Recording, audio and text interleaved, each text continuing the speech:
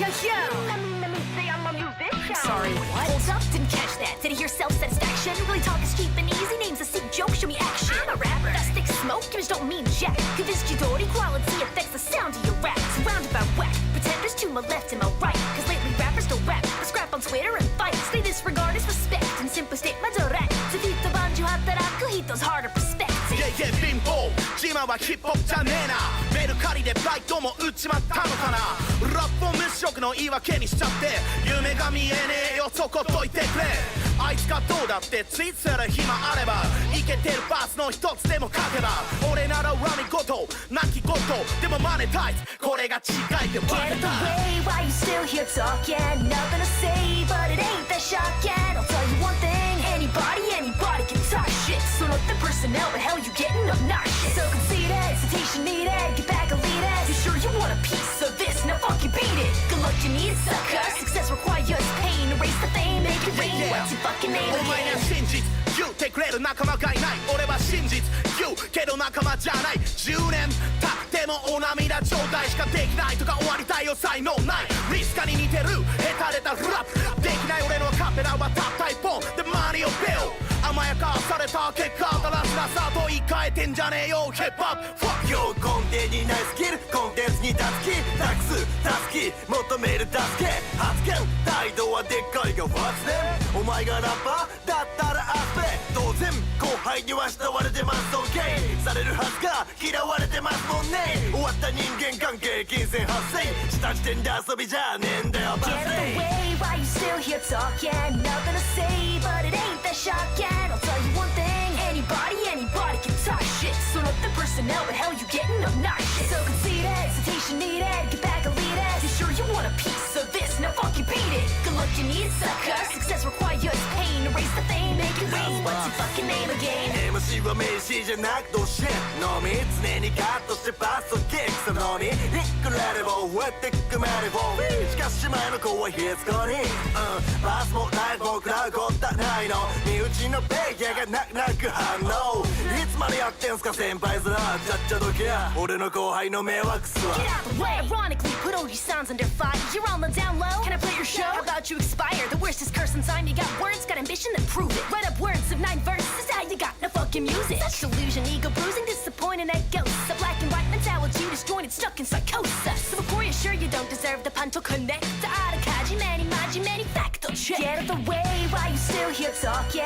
Nothing to say, but it ain't that shocking. I'll tell you one thing, anybody can talk shit. So not the personnel, but hell you getting obnoxious. So conceited, citation needed, get back and lead it. You sure you want a piece of this? Now fucking beat it. Good luck you need sucker. Success requires pain, erase the fame, make it rain. What's your fucking name again?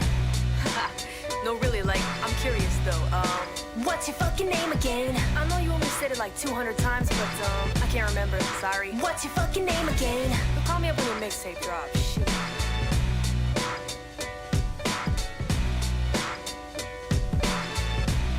So, like, what's your fucking name again?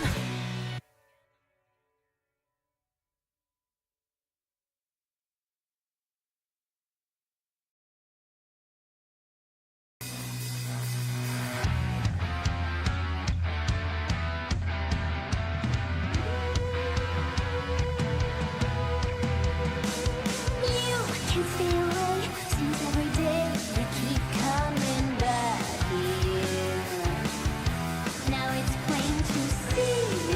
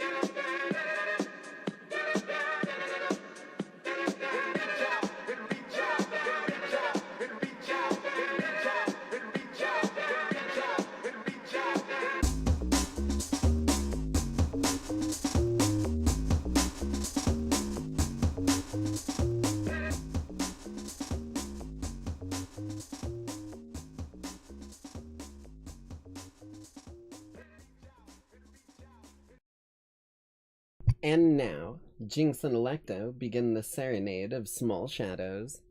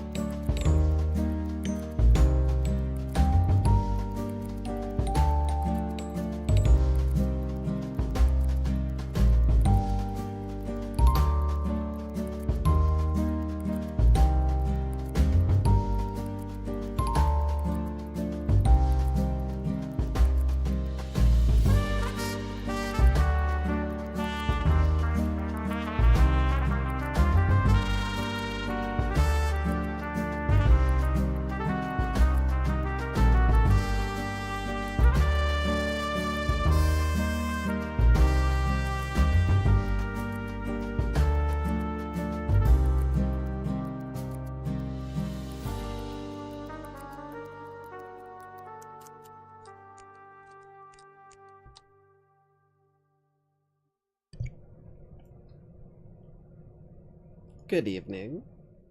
And, well, oh, wait, wrong script. Hello, hello, hello, lackeys. I hope you're all having a fine nightside evening here. Staying happy, staying healthy, staying hydrated. The whole usual situation. There we go, I got our tunes kicking. And I hope you lackeys are ready for some more high-speed demon slaying. Because, I'm not gonna lie, Neon White is one of those games where it fits a niche. I don't know, something about the, like, speedrun specific game where the whole vibe is to do it as quick as you can. Especially with a ton of really effective— why is my tracking on my mouth is really funky tonight? Hold on.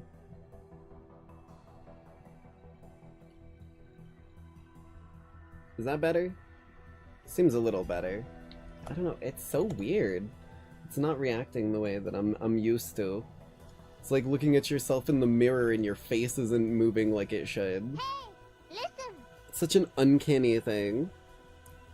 Reminds me of a ninja game, but I can't remember the name of it. Do you remember what, like, console it was for, or what it was about? hold on. Uno momento. Is it? Yeah, it's tracking the microphone. Strange. Oh well.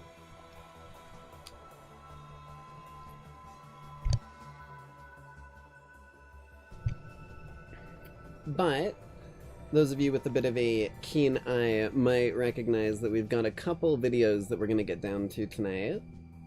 And one of which may kick off a series of videos that we end up watching for traditions, if we like it.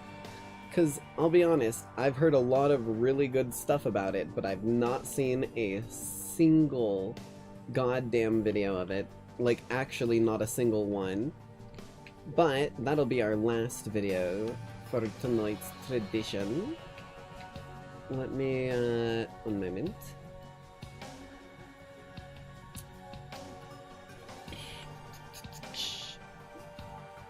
Get it pulled up for us.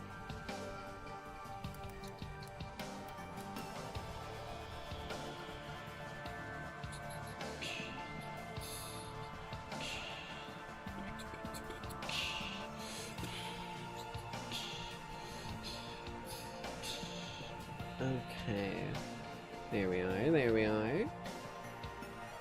Let me bring us on over here, get me on over here, and we should be able to get pretty much straight into this bad boy.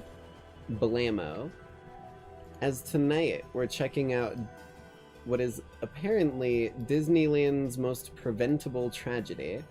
This is by that Fern channel, the same one that we saw the other night, where it was talking about, oh shit, what was it talking about? I have the, like, opening scene stuck in my head, but I don't remember the, like, entire context of the video. But it was the one where, it had the, like, scrongly people as it opened walking into the movie theater. And I was like, you know, I'm gonna be... Oh, it was the $1 million Coca-Cola machine. That's what it was. That, like, Coke Freestyle one. So, they've got some really interesting deep dives. And I saw this one pop up, and I recognized the thing at the beginning where they're like, all of our animations are made by humans. And I went, right, that's these people. So, without further ado, let me go ahead and get this bad boy a-rollin'. This is the Big Thunder Mountain Railroad. A mine train roller coaster rattling Also, down the epileptic tracks at seizure 45 warning. kilometers per hour. Jesus. One guest will not make it through this next ride alive. Oh, damn. So it's a little loud. Disneyland calls itself the happiest place on whole Earth. new This kingdom of place fantasy I've and never imagination been. is the happiest place on Earth. Life-size movie happiest characters, place on Earth, blissful huh? kids, and carefree parents. Safety on the rides is supposed to be the park's top priority. But something has Emphasis on changed supposed over the to past be few would be my years. guess here, considering During the someone Big didn't Thunder get off Mountain that Railroad goddamn crash, riders suffer broken ribs, ride facial earlier. cuts, and painful chest injuries. Wait, was that during the crash, or was... Hold on. Was that during the crash, or the average ride? Because if the average fucking ride is bruised ribs, cuts, and, like... Oh my god. Oh shit, Ghost Runner. I actually played Ghost Runner 1 on the channel. I've been meaning to get around to Ghost Runner 2 and or the DLC for Ghost Runner 1 eventually, because I really like that game. Riders suffer broken ribs, facial cuts, and painful chest injuries. One person dies. Jesus, dude. And this is not the only fatal accident in the park. What? How the hell?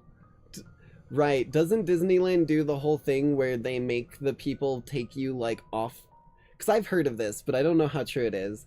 But apparently, if you die on Disneyland property, they will actually make you go off of Disneyland property, Like, they'll make someone carry you or move you off the park before they pronounce you dead, because they don't want anyone to have ever been marked as died in Disneyland. They're that, like, shady about it, I think. Allegedly, at least. Saved my ass a little bit there. I definitely don't need to be sued by Disney. Those motherfuckers got hella money. How did this happen? How did the happiest place on Earth turn into a nightmare at the turn of the millennium? We talked to journalists, engineers, and writers to piece the story together. A lot. It seemed like every couple of weeks there was some new headline of some horrible thing that happened at Disneyland. He warned them in writing several times, and they ignored him. They ignored him because it didn't fit into their proposal. As it turns out, these accidents were no unfortunate coincidence. They appear to have been the result of calculated corporate cost-cutting. No. Bro, it's always the money. It's always the money. Even when it's bad for them, it's always the money. Oh, it saves us money. Yeah, but your fucking quality of everything went way down. Maybe you shouldn't save that money. Maybe you should go for the long run. And disastrous negligence by the staff. Oh, God and at the center of it all sits one of the world's most powerful consulting firms, McKinsey. Wait, didn't they like cut off Walt Disney's head and cryogenically preserve his brain? I feel like I remember this. That might just be like a tall tale that I've fallen for, but I feel like I remember this. Burn. My first time I visited Disneyland was in the summer of 1969. I was 6 years old. I just remember the feeling of being someplace unlike any place I'd visited ever before in my life. It was truly a magical feeling. Jesus. For many, a trip to Disneyland, California is a lifelong dream, something they travel from all over the world to experience. I've never actually been to any of the Disneyland places. It looks really cool, and like I'm pretty sure I would enjoy going there. But if I remember correctly, the year that my family went was the year that my school did the like whatchamacallit, the trip to Costa Rica for my biology class. So they basically were like, you know, you can either go to Disneyland or you can go to Costa Rica. Suffice to say, since I've never been to Disneyland, I think I made the right choice. While Disney, the legendary founder of the entertainment empire, I just think once said, genuinely I don't want the going public to see the world they live in while they're in the Disneyland. United States for the I want them first to time feel in my they're in life another world. is better than going to Disneyland is just able to tap theme into park. something that no place I wanted else to has. A explore, combination experience the of world of joy, it. Not nostalgia, fucking innocence, Goofy's color, Land, light, Star music, Wars ride. all I with can a, do a that shit story later personalized for each person, playing in the background that sews it all together through familiar Splash images Mountain? and characters. This is David Koenig. He's I written will several say- books. I will say, god damn, I'm sorry, minor story time here, because you just reminded me of a really funny story, Fuff. So, I don't remember the name of the ride, but I'm pretty sure it's at one of the Universal Studios, but, what the hell was it? The log ride, it was like in a toon area, and I think it was like Wile E. Coyote themed or something like that, but it was a log ride, right? Like the typical like log ride, you get in, it has like a splashdown where you get soaked and everything, and well, I don't think it was Splash Mountain unless that's the one at Universal Studios, because I thought Splash Mountain was Disneyland. Maybe I'm thinking of a different ride. But anyways, last time we went there, I'm not even joking when I say this. Me, my grandma, and I think my dad all got, maybe it was my aunt, but someone else was there with us, all got on that ride.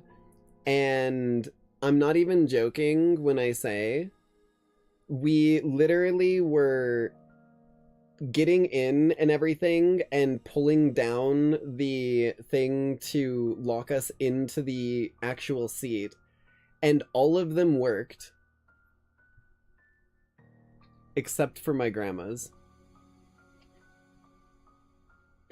Yeah, my grandma, as the ride is already going and starting to roll along and everything, my grandma realizes at least, that all of our seat, like, pull-down safety bars have locked in place, and hers hasn't. It's just freely moving up and down, and it won't lock into place for her. So we immediately are like, oh my god, because she realized this after we had moved out of, like, visibility of the people running the ride at the start.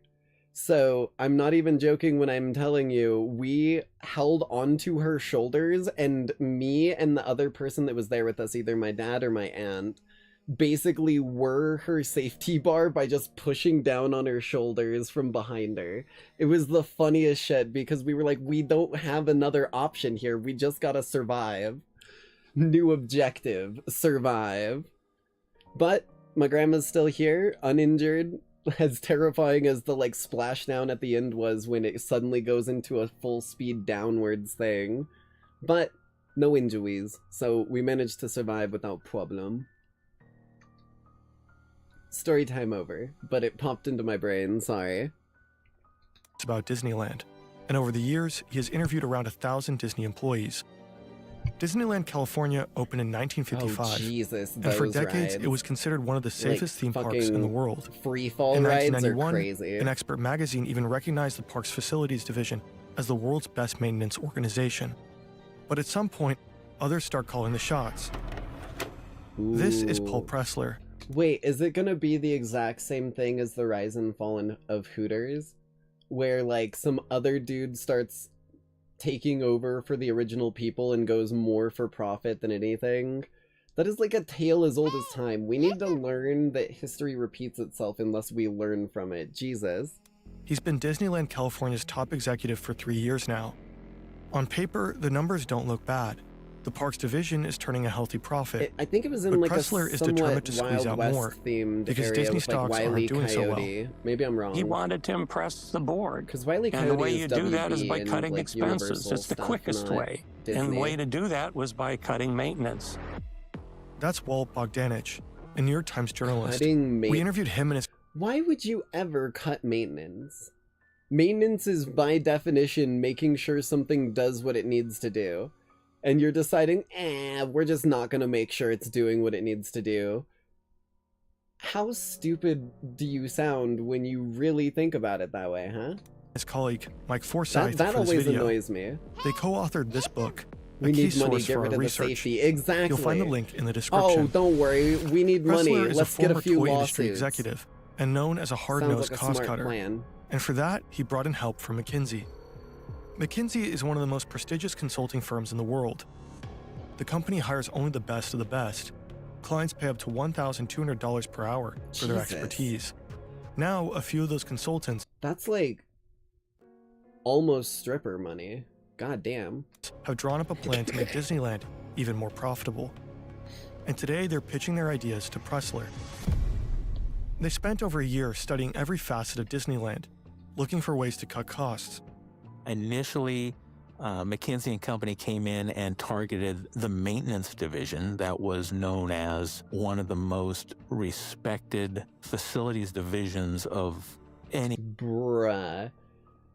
If you show up at a new place and people are respected at that job, it's because they do their job right and they deserve their pay. You don't come in here and be like, you're getting paid more than the average person who does this, so I'm gonna cut your pay or you could get the fuck out of here.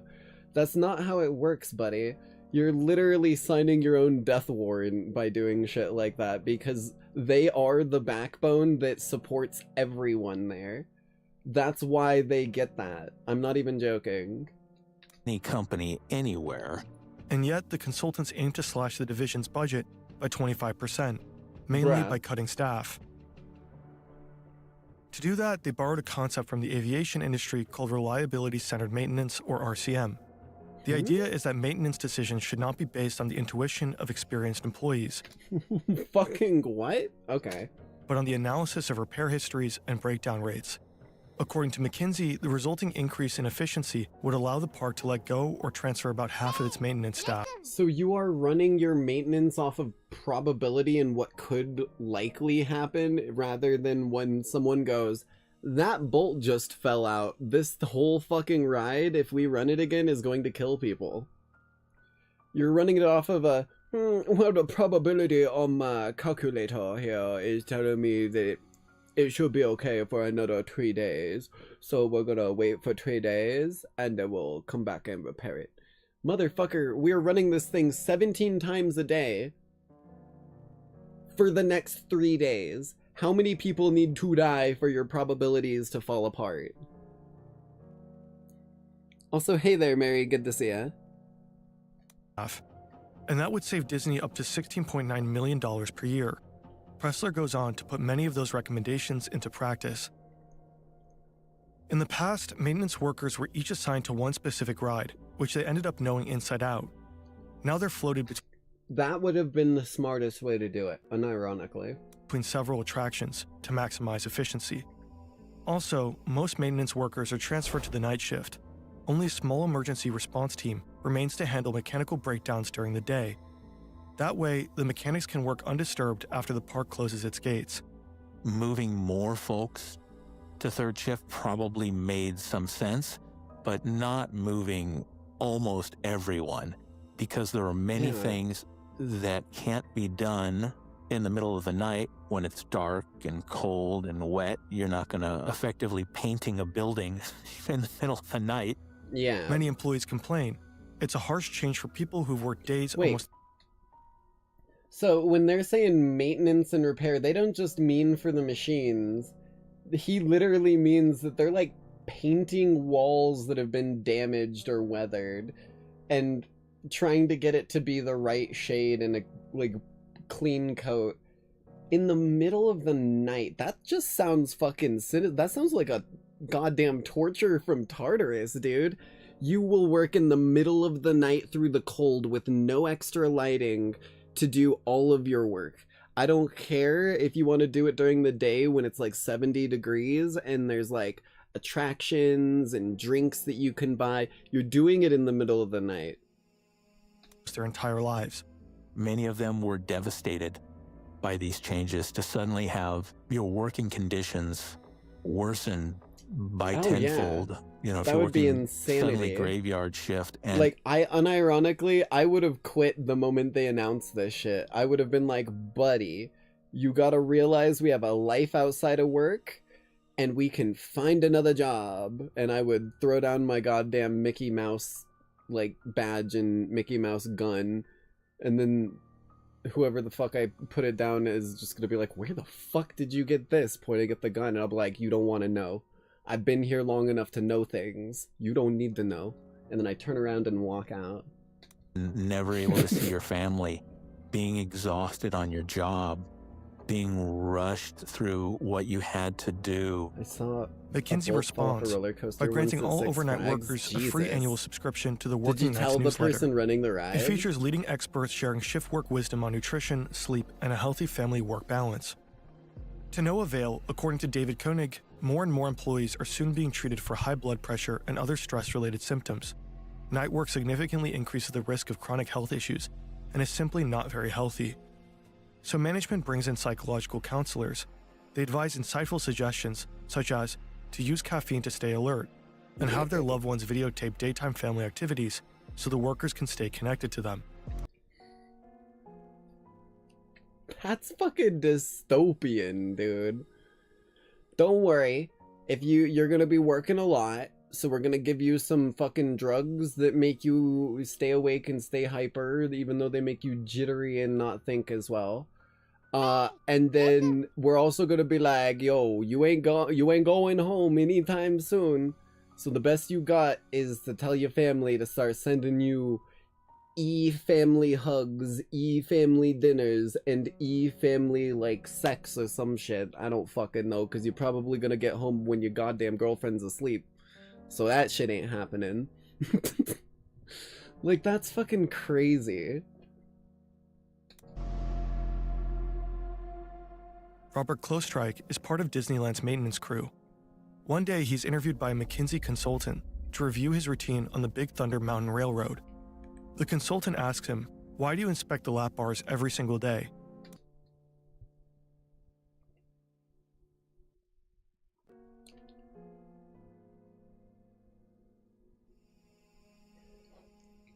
Remember my story from before about how my grandma's lap bar didn't work?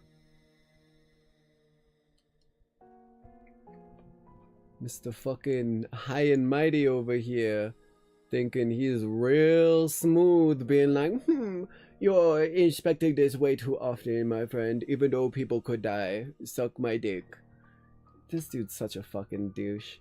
It's literally the definition of thinking with your wallet, which is the worst way to ever do something. That's fucking nutty. Those are the restraints that hold passengers in their seats. And according to McKinsey's data, they have never failed. And the maintenance worker said, well, the reason there's no accidents is because we check the lap bars every day. And it was almost as if, you know, we're not going to do, if we were an airline, we're not going to do pre-flight checks because we haven't had accidents in a while. In 1997, Klostrike sends an internal memo to warn his supervisors. The ongoing staff shortage and labor distribution could no longer guarantee effective daily preventative management. He warned them in writing several times, and they ignored him. They ignored him because it didn't fit into their proposal, which was, look, cost cutting, if we do it in a rational way, is a good thing. There are better ways to make an organization more efficient. Odoo is an all-in-one business management software that replaces countless strategic management and HR. I'm gonna be real with you, get your bag, my guy, but I'm not watching this. Description to get started. Back in 1997, Klostrike is concerned that the new system can no longer guarantee proper maintenance.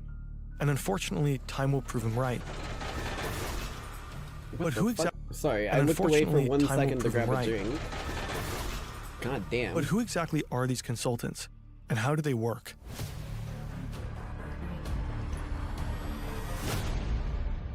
The Gray Men. It's like the Men in Black. This is Eric Edstrom.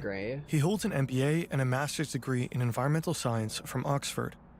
Edstrom has served as a soldier in Afghanistan.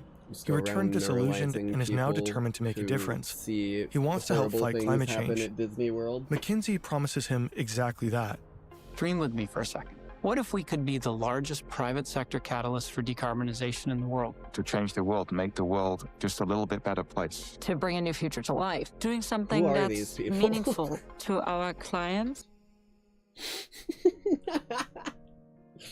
I'm sorry.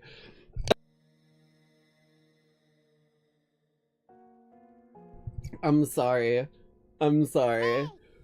Like, this is why politics and shit don't work on me, because I'm just so fucking out of the loop living up on the moon like this, that, like, anytime I see shit like this, where they're like, we're advocating for this, we're advocating for this, we're advocating for this, we're advocating for this, my brain is just like, this is a bunch of people wearing suits. Who the fuck are they? Anyways, moving on. Like, if the whole, like, idea of, like, ethos, pathos, logos, or whatever, the only one that works on me is, oh shit, it's either pathos or logos. Because one of them's, like, appeal to emotion, appeal to logic, appeal to whatever the hell. So the only thing that, like, appeals to my brain when it comes to stuff like this is what actually makes sense. You're gonna have to state your case, you're gonna have to give your side of the story, and then I'm gonna make a judgment off of that. Because if there's no, like, this is just like, we're gonna do this, we're gonna do this, we're gonna do this, insert beneficial ad lib here, with like pictures of windmills and boats. If you don't explain what the hell is going on to me, then your argument is moot. I don't give a fuck. Like, and even if I do know, you better explain why your side is better, not just, we're better. And ultimately the societies they act on, and being an enabler for that kind of change. That is change that matters. In 2018, after working for another consulting group, Edstrom joins McKinsey. He's full of energy and optimism. Advocate for more funding to the Aeros district. Well, trust me, I think they make plenty asses. They're one of the bigger families on Nightside City. From elite universities in Europe and the United States, one of the and big in Asia five, as well. They appeal to young is people, kinda saying really bright something. people, you know, with a very attractive package that you'll be able to learn about business in the world, and you might also make a positive difference in the world. Remember what I said about ethos, pathos, logos? Fancy man, you want to be fancy man. Lady doing work, the graphs are going up. You want to be graphs going up. Big building with big space that looks so fancy. That's us. Don't it want to be you? This shit just doesn't work on me. And this, like, shit at the end here was the most cringe in the world. Lady and man standing together like the Avengers. Dude who actually looks like Walmart Chris Hemsworth over here. And then... in the world. Money stack. Don't you want the money stack? I smell money. I smell money. Oh, don't you smell the money? I'm appealing to your senses now. That's another one of those ethos, pathos, logo. All that shit has always seemed manipulative to me. Like, it always just feels manipulative. Unless it is actually explaining logically why something should happen over something, why you should join. Show me statistics of how many people that join, like, succeed or whatever. That would be worthwhile. This shit is like a perfume ad. McKinsey is one of the most coveted employers on the planet. Each year, nearly 1 million people apply. For just a few thousand spots, only about 1% make it in. The firm claims to serve 90 of the top 100 corporations worldwide. McKinsey also advises governments around the world, from ICE in the US and the German Defense Ministry, to past stints with Saudi Arabia and Russia. They're doctors for companies. They're corporate doctors. That's how they like to view themselves. In the most simple terms, they have knowledge that for many reasons companies pay for, and they pass on that knowledge for good or ill. You haven't missed much. Basically, Disneyland got taken over by people who care more about profit than anything. To their clients. Hiring McKinsey means getting support from a small army of exceptionally smart and highly trained advisors. These consultants help managers with some of their most challenging tasks, acquire other companies, drive innovation, or cut costs. Or at least they try to help. One of the problems is that when you hire McKinsey, you're hiring young people who don't have experience. You're hiring people who don't know your industry, and you're paying them a lot of money because supposedly they have this genius. Because they're McKinsey, they know what to do, but often they don't know what to do. And frankly, they're just doing what management tells them to do because management doesn't want to take responsibility for layoffs or for cost cutting. So it's Dude, I'm gonna be real with you. That is red flag number 1 for me on management. And that, like, number 1 doesn't mean it's the first one I've seen, because there's been plenty. Number 1 means it's the first, like, worst one. You start not taking responsibility when you're management, you are by definition not doing your job. That annoys me. It's easier to say, hey, well, McKinsey told us to do it. Disneyland chairman Paul Pressler and McKinsey go on to form a highly profitable alliance. The consultants deliver good numbers, which appear to legitimize the layoffs and budget cuts. Meanwhile, Pressler continues to climb the ranks inside Disney. Rotten wood. The effects of the rigid cost-cutting slowly start to show throughout the park. Paint is peeling here and there, rides break down more often. And when the lights on Main Street go dark, no one replaces the bulbs anymore. Most of that preventive maintenance was gone, and it was just sort of emergency, last-minute, slapdash, get this thing working in the middle of the night maintenance. Things were breaking down constantly. The late 90s, you would walk through Disneyland, and it would be a third of the attractions could be closed. Unfortunately, there were consequences for these many decisions of moving to people in charge who didn't. When will you learn? When will you learn that your actions have consequences? Telling you, man. Tale as old as time. Didn't necessarily have a familiarity with how to operate the attractions. Christmas Eve, 1998. Luann Dawson is 33 and works as a software engineer at Microsoft. He and his wife and son are standing in line for a ride called Rivers of America.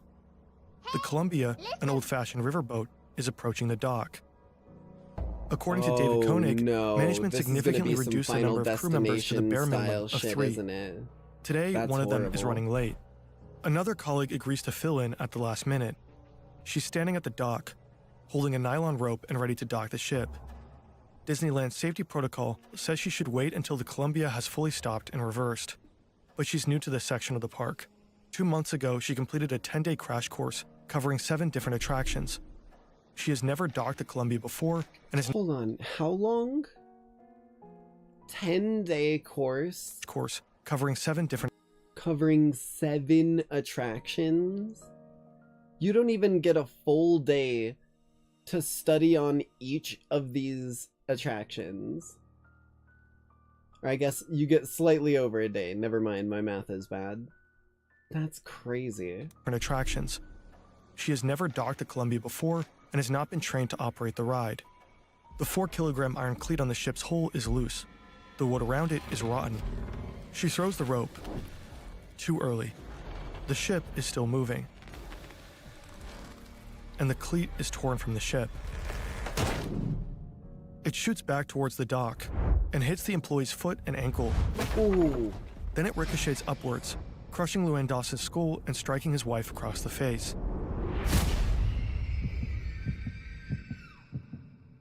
The dock is almost immediately cleaned by Disneyland personnel. According to Koenig, they also brief witnesses on what to say to the police. But officers don't arrive for 5 hours. Apparently, they only heard about the accident from the paramedics. 48 hours later, Luann Dawson is declared brain dead at the hospital and taken off his respirator. An investigation by the competent authority blames the accident on inadequate staff training. Several employees will later remember having noticed the loose cleat and the rotting wood around it, but it was obviously never repaired. The weak wood is never formally identified as a cause of the accident. The new regime and the McKinsey recommendations had made so many cutbacks. Everything sort of accumulated into this perfect storm of terror. It was horrible. The Dawson family sues the park for damages. Disney settles out of court and pays an estimated $20 to $25 million. The exact terms of the settlement are sealed. At first, Disneyland reacts by updating ride procedures and bringing back experienced ride operators across the park. But according to David Koenig, many of these safety measures are quietly rolled back soon after. Some new procedures were instituted immediately as far as extra precautions in how to operate the ship. But unfortunately, many of the most important reasons that allowed this accident to happen related to the cutbacks, those were allowed to continue. It was forgotten because it was believed that McKinsey was doing the right thing and Disney was doing the right thing by listening to them. And accidents do happen. I mean, that is a fact. There's no way that, a company can avoid all problems. What they really tried to do, at least try to interpret their actions from the outside, appeared to be doing was to protect their own bad decisions and cutbacks as to sort of cover their backsides. 2 months after the Columbia tragedy, maintenance worker Robert Klostreich resends his warning. This time he submits it directly to one of the park's senior managers. He writes, "I'm concerned that the attractions are deteriorating even more." Shortly after, Klosterreich is fired. Disney claims he was let go because he refused to work night shifts. Klosterreich himself believes he was dismissed for blowing the whistle. The cost-cutting doesn't seem to slow down Paul Pressler's own ascent. By the time of the Columbia accident, he had just been promoted to president of the entire Disney theme park division. But this is only the beginning. In 2000, a 4-year-old boy named Brandon Zucker falls out of a spinning car on the Roger Rabbit cartoon spin. Jesus. He's trapped under the following car and stuck there for 10 minutes before first responders can get him out. Brandon suffers severe brain damage and can never walk or talk again. He dies at just 13 years old. Holy shit, dude. There's no evidence that ties the accident directly to the cost-cutting measures, but an official investigation once again cites grave mistakes committed by the staff. Brandon Zucker should never have been seated closest to the cutout entryway of the car. Also, ride operators probably failed to properly lower his lap bar. It stands to reason that better training... There is no way that their fucking response to all of this shit, it's like all of this shit too. Every single one of these things that happened so far, they're like sitting there like Neo fucking bending backwards, dodging. It's not our fault. It's not our fault. It's not our fault. It's not our fault. It's not our fault. Motherfucker, we can see you putting in the cheat code. We can literally witness it happening. You think I'm gonna take that shit seriously? That's crazy, dude. Training might have prevented the tragedy from happening. To my knowledge, the experts from McKinsey & Company that were brought in, none of them had any theme park experience. They were all folks who were trained in doing business better in general. In a sense, that's what Disney really wanted. Their company had been run by theme park experts since its founding 40 years before. McKinsey is hired to solve problems and make companies better. But better in what way? Better for whom? McKinsey has made a lot of money working for the tobacco industry. It has advised authoritarian governments and has helped the ICE department in the US, quote-unquote, optimize its detention and deportation processes. But perhaps the most haunting... Bro is like speedrunning being a villain. How the fuck? Let me get in the tobacco industry. The fucking... What was it? It has advised authoritarian governments. The tobacco industry advise authoritarian governments, twirls villainous mustache. What are we talking about, dude? Like, his splits are all gold. And has helped the ICE department in the US, quote-unquote, optimize its detention and deportation processes. But perhaps the most haunting example is this one. Since the mid-90s... Okay, I'm sorry. I hate to say it. I shouldn't be laughing at this footage here, but the only thing I can think of with this fucking video is the one where the guy, that like viral meme of the guy who walks up to the door of the person who like he's claiming cut them off or whatever, and this person's just being super peaceful or something like that, and then fucking like when they're just like okay and or whatever at the end of this dude's like super pissed off rant, he like punches the fucking window and breaks it. Oh my god, I can't remember the exact clip. If any of you lackeys have that meme, I think it was even like, it might not be Vine area, it might have been just after Vine, but if any of you can find that clip, send it in the Discord, because I actually want to see that shit again. That was one of the funniest fucking clips. Deportation processes. But perhaps the most haunting example is this one. Since the mid-90s, US pharmaceutical company Purdue has been selling a drug called Oxycontin. The company said it had a low risk of addiction, but that claim turned out to be false. Is that it? Oh, that's what he says. That's what, okay. McKinsey was deeply involved in helping Purdue turbocharge sales of the highly addictive opioid. One strategy involved identifying which doctors were most likely to generate the biggest increases in Oxycontin prescriptions if actively targeted by Purdue's sales force. I am doomed. We know all this because McKinsey admitted to it in court.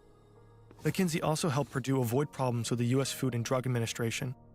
The FDA also happened to be one of McKinsey's clients. Damn. You know, not only was McKinsey working with... Isn't Oxycontin... I'm sorry. I was looking at chat a bunch here. But if I remember correctly, isn't... Hold on, I need to see this again. My bad. This is what I remember. The company said it had a low risk of addiction, but that claim turned out to be... Isn't it an opiate? Literally, aren't opiates #1 thing that they're like constantly hyper vigilant about people getting addicted to? How the fuck? You're a lunatic if you say that shit is... You are an actual lunatic if you say an opiate is low risk of addiction. Be false. As of 2004, McKinsey was deeply involved in helping Purdue turbocharge sales of the highly addictive opioid. Okay, I wasn't wrong. One strategy involved identifying which doctors were most likely to generate the biggest increases in Oxycontin prescriptions if actively targeted by Purdue's sales force. Fucking what? They literally were like, again, twirls villainous mustache, what if we ran the numbers and found what doctors in Gotham City would be willing to spread the Scarecrow's venom toxin to the people? Maybe that would get them hooked, make them part of our scheme, make them forced to work with us, and never for anyone else because they can't. It's that addicting. Like, what are we talking about here? We know all this because McKinsey admitted to it in court. McKinsey also helped Purdue avoid problems with the U.S. Food and Drug Administration. The FDA also happened to be one of McKinsey's clients. You know, not only was McKinsey working with the regulator and then the industries, but also sometimes it was the same consultants doing that work. The same consultants would be advising the Food and Drug Administration in the United States, and they would also be on a project with an opioid maker. Since 1999, more than 850,000 people in the U.S. have died from opioid-related overdoses. Purdue isn't the only culprit, but the company played a major role in fueling America's opioid crisis. Eventually, thousands of opioid lawsuits were filed against Purdue Pharma and its owners, the Sackler family. They agreed to a $7.4 billion settlement after previously paying $5.5 billion in fines. The company is now... How many billions does it take for you to just put someone in jail? Have we forgotten that that's something you can do? People, it should not be something that you can just pay to get out of. This is someone, like, poisoning people. And, like, literally doing some Arkham type shit. Oh my god, man.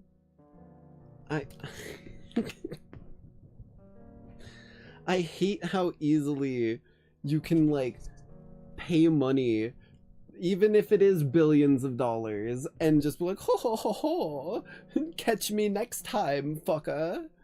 Now bankrupt. McKinsey spent years shaping Purdue's strategy. Walk Bogdanich says they've always used the same exact excuse to dodge any sort of responsibility. They can always say, and have said, that we just gave advice, we didn't give orders. They can always slip out of responsibility by saying that. Well, we recommended it, but we didn't carry out the orders. Bruh. And that worked for a long time. You motherfuckers literally put the Joker in Arkham and then let him go, oh, well, instead of taking me, why don't you take this money? And literally took billions of dollars from the Joker and then let him back into Gotham. You had him and you let him go. What are we doing? Until the opioid crisis. That is a Joker tactic. We were able to look at thousands and thousands of documents about that case, and it really did present a picture of these McKinsey consultants that were working extremely close with the management. They were part of the team, and the result was that they did have to pay a price. In 2024, McKinsey paid over $600 million to settle investigations into its role in the opioid crisis. The firm has since apologized for its involvement. Still money, the statement though. can still be found on its official website. It reads, "This terrible public health crisis and our past work for opioid manufacturers will always be a source of profound regret Reminds me for of our that firm." scene where the Joker is The like, statement also I may emphasizes fuck with that Batman, the company introduced but even comprehensive I am compliance not gonna reforms. mess with the And yet, IRS. McKinsey even advised Purdue Pharma on how to counter emotional messages from families who lost members to opioid overdoses. I mean, they did get The firm Al also admitted Capone, to this in so- court. We don't know if McKinsey offered a similar service to Disney after. Well, oh boy. Loose screws. I've got a by couple now, of those. more and more Disneyland employees are speaking up against McKinsey. But hey, doesn't every business try to optimize? And what's the big deal with making the park more efficient?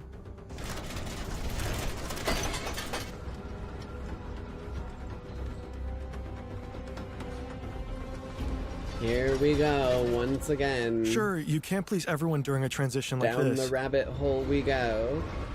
Don't worry, Alice, we're all mad here. Ha ha And ha, McKinsey only ever hee-ho. gives advice. The final shots are always called by the park's Jesus. management.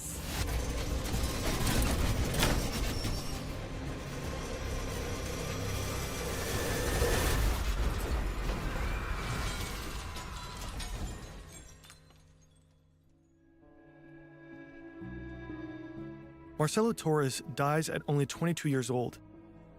His best friend was seated next to him and survives, severely injured. 9 other passengers are hurt in the accident. That morning, staff at Big Thunder Mountain Railroad had noticed a strange noise coming from the train, but they didn't know how to respond and ended up hesitating too long. Bruh. Torres' family sues Disney and You are telling me that you heard a noise from a machine that carries people at high speed through tight obstacles with no bodily protection. And rather than going, hey, we gotta close this ride so that we can repair it, and we'll, like, if people really wanted to ride this ride, maybe we give them a ticket for another ride, or, like, a credit that's able to be cashed in at one of the, like, game booths, and they can play a game on us and find another ride for a little bit while it's being repaired. You decided to just, I'm sure it's fine, Doc. Welcome to the consequences of your goddamn actions. These ones are real unpleasant, aren't they? Man, this shit, like, this literally boils my blood. It's the reason that I went with, like, a Fury for my lore. I'm not even joking, because there's certain levels of, like, malfeasance? I don't know if that's the right word. I'm not even entirely sure what malfeasance means.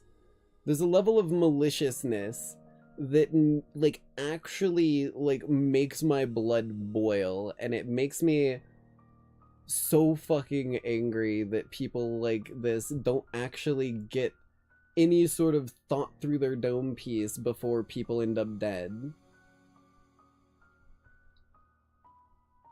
The rich CEO behavior makes me hungry. Me too, but for a different reason. I'm just always kind of hungry, and usually they're on the list. Not always, but a good number of them. Investigators step in. They conclude the accident was the result of poor maintenance and insufficient staff training. But the family's lawyer goes further. This was not just one mechanic making a mistake. This was really systemic to how they were running the park. Damn. There's still a lot we simply don't know about the Disneyland case, like, get it closed which down consultants were type shit, involved, but I don't think it's which of their gonna, recommendations if I'm were being actually real. implemented. People who Neither bought, Disney like, nor Paul Fox Pressler probably respond have to our more questions. money than we could McKinsey denies ever any throw at responsibility for the accidents. One of the biggest mysteries is the maintenance system known as RCM, the method the consultants borrowed from other industries. RCM is considered a gold standard in aviation, nuclear industries, and railroad infrastructure. So why didn't it work at Disneyland? Sometimes that might be done, as we would say, in English, in cookie cutter fashion, and, the same solution for different industries. And so, perhaps what went wrong is they tried this cookie cutter approach to Disneyland that might have worked for another industry, but it didn't work there. Disney's not a normal God, I'm like factory. subconsciously popping my knuckles like I'm getting ready for a fight, man. Take things you from can tell where my industries emotions and are say, sitting right well, now. what worked there in this produce factory is going to work in operating the Indiana Jones adventure. We reached out to Marius Bassin, one of the leading experts on reliability-centered maintenance. His company, Aladon. I will say, Magari, I appreciate your point on this, but my only response is, as sad as it may be, their job and their home is a cost that a hero would probably pay to save someone's life. I'm not saying everyone's a hero, and I'm not expecting everyone to be a hero, but it's just infuriating that someone who has people's lives on the line would not take things ultra seriously. Owns the trademarks for 2 major RCM protocols. Bassin doesn't know all the technical details of what happened at Disneyland, but he strongly doubts that RCM was applied correctly. He thinks that, in theory, RCM could work in a theme park environment. But he also writes, if RCM is used to reduce costs, it is probably applied incorrectly. RCM, or reliability-centered maintenance, is not cost-centered maintenance. The problem with most RCM program implementations is that senior management and stockholders want to see immediate benefits and cost reduction. We don't know if RCM was applied incorrectly at Disneyland or is just used as a pretext for cutting costs, or whether it was the wrong approach to begin with. What we do know is that many people believe the cost-cutting measures recommended by McKinsey have played a role in the accidents. It shouldn't be between was the a firm rock and ever a held hard accountable? place. You are right on that, Fuff. But that's the sad part. Is Eric that it does Edstrom joined pin McKinsey people full of down hope like and that. idealism, but he soon realizes that the company was not living up to its promises. I joined McKinsey in 2018, and while I was there, I found that the projects that were available were not anything like what were advertised. And rather than what you might see on a McKinsey website, which talks about vaccine cold storage or renewable energy, that in practice is far and few. I will say it's kind of funny. It may not be quite as renewable as some things like wind and whatnot, but nuclear energy is actually a really, really good energy option for long-term use, just because of how long it works for and how it can be repurposed to be worked again and whatnot. It actually is a really good option. In between. He grows increasingly disillusioned. He can only watch as McKinsey helps fossil fuel companies become even more efficient at extracting coal and oil from the ground, even though the firm had originally recruited him with the prospect of fighting climate change. Eventually, he's had enough. He sends out a farewell statement that ricochets around McKinsey offices across the globe. We know it from the book When McKinsey Comes to Town. As an organization, McKinsey seems to talk a lot about values and principles without taking a valued or principled stand for much of anything. In my mind, McKinsey is an amoral institution, an organization that... Bro literally said, your breath stinks, you're fucking evil, twirling villainous mustache as you're reading this, you're goddamn... what was it? You're literally everything that you say you stand for, you don't stand for. That's crazy. Regularly takes on clients who bring harm to others. We would have loved to hear Disney and Paul Pressler's take on the allegations made against them. Unfortunately, neither responded. We also sent a laundry list of questions to McKinsey. For example, we were curious about what the consultants themselves thought about their work at Disneyland. But instead of giving concrete answers, McKinsey pointed us to a general statement of theirs from 2022. There it says that the book by Walt Bogdanich and Mike Forsyth fundamentally misrepresents the firm and its work. The statement also claims that McKinsey's clients contributed to 80% of global CO2 reductions in recent years. We can't independently verify that number, nor whether McKinsey's work for those clients has anything to do with climate mitigation. The allegation that McKinsey's work has directly contributed to mass layoffs is rejected as a stereotype about consultants. The statement says that McKinsey is typically hired to help clients grow their business and expand their workforce. The company has supposedly learned from its mistakes and invested around $1 billion in a new risk management and compliance system. The firm claims it now has the industry's most rigorous client selection policy. The statement further denies any form of responsibility for the incidents at Disneyland. So we decided to follow up again, asking what McKinsey had to say about the many reports suggesting the firm's recommendations did play a role. A spokesman replied, "We aren't commenting on whether or not we served a particular client, but rather we reject the author's attempt to connect our work to events and issues that we simply had nothing to do with." What the hell? The firm was never sued over its connection to Disneyland tragedies. Paul Pressler left Disney in 2002 and became CEO of the Gap clothing chain. Happen. He's currently the chairman of the board of directors of eBay. That's crazy. The family of Marcelo Torres has reached an out-of-court settlement with Disney for an undisclosed sum. The company accepts responsibility for the Big Thunder Mountain accident. Torres' parents have given $500,000 from the settlement to provide scholarships to aspiring talents at their son's former college. Marcelo Torres was a graphic artist.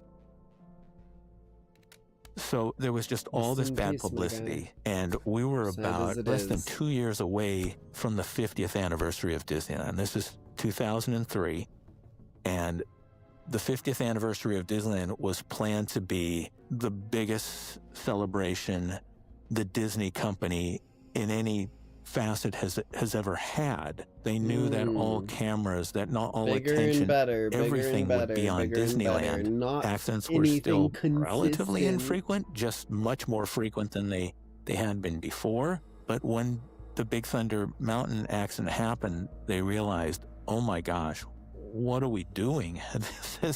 This has got to stop. Oh my God! Chloe, we're going to Disneyland! Oh my God! Disneyland eventually recovered. Since 2003, no visitors have died due to poor maintenance or errors committed by the staff. Apparently, with McKinsey and Pressler gone, a shift in mentality followed. The park returned to its once stellar and globally renowned safety standards. Hell yeah. And good so that ending. Come 2005 for that 50th anniversary, Disneyland was truly the happiest place on earth once again. In 2022, Disney once again hired McKinsey. This time, the consultants were asked to identify redundancies and cost-saving opportunities across Disney's What are we talking about? You can't do this to me, bro. We got the good ending. What the fuck? What the fuck, dude? I guess they had us in the first half, not gonna lie. What the hell are we doing here?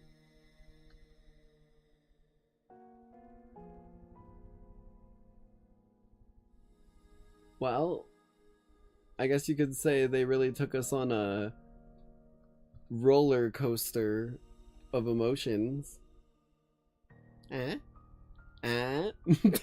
Okay, don't worry. Where's the nearest train?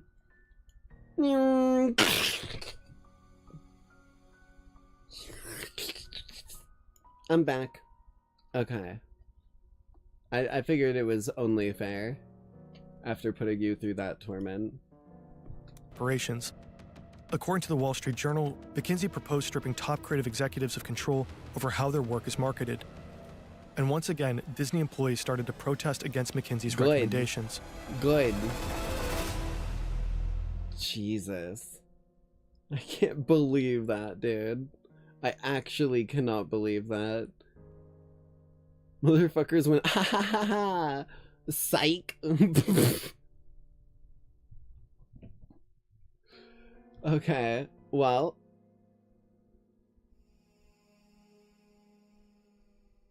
Looking at you the way Batman's rogue gallery looks at Croc after saying I threw a rock at him. I'm not sure. I don't know. Okay, I'm sorry, but I don't entirely know. I don't entirely follow what that means, but like the emotion and vibe behind it, I completely follow. I don't know how. I don't understand the sentence entirely, but you know what? I'm here for it and I like it, so I'm accepting it. Like an alien species accepting humanity for what it is and giving it a nice pat on the head. Look up Batman. Wait, is this an actual thing? Hold on. Uno momento.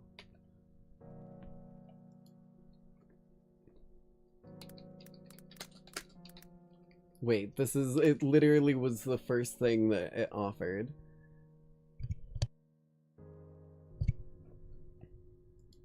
Hold, what is this?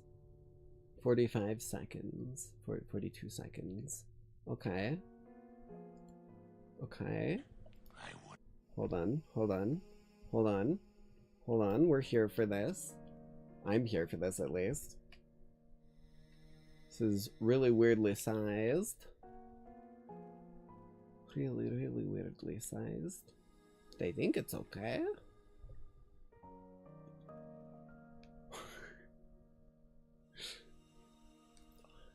Shout out to Kyle Thornton. Yeah, Kyle Thornton. I threw a rock at him. Best Batman the Animated Series scene / line ever. Interesting.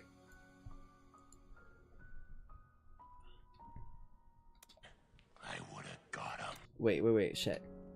Oh, Jesus. I would have got him. Gee, that's too bad, Harv. But I guess you'll always come in second. Anyone else want to go? Me! There I was, holed up in this quarry. When Batman came nosing around, he was getting closer. And? I threw a rock at him. Good move. Honestly, good move. I mean, it probably worked. So, Harvey, what became I'm not gonna lie. That's the kind of thing that he would not plan for. If Batman was sneaking up on me and trying to find me, I'd throw a rock at him. It would be the one thing he didn't expect. You gotta play from a different angle. He's already 6 steps ahead of you. I almost called you losers. 6 steps ahead of you, Lackeys. Yeah, apparently that's Killer Croc. I picked it up when he started talking after the fist slam. He was more of a mob boss in the animated series. That's kind of cool. Alright.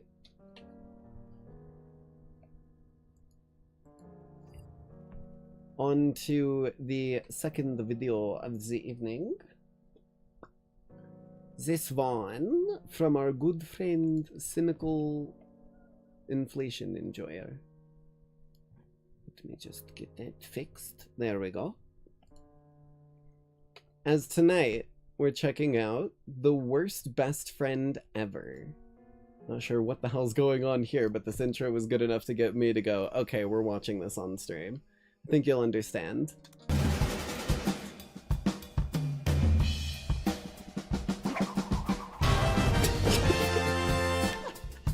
That's Many of you may meet someone in your life you could consider your best friend. They're always there for you, a shoulder to cry on, and maybe you even support each other. They might be going through a breakup, you might be going through a breakup, and they're always there to hear you out, talk to you, give you a new perspective, and just be a good friend. Now, you may have heard that some situations with a best friend don't go too well. There could be an argument. Sometimes you get over it, but sometimes you don't. Sometimes it festers, and then best friends become worst enemies. That's a very common tale, and most people in current year deal with that by posting really... Apologies. I actually have to run to the bathroom really quickly before we get too far into this one.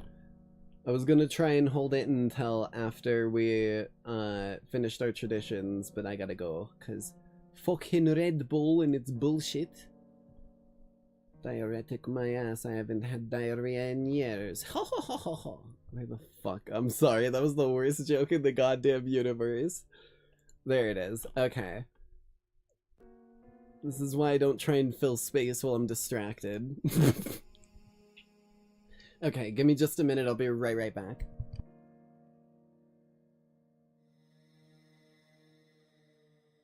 sad.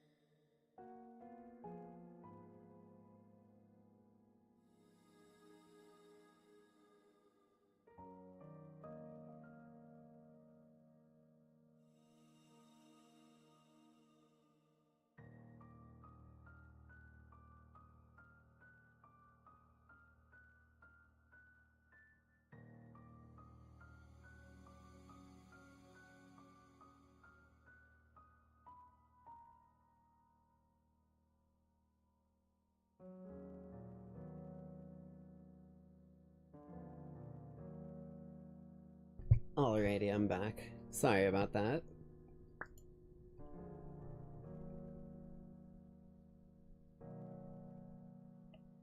Blame. Alrighty. Edgy edits on IG Reels, usually with a character with their hood up, crying or something cringe like that. But what I wanted to look at is when you have truly the worst best friend in history, and not on purpose, not an argument, but completely on accident. A friend that thinks they're helping and just makes the situation so much worse. And you also might know that right now I'm in Australia. My sleep pattern is absolutely whacked. I'm still trying to adhere to EU times, kind of. I mean, I got up at 2 in the morning today, and I've basically just stayed up, and I'm recording this video now at 7:45 in the morning. I don't know if I'm going to sleep, but usually when I try and sleep, I just end up scrolling TikTok anyway. But the point is, I'm in Australia. Very nice country, very weird country. Lots of large, deadly things, but, you know, to each their own.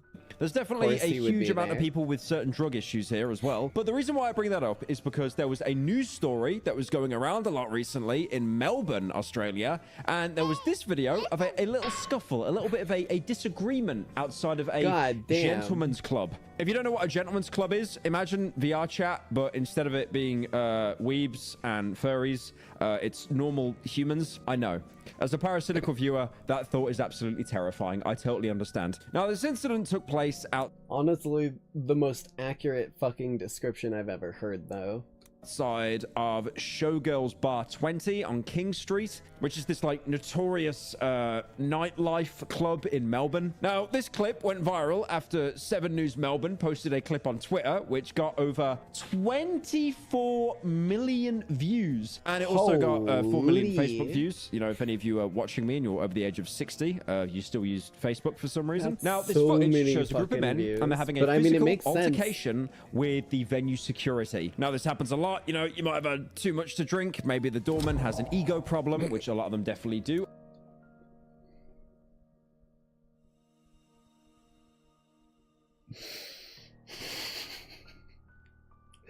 There is no way I'm being called out from the one fucking stream that I played of that goddamn game recently. That is crazy to me. That is actually crazy to me. That was the character I was trying to play that I said was my, like, favorite character in the game so far, other than that silver character that I wanted to vote for. It was quite literally that character, the doorman, that he just mentioned, and Jesus, I was not ready for that. I will get into that in a little bit. Like but then one of the friends who gets kicked out of the club, he goes to a cafe nearby, picks up a chair, and then launches it at the bouncer to try and, you know, protect his friend. Gotta make sure he's okay, right? You know. Me playing Amnesia, throwing the fucking chair I ran past at the grunt to slow him down for a second. Like, what are we doing here? I gotta be the one that throws the first stone for my bro. Only the problem is the chair completely missed the doorman and hit his mate on the back of his head, basically doing the equivalent of a wall. There is no way. There is zero fucking chance that you gravity gun a goddamn chair at this dude and fucking KO one-hit your teammate. Dear Lord. That was the goofiest shit I've heard in fucking years. Are they part of the Three Stooges? Have they reincarnated? What's going on here? Dear Lord. Bang. Look, I don't like to laugh at people when they're down. I think it's really wrong to do that. But I do not know how much of a terrible friend you are that you hit the guy right on his Norwood. Look at that. Like, look at that bald spot. The fact that you managed to get a bullseye on that, that is incredible. How did you mess up being a friend that badly? It really... Okay, you guys are right. Magare, that was 100% a fucking nat 1. That is exactly how I would describe a nat 1 in a D&D campaign that I was running. That is the funniest shit. Obviously, because of this incident, people have dubbed this guy the worst wingman in history. I don't think that qualifies. I don't think that's a good enough title. I genuinely think he needs the term the worst best friend in history. Because again, how do you somehow make it even worse. The worst wingman Wait, what? is, Does it keep you go going? up to a Discord ego, your mate bigs you up like, hey, this guy's got 10,000 hours in the league. The girl instantly swoons. She's in love. You know, or it could go a little bit awkward. Like you mentioned you've only got 9,000 hours. She has no interest in you. Maybe you didn't mention that you love K-pop demon hunters. You know, wingmen... Speaking of K-pop demon hunters, I actually watched that the other night with Carnix, because Carnix had seen it a bunch with the Nice Side Moms. And I'm not even joking when I say I was kind of skeptical of the movie initially, because the whole vibe of them being singers didn't make sense to me and it felt kind of weirdly forced. But then I actually watched the beginning of the movie a little skeptically, but did kind of understand it and ended up enjoying the movie. It was pretty good. Can sometimes mess it up. They usually don't directly assault their friend on accident. Now, the one thing I don't understand about this incident, which blows me away, is we obviously live in a world where everything's recorded, right? There's CCTV everywhere. Everyone's got a smartphone. It's one of the most terrifying things in existence because any mistake you make will be immortalized on the internet forever. It's worse than death. Okay, it's not as bad as death, but it's pretty close. By the way, I stole that entire bit from Lester in GTA 5. The age of the internet, my Luddite friend. Nothing Of course is forgotten. he There are did. no new leaves. Everything you do and don't. I need to play GTA 5's story mode. I've never actually watched a playthrough of it or played through the entire story mode. I'm realizing now this is something that I need to goddamn do at some point, because I've played so many like hours of random bullfuckery on GTA Online, but I've never actually played the story mode. Don't do is recorded forever and used to beat This you. guy This is not the age from of story mode, Judgment though, right? Day Is every he? day. Or is The he point in I'm trying to both? make 'Cause is I think there that's are the dude who more leads POVs the of this heist? incident happening than there are cuts on the Super Bowl touchdown. So obviously you've got the original Damn. 7 News, the CCTV outside. The chair just absolutely warbangs him, hits him right on the Norwood. I think the guy's probably reaching a 6 or a 7 on Norwood there. Not looking too great. And then obviously the doormen come outside and they're like semi-sarcastically applauding and bigging the guy up for knocking his mate out. They don't rush to help him or anything. They are just absolutely amused by the fact that their mate basically tried to help him out, only to one-tap him. Like, this guy did more damage than a troll joining CSGO lobbies on Eco Round, buying a Tech 9, and then blowing away 3 of his mates. You know that clip in CSGO of that Italian guy or whatever, and he's like, Gin, what is your problem, Gin? Inside the long ramp. Inside the long ramp. And then he does a bunch of team damage.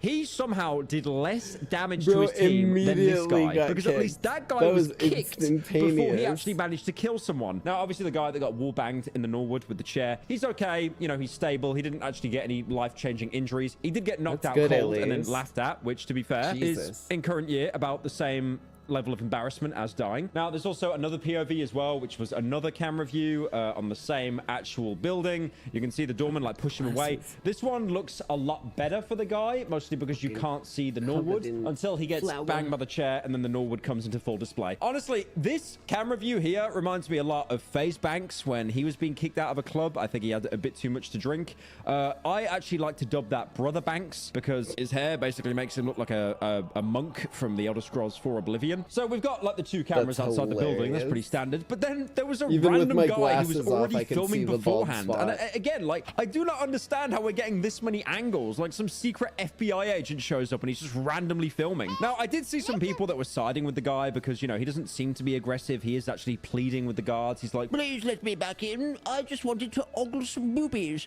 I promise, sir, if you let me back in, I will not lick their feet anymore. Look, it was a phase, okay? I was binging Quentin Tarantino films. I won't do it.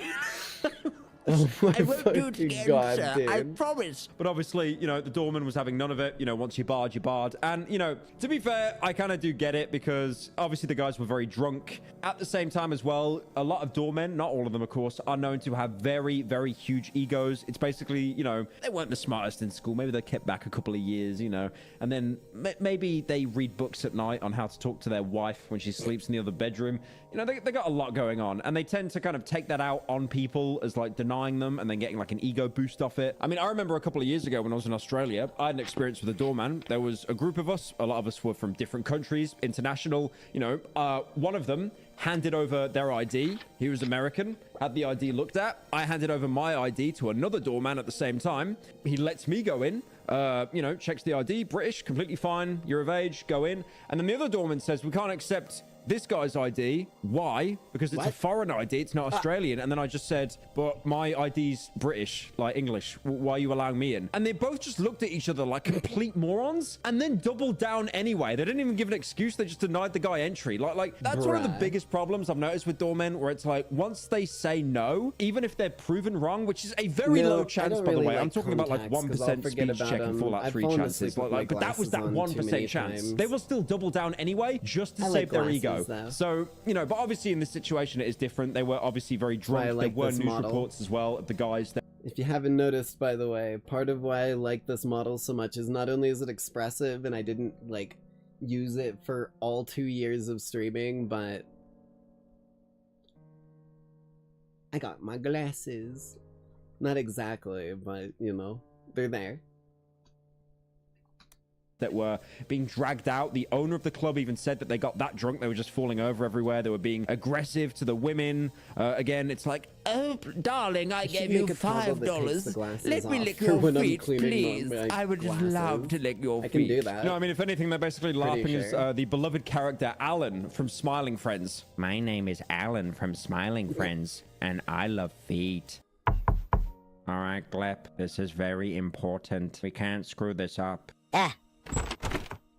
Hello, we're the Smiling Friends. Fuck! Oh, wonderful! Please, come in! Does anyone else scratch their balls when they're recording? I still need to see Smiling Friends, man. So why did I admit that? Why did I just say that? Now, Michael Trimble, who was the owner, I didn't even click on what he said.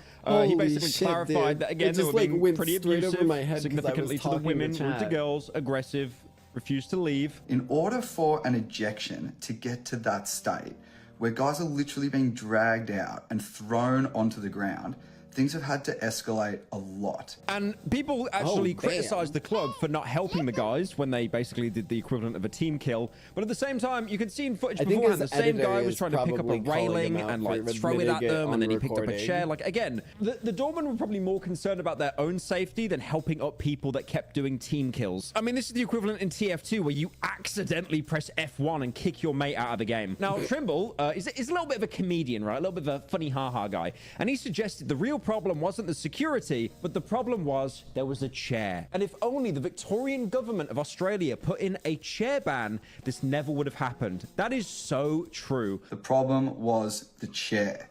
We need a statewide chair ban now. Obviously, what he's doing here is basically mocking the fact... I'm sorry.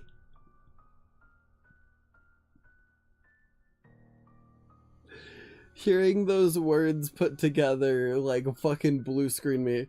I was looking at my phone. Listen. I was looking at my phone to like fucking see something that like popped up because of my headset to see if it showed up on stream. And that was the last fucking thing I ever expected to hear. Holy shit, dude. Okay, hold on. Let me log back into my goddamn consciousness. Because it restarted and updated. Jesus. Okay, I'm back. Oh, true. The problem was the chair. We need a statewide chair ban now. Obviously, what he's doing here is basically mocking the fact that Victoria spent, I think, millions, God, I think it was nearly like tens of millions of dollars to put in a bunch of big metal bins everywhere. You know, you might get your machete, see the local ops, and then think to yourself, you know what? I was going to stab you with this knife, but like, after I saw that big metal bin, I've actually kind of reconsidered my life choices, mate. Yeah. I was gonna stab you and take your debit card and your diaries and then use it. It reminds me of the joke that I used to love when I was younger, which is Batman is the only person who could stab you with a book. And like, I don't mean some sort of cut away and folded and strengthened book. He would just stab the book through you. Like, I don't know why I love that joke so much, but that's what it reminds me of, is like people just fucking jousting in the streets using chairs.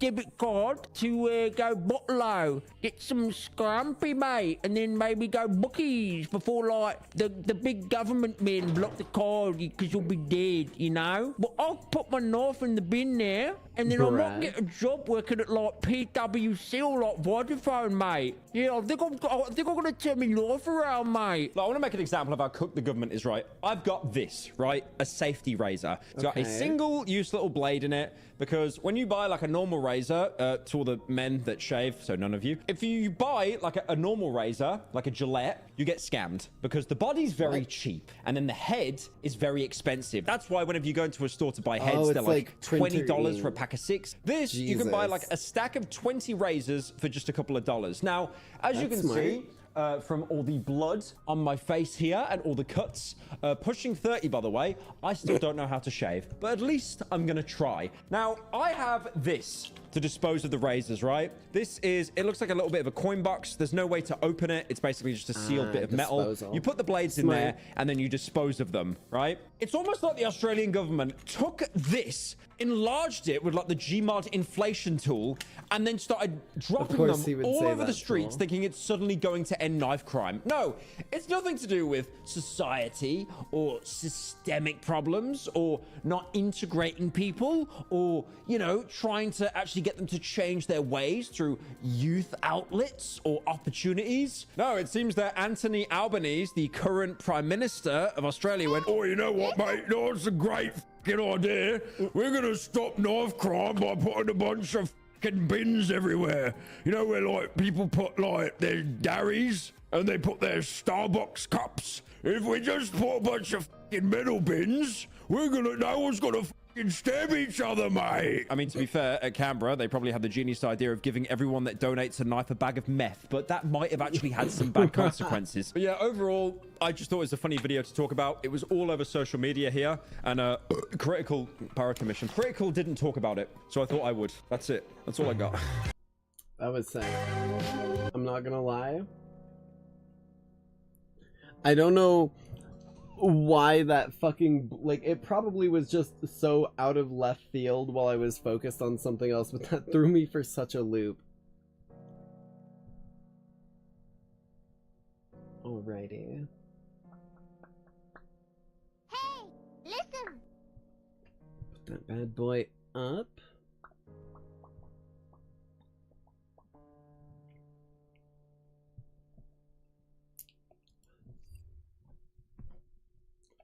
We've got, there it is, one more video to get down to tonight before we get into gameplay. And this bad boy is one that, if I really like it, we might check out some more of the series, because there's a total of 8 episodes in it. But I've heard of it, never seen anything, so without further ado, Murder Drones, Episode 1. It's by Glitch Studios, which is the people doing, or I guess productions, whatever. People doing Digital Circus. Drones. Autonomous robots helping humans mine exoplanets for our interstellar parent company, JC Jensen in space. Okay. Yeah, we were mistreated I in the like name the of tone Index, so far. but it's not like we revolted and killed all humans or anything. Mostly because they handled that just fine all by themselves.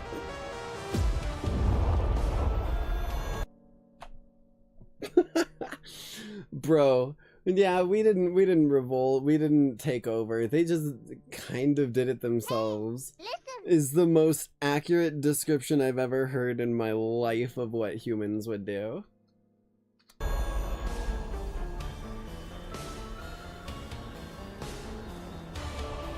Snowflake. I want to make sure. Oh, shush. Juice. There we go.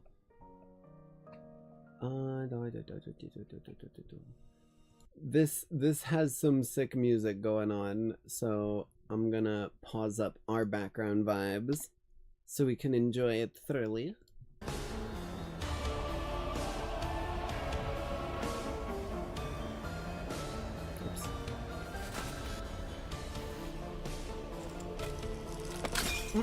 With biological life wiped from the planet, we found it pretty easy to pick up where they left off.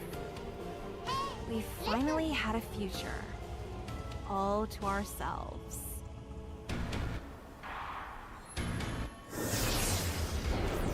That's an interesting premise. Unfortunately, our parent company didn't exactly love the concept of runaway Oh AI. shit. It wasn't the only civilization. Or is it other robots?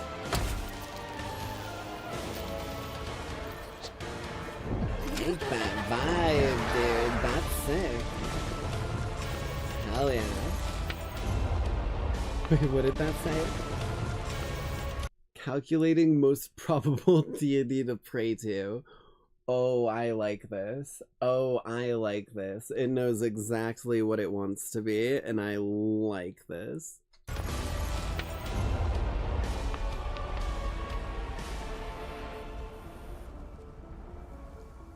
Murder drones. But what have our parents done for the past forever while those things build a spire of corpses? Hide under the ice behind they're like three rogue stupid robots, doors? I think. It's like we're waiting for an inciting incident. Anyway, that's why Hiding my out project somewhere is from the this murder Sick as hell railgun! So not the vibe. Okay. Easy, morons. It doesn't work. Yet. It doesn't work Yet. yet. Who said it doesn't work? Maybe it does! Oh boy. Uzi, the homework was a word problem about buying watermelons. Oh, and this magnetically amplified photon converger doesn't count?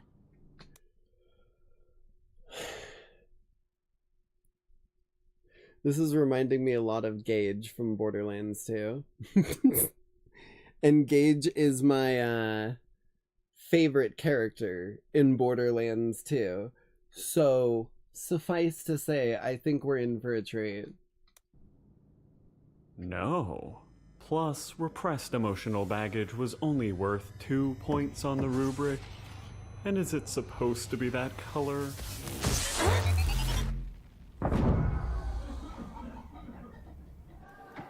Definitely Gage from Borderlands 2. God, man.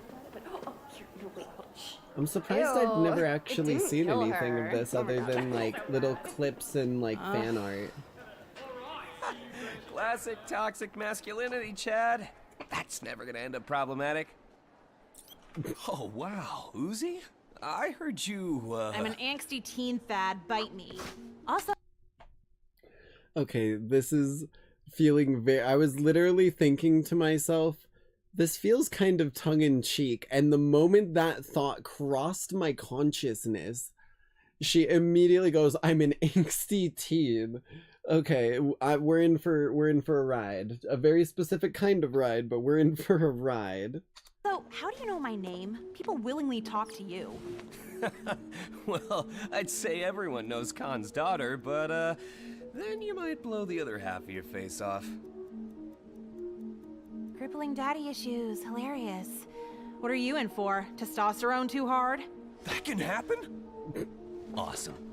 Hey, those bandages look pretty bad. Fun fact. Random just jinx fact of the day.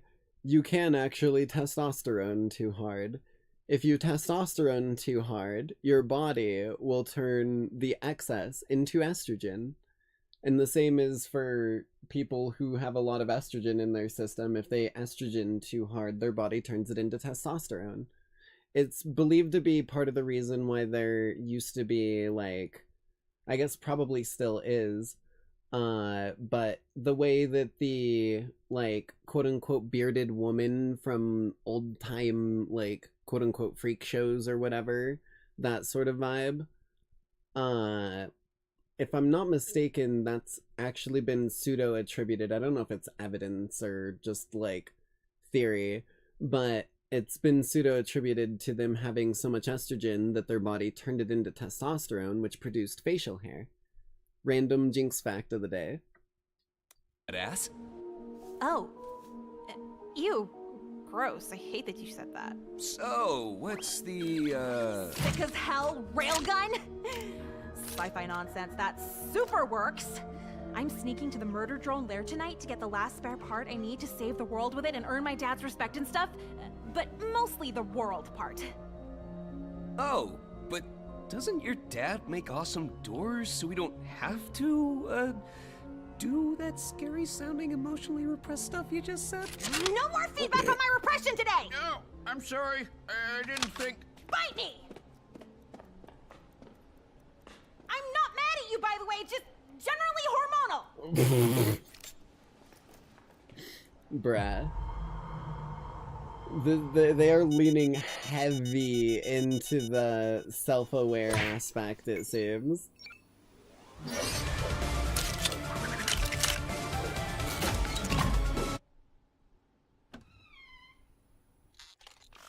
Okay.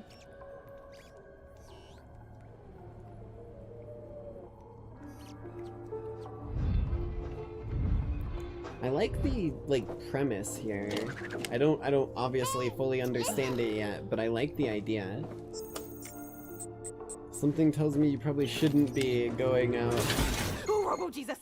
And where might you solo be off to? And without note. Sneaking out to make out with my boyfriend that I definitely have.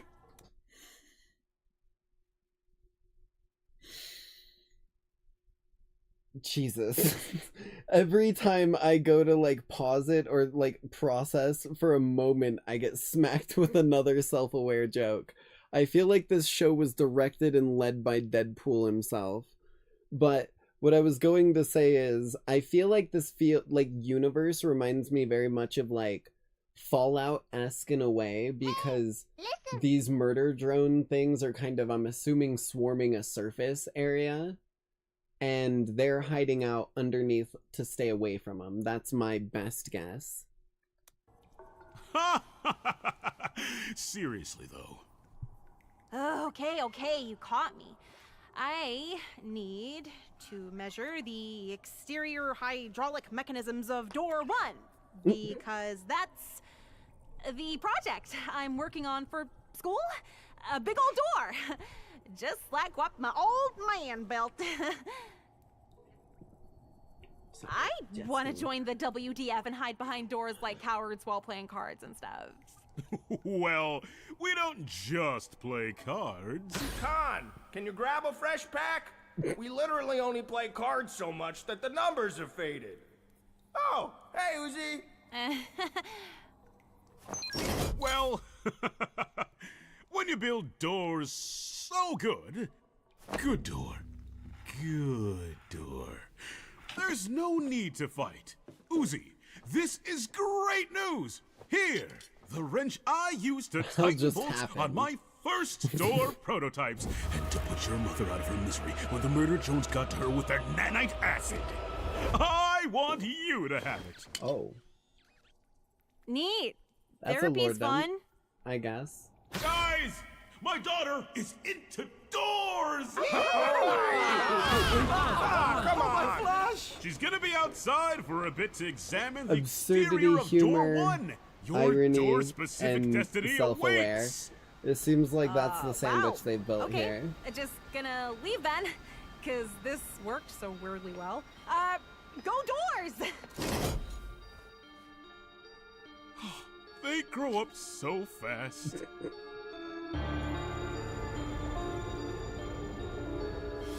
It's pushing. You're pushing your luck, Scoob. You're doing a lot of the same kind of joke over and over here. But I am interested in where it's going. The idea is intriguing me.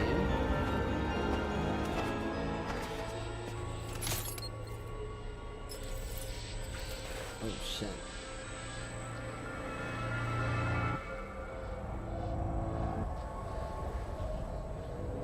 So the murder drones are just building like towers of bodies to watch from, I'm assuming.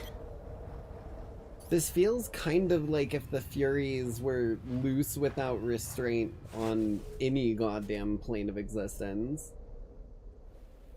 That's why they're normally bound to Tartarus until they have a balanced, like, incarnation, that's the word.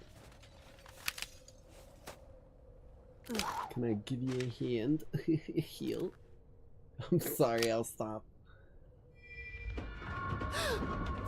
I guess the show's doing it enough, I probably shouldn't add to the equation.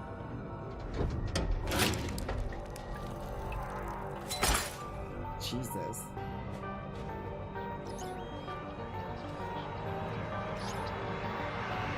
Okay.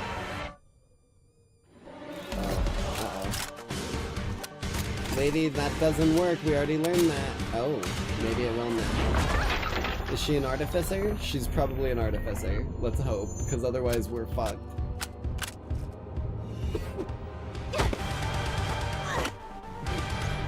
Oh, that's not he happening. said pirating all that anime was useless.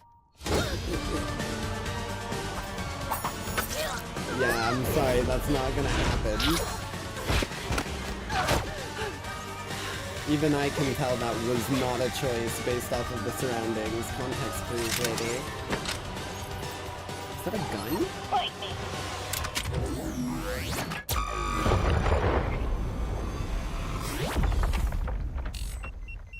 Oh. Okay, yeah, she's an artificer. Understood. That was fucking sick. Holy hell! That was actually really Suck on sick, yeah. Dad! Oh, run. Oh, run. It is the Furies. You're not getting away with this. You gotta get the fuck out of there. Did you just slap me with that arm? Holy crap, it talks. Yeah, sorry, it's just my, head kinda hurts. Wait. Hey! I know that voice. Yeah, sorry, it's just my, head kinda hurts. I know that voice. I know that voice. Wait a goddamn second. Why am I thinking of a fish and a deity at the same time? Is that who I'm thinking that is? You know, being a fish is an important step in one's life, so why don't you get fucked? Or whatever the fuck the line is. Is that who I'm thinking that is? You let Sebastian Solis in here. This is bullshit. Hey, are you new to our squad? It is. You're a little, hell yeah. It's getting a like short just for that a alone. disassembly drone. Sebastian Solis, I'm that's the fish I'm Designation talking Ed. about. Nice to meet you. I'm kind of the leader of the squad in this city. That's not true. Everyone tells me I'm useless and terrible. Wait, I'm not supposed to tell you that part? Biscuits. Well, honesty is the best policy. I also can't seem to remember the past 3 hours of my life. But I'm sure that'll sort Wait, itself is that out. not the person I'm thinking it is? Wait a minute. Uh-huh. Shit, I'm so bad with names. I have to go. Oof, stuck yourself? Just pop it in your mouth. Our saliva neutralizes the nanites. Otherwise, I'd be constantly disassembling myself. Interesting. So, what is it that caused Maybe they go on like a rampage. Maybe that's the idea. Because I'm just trying to think about like why dude getting blasted and regenerating caused them to no longer be in fucking murder mode, but I'm not sure. And by our saliva, you mean disassembly Disassembly drone? Right. Hey, let's go in that landing pod over there. Sure, I love doing anything. Listen. Sweet, I'm open to new things, I guess. We're never talking about this. Talking about what? Consider it, repressed. You mentioned other members of Nice. your squad? Are they coming back soon? Oh, yeah, 2 others. They're out hunting for a bit, but you'll love them. First, there's V. No, no, please stop beating my own eggshells in front of my family!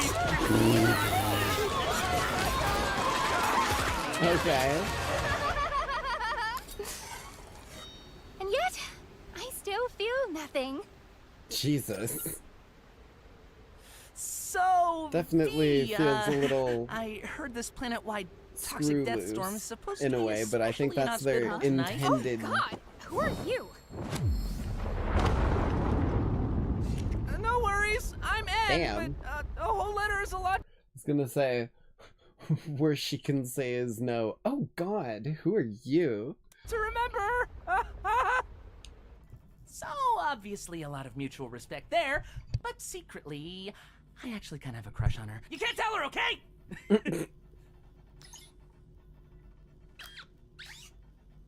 Then there's Jay, our leader. N, you're worthless and terrible. And if the company allowed it, I would straight up kill you myself. Jay's awesome. Hey, let me give you the tour. Outside of the I don't, corpse. I'm trying to see if they add up to anything, thingies. unless it's just the And here are alphabet. the buttons. This isn't just a landing pod. This is a spaceship. This could get us off the planet.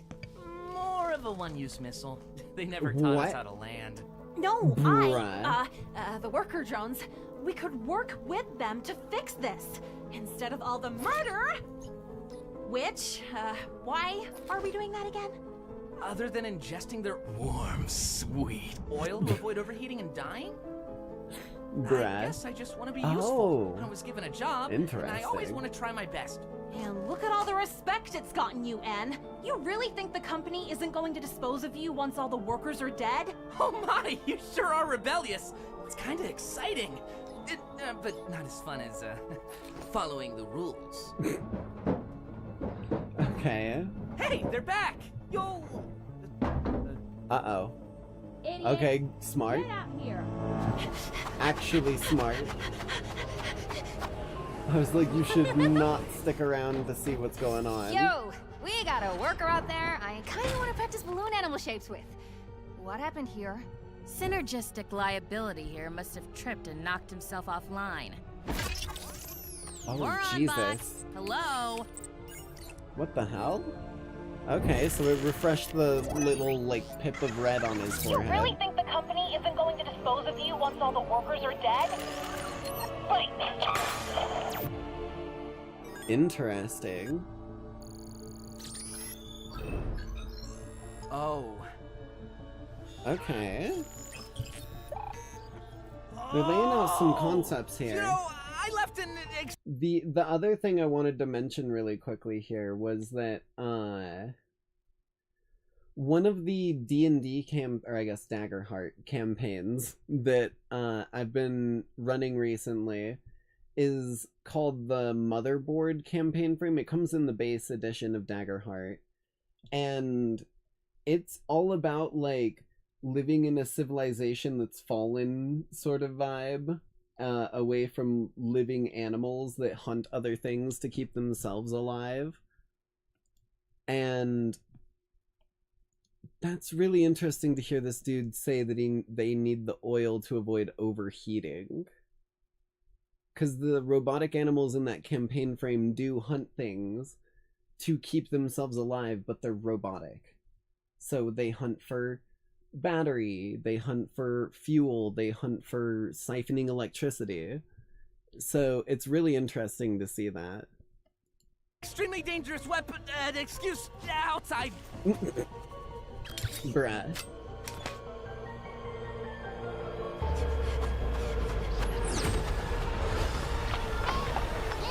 I am out. Well, yes, but talking about needing to like hunt another thing, another robot for like sustenance to continue living, like an organic thing would, that's the sort of vibe I'm talking about. Uh-oh.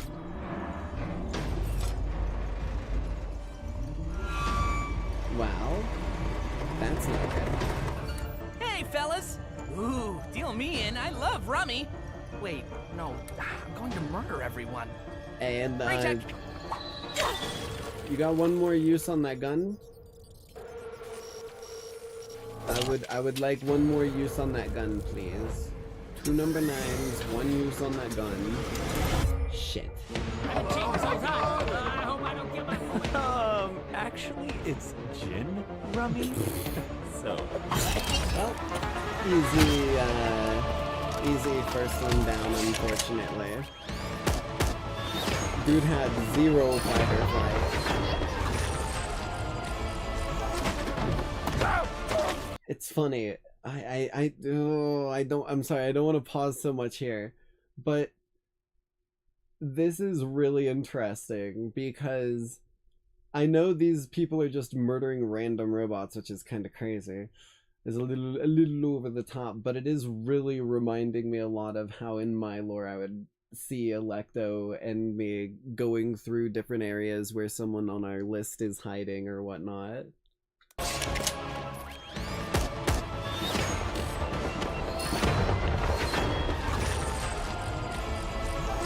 Jesus. Hey Uzi, I realize no one has said my name aloud so far, so I'm just letting you know I'm... Wow. That's a hell of an upgrade.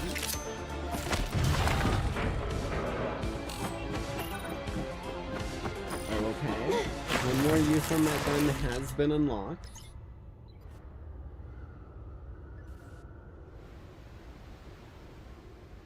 Pretty nice hydraulics, huh? Uh-oh. What have you done? Uh-oh.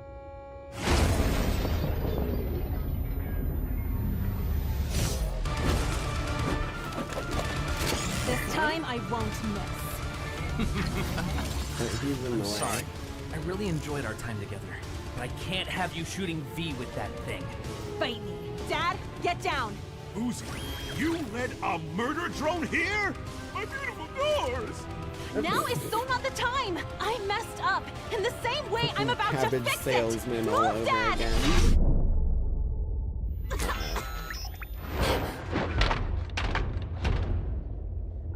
Dad, point and shoot.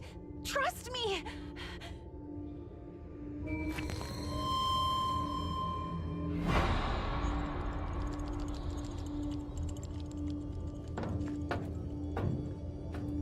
Dad?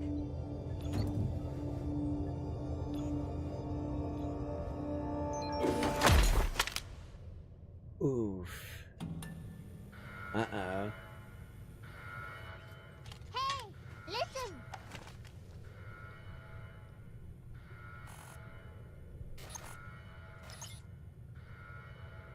Fear is a very strong emotion, baby. It's basically built to make someone make the wrong I've choice. been trying to get past those doors for months. Nice work, En. That's the kind of shit that will, like, remember? Staring down a, like, slavering jaws of death, grinning and ready for your demise, is the exact kind of thing that people will make the wrong choice because of that. Like, it's weird to say it, but there is a force behind that. It creates, like, it reminds me of, like, the like idea of the crazy dude drawing like a circle on the ground, and then every person who comes into that circle through different like whatever attacks immediately gets blasted away, but it looks like the dude isn't even moving. That is the kind of force that fear can put out into people. It can make them back away from a situation, even when the right choice is to fight. These ventilation shafts can easily get us around this last door. Lowest body count eats a missile! Way to go, stud. The company's gonna love this. With this colony wiped, we'll make top team this quarter for sure. You know what that That's why it's important not to fall for fear, because while it is a force, it is not a physical one. It's an imagined one. If he had blasted there, his daughter probably would have lived. And would have escaped, at least for a little bit with him. But who knows? You know, not that I can't wait to keep murdering all these, maybe not so actually different from us worker drones, but just out of curiosity, do we actually, know what the company plans to do with us afterwards? Ooh. Excuse me? He's actually questioning what she said. So a worker earlier might have suggested that they could fix up our landing pod to, escape the planet and stuff, which... Whoa, hey! That's against the rules! But it is kind of making me question why our pods were only one way in the first place. Because, you know, I get the feeling the company doesn't actually love robots and, like, we might be robots. I've made a terrible mistake. It's cool how immediately I could tell. No way, buddy. Questioning the company? You just finally gave me the excuse I needed.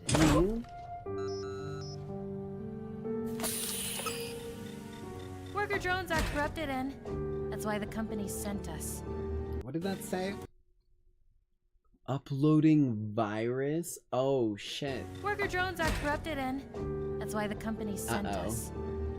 I hate to see you corrupted as well. Thanks, Jay. Always looking out for me.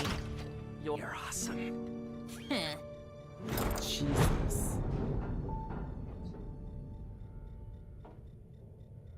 Oh, my lord. Okay. Biscuits. I'm sorry. I ruined your card game, then made you have an awkward moment with your dad. And I made you rebel like an angsty teen, which got you killed. Though you also tried to kill me, so morality calls this a draw.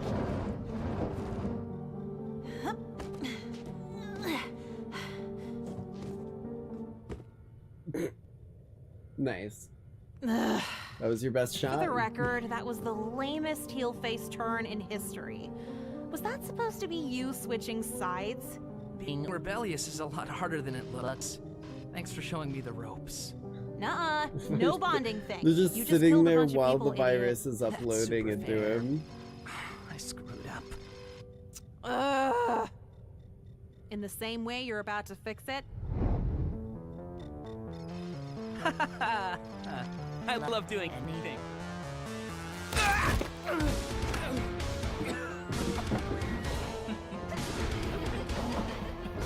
Oh, Jesus. So, they found our evacuation spot. But if we build a quick door... Bruh. Are you kidding me? You're the WDF, right? Defend! For real? There's not much that you can really do in most cases, unfortunately. Put that conventionally attractive Well, male that down. one might be the opposite of those cases. Oh, Jay, you're sometimes kind of mean to me. And I wish you weren't. Just some constructive criticism. Nice. Noted, traitor. We'll circle back after I right-size your existence. Okay, which one do you want? Jay, please. Too bad. Good luck. 10. 10 attack. You killed him with a fucking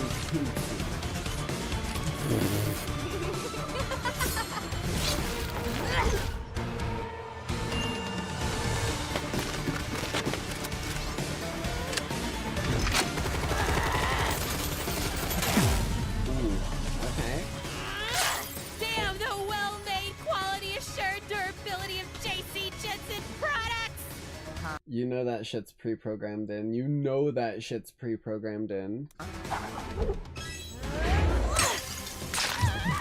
Well, no lie. I was down one of them. Jesus Christ. That's the one with the slice of unless they all have it. Ah! My mind's in a weird place! Don't read into this! What?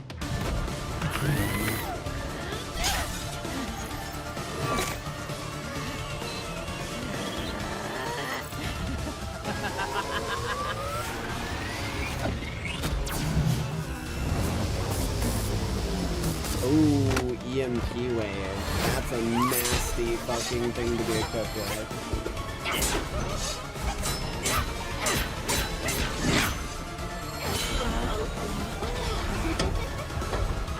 So those drones themselves are like Faraday caged against the EMPs. Have fun probably. repressing this? Right, I guess not probably.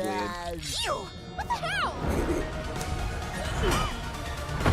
It took me all of about like 3 seconds to process what the fuck was going on there.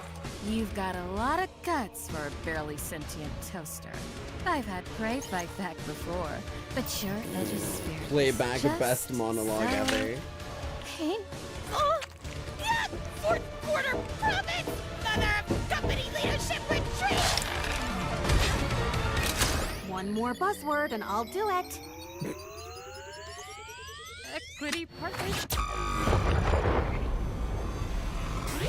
Signed her own death warrant, unfortunately.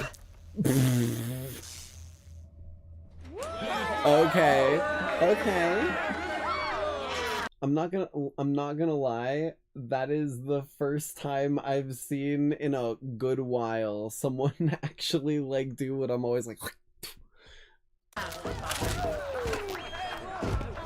Holy hell, Uzi, that was insane! And you too, Huh? Oh, N. I'm an angsty, rebellious disassembly drone now.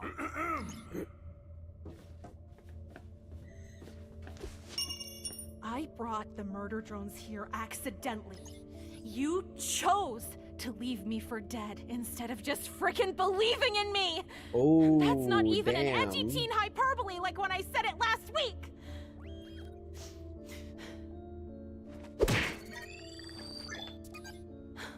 I'll save you the trouble, Dad. Edgelove. I didn't get time to read it because of my dyslexia. I was like, I have to like process it for a minute. Let's go, Anne. Everyone here can bite me. Nice to meet you, Mr. Uzi. Shut it.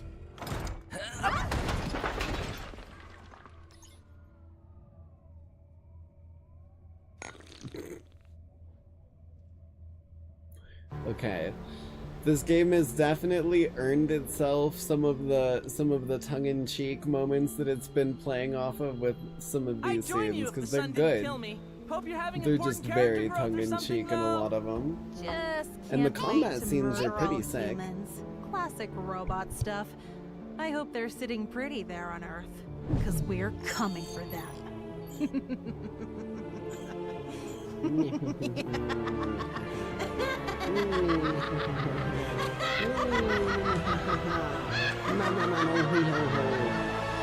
need to work on my evil laugh, I know.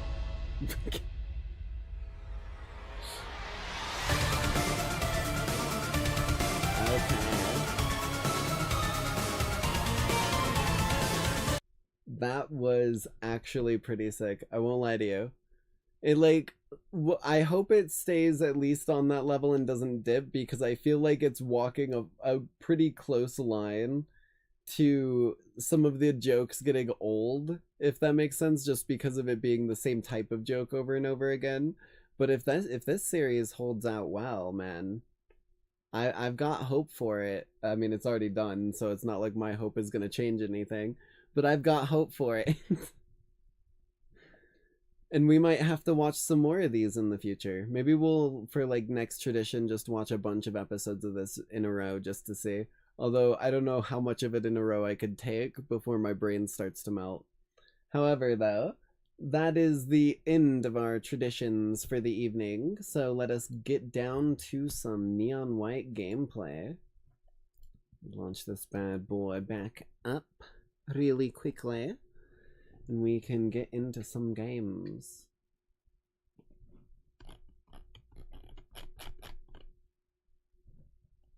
Loud. I'll keep it. We're called Neons, sinners plucked from hell to do God's dirty work. But I'm finding it hard to believe we're in heaven.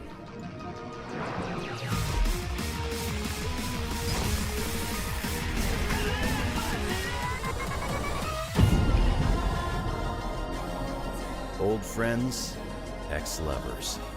Only one of us can stay in heaven, and I've got a score to settle.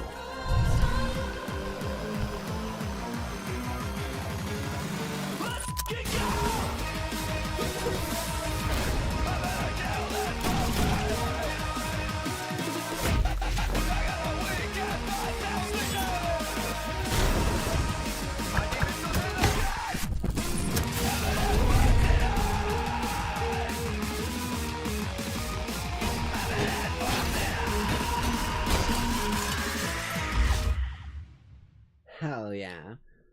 Welcome back, Lackeys, to the Nightside broadcast. As always, I will be your hostess for the evening, the Nightside Jinx, your favorite punk underworldian broadcaster. And tonight, we return to Neon White, a game that, through its methodology of go fast, go speedy, go quick, but be, like, unique and kind of tricksy about it, has very quickly dragged me into the gameplay, and the lore itself kind of stands on a very nice level. I've been drawn into that just as much, so it's quickly become a favorite. It got left a good ways to the wayside, but we're back, and we're, I think, drawing close to the end of this game. In the last stream of it, we managed to find a piece of paper which was part of the Book of Life, which has been missing for as long as the rebellion against God had, like, ever since then. I don't know how long it's been. Because the believers usurped God, I believe, using the Book of Death, and apparently God hid the Book of Death, or the Book of Life, which is the other half of their power, somewhere that the believers would never find. So, we're in for an interesting ride as we continue to ride the line from showing our hand at the believers that we are trying to get this all going back in the right direction, while also avoiding dying because we didn't make top spot in the actual contest of clearing demons from heaven that we've been tasked with. I know that's a lot of shenanigans, but that's all of it, so let's go ahead and get back into where we left off. Now, we have already dealt with all of our gifts and stuff. It looks like we've got something going on at the beach. We can enjoy the view. But we're going to be going straight into levels on this one, so I do want to see this. I hate how perfect this beach looks. I feel like I should toss something in there. Oh, right. That weird coin. Right. Oh my god, I almost missed out on this. These coins that we've been picking up that are supposed to be like gifts for green, we throw them in the ocean. Here goes nothing. Okay, maybe we do have something to do here.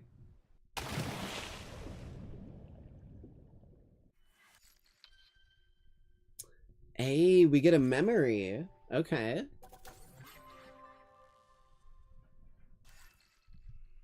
Termites.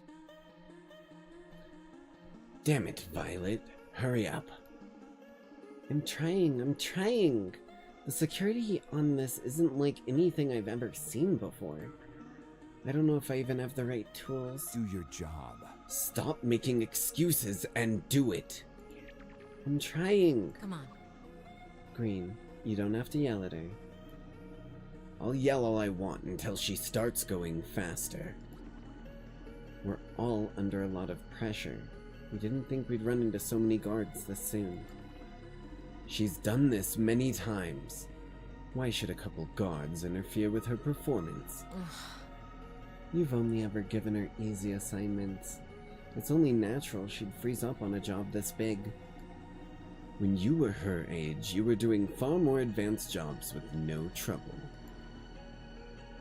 No. No. When I was Violet's age, I was always busted up, because you'd throw me into the deep end completely unprepared. And even then, you'd still yell at me for screwing up. I don't recall. I don't remember that. Well, that's how it happened. I hated you for it. Oh, don't start with me. It's all made you a damn good assassin, didn't it? Better than Princess here. There was a better way. What do you want from me? Damned if I coddle you. Damned if I give you love. What the hell do you kids want from me? I want you to do better. God, shut up. Stop it! Shut the hell up. Jesus, all of this voice jumping is making my voice rough. Hold on, I gotta get a quick sip.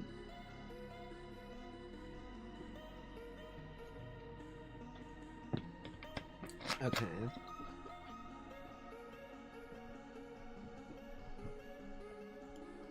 I can't freaking think.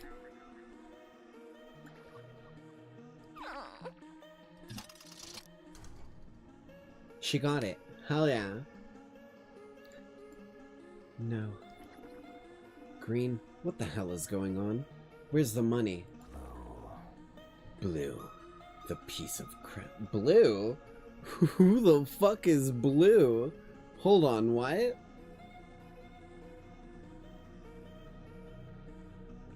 We have not seen anyone who is neon blue. Unless blue is supposed to be yellow? My brain is melting. He must have hid it. Why would he have hidden it? He couldn't have possibly known we were coming. Stay calm. Oh wait, Blue is the person we're heisting from, I think. Okay. Sorry, it's been a while since we played it other than the last stream. Stay calm. We've run into a snag. We'll get out of it. What's wrong with you? Why are you blue? That is the perfect fucking thing for that moment, Magare. Stay calm. We've run into a snag. We'll get out of it. This was supposed to be an easy job. Well, now it's just a normal job. We'll split up, take out any guards we see, and start looking for the goddamn money. This is ridiculous. I don't care. I don't care what you think. I'm the boss here, and you'll listen to my goddamn orders. Do you understand me? Green? What? What now? Someone's coming. Oh no. Everybody, get down. Hey, listen! That must have been one of Violet's explosives. Oh, Jesus. Okay. Interesting. So, that right there is why finding the gifts and stuff is important, because I have a sneaking suspicion there may be possible alternate endings for getting all of them. So I've been trying to, and if I'm not mistaken... Yeah. If I... Oh, fuck.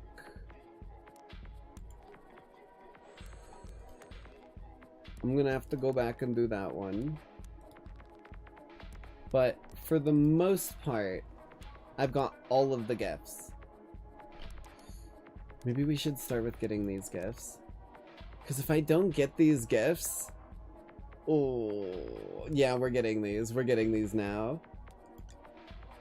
Because we're getting close to the end, I think. And I don't want to get to the end without having gotten all of them, so... We're gonna go back and do some earlier levels, which means they'll be simple, so... Godspeed. Simple work. forgot about that. I remember this level. I'm like running it normally real quick once just so that I can get the vibe for how the level moves. I see the present. Shit. Okay.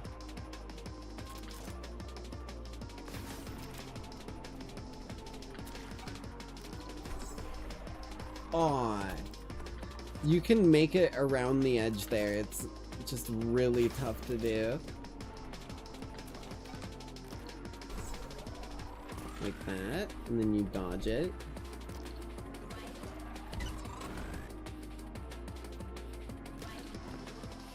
Is this enough? Oh shit, I think it was. I think it was enough. Because the gift is right there.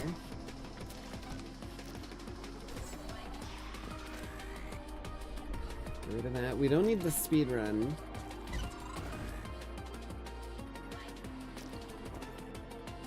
When we're getting the gift, we just need to get it. A violet gift.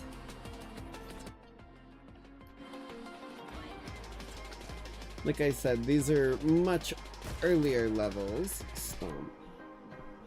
What gift is here? Hold on. I'm not gonna go all the way to the job archive to find out. I'll just keep an eye out.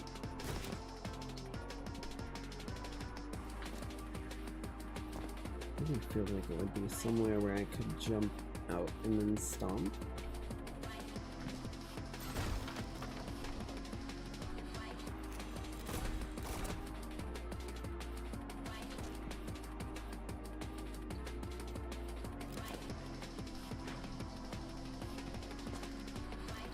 Because the gifts are usually placed somewhere where you have to kind of think outside the box to get to them, so I'm trying to look in really obscure places.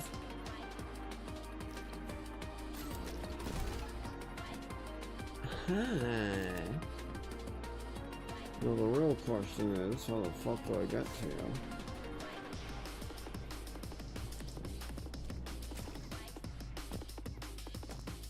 Plant hop. Aw, you dickweed. Is there... I didn't get anything other than the stomps, right? Can I go back up this drop down? No, because I'm going through there.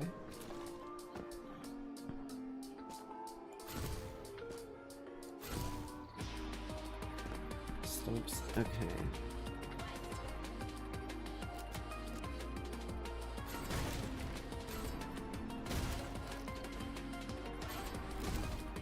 I'm not getting anything but stomps is the issue.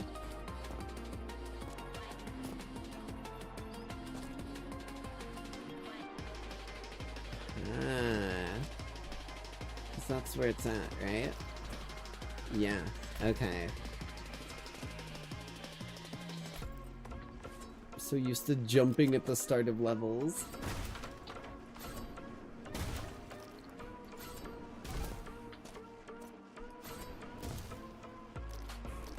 I fucked it up already.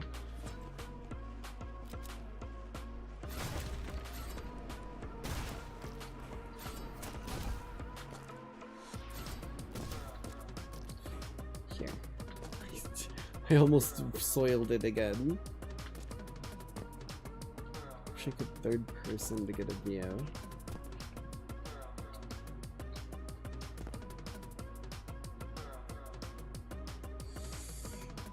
Oh, that is fucking rough. I think I want to do it from here.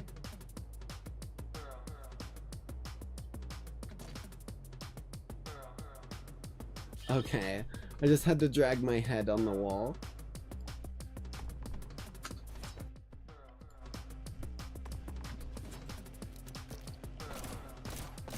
Stupid bird. Elevate and stomps. This looks like a Disneyland castle. Maybe my brain is just like primed for it because of the video we watched earlier. Jesus.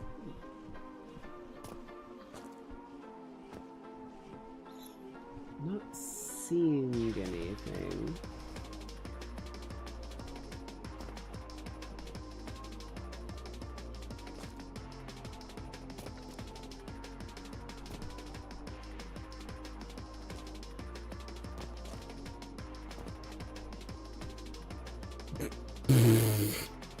I saw it out of the corner of my eye. Hey there, Mississippi. Good to see you. I hope you're having a good one.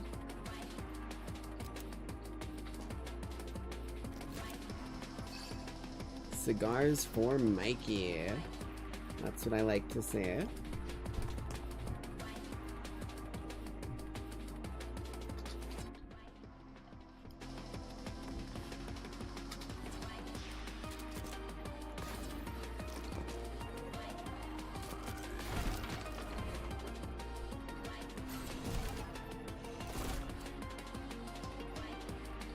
Still haven't seen the present.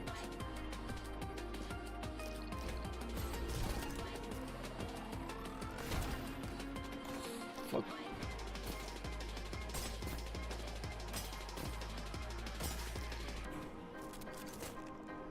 Get out of here. I think that's the end because I've got all the demons.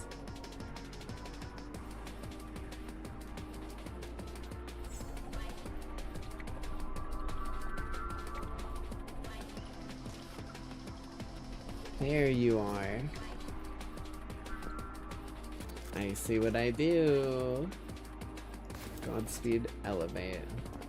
Hell yeah. 6-pack for yellow. Sad face. Can I get some sad faces in chat? But I don't know why. I don't ever say shit like that because that sounds like the most like... It reminds me of the self-aware type shit that was happening in Murder Drones, which like I'm always like, how much do I want to push that line?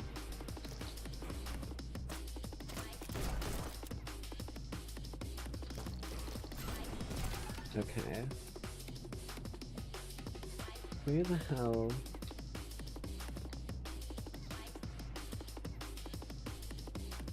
It's gotta be there, right?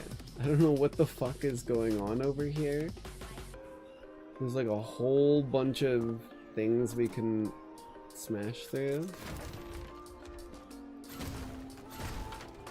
Oh, you bitch. I have to like stack up. I need one more.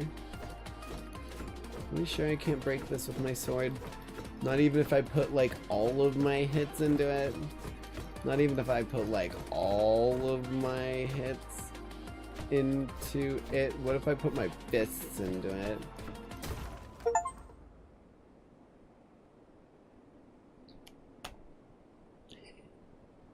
It fucking broke. Okay. Well. Got an achievement for depleting the fists card for the first time in my life. So what if I don't? I don't stomp, I jump around. Jump up and get down. Is it here? Godspeed.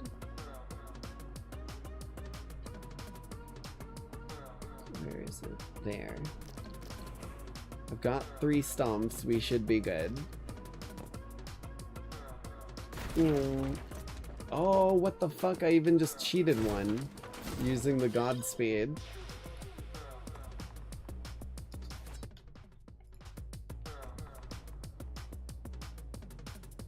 I don't even know why you wanted me to do that, but I did. You know what? Flugrere and Magere, I appreciate you. You're humoring my goofy whims, and I appreciate you for it. I almost died there.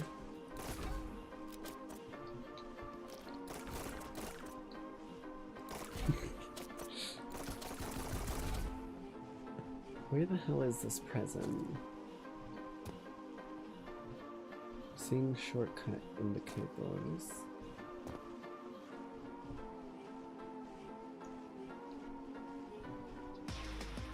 no collectibles. I've got fucking lots of movement options. It's gotta be here, right?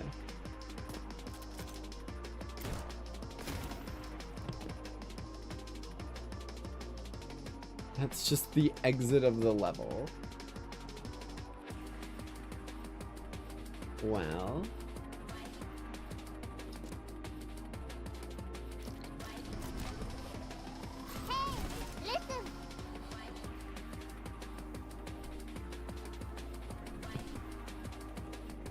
Is it that? No, that's the hand for the hint. I don't think I saw it. Shit. Okay. Well, that's annoying. Once more. I swear to God, if it's like up there, I'm dead. Hey, I'm alive.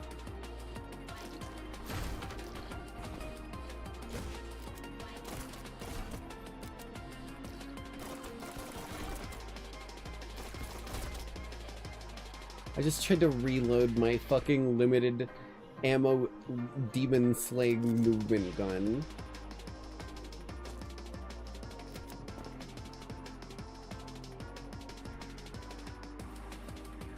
I think it's in the room with the hand.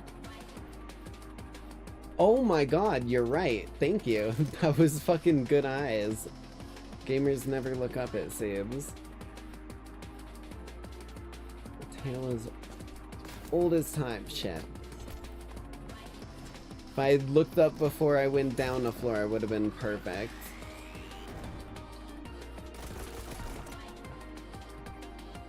Can I?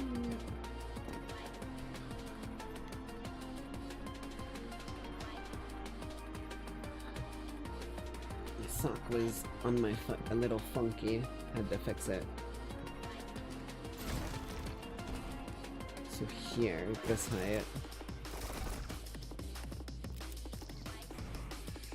I need the Godspeed though. Wait, no. There's a hole in the roof there. I'm an idiot. I am an idiot. God damn, Jinx, pronounce your words.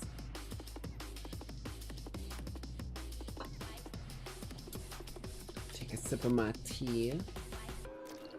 Slice. Must have been the wind head ass. Okay. How do I get there? That's where I need to go.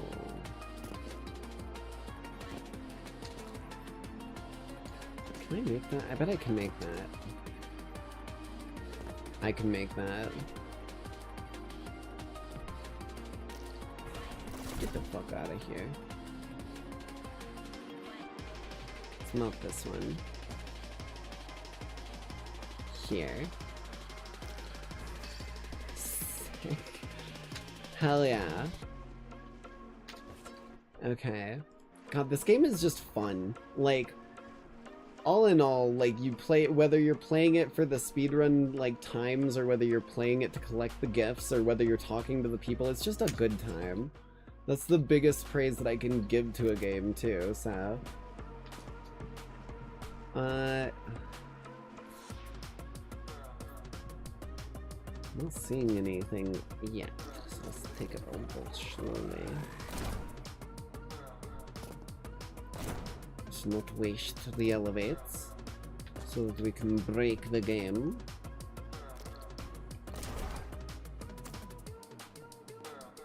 Need to save that one.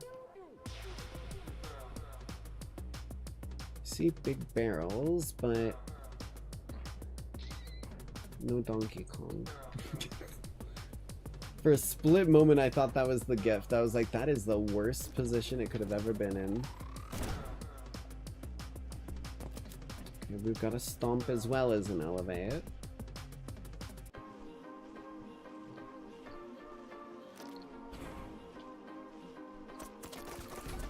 Let's just get rid of him.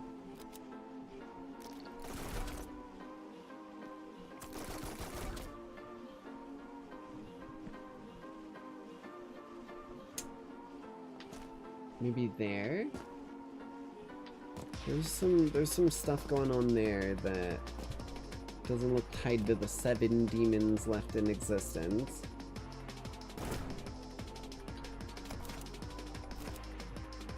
No, grass, my one weakness. Shit.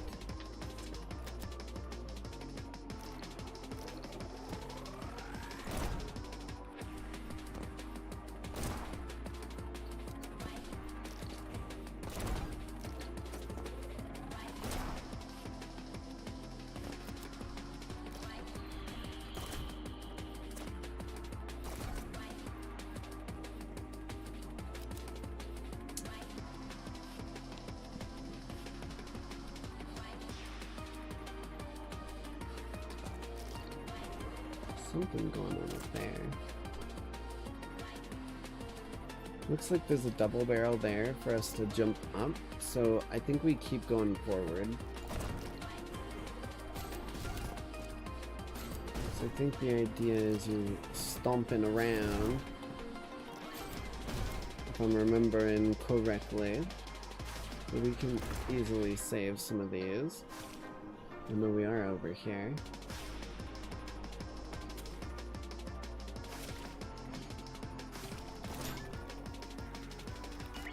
Give me another one of those.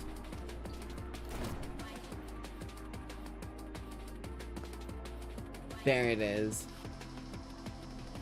And I know exactly how to get to it.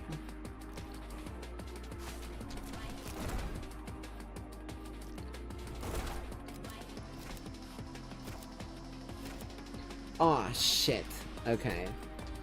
We need a few more elevates, but that is something that we can manufacture.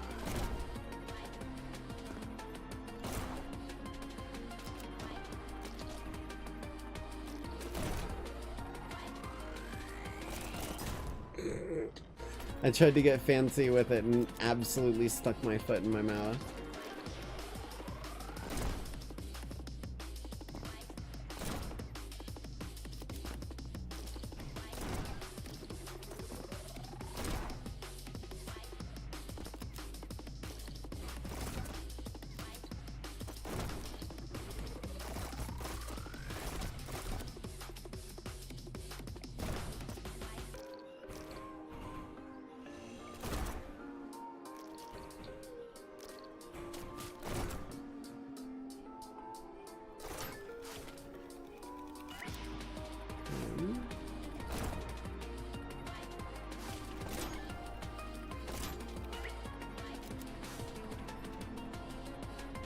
Didn't do exactly what I wanted.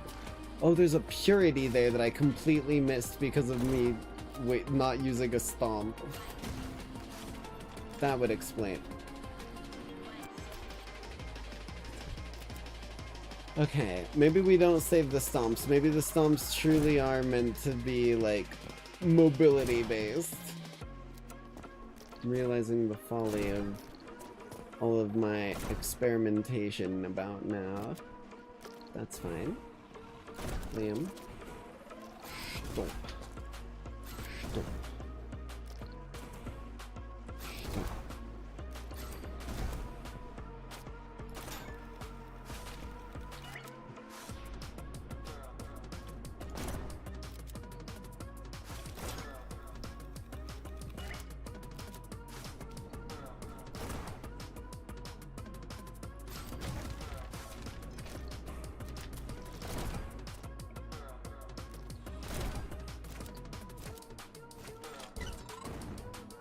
Blam. Hell yeah. I knew the moment we had the purity we'd solved it. How many do we got left? 3 more.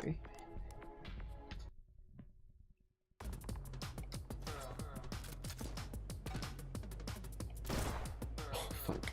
I tried to be cheeky.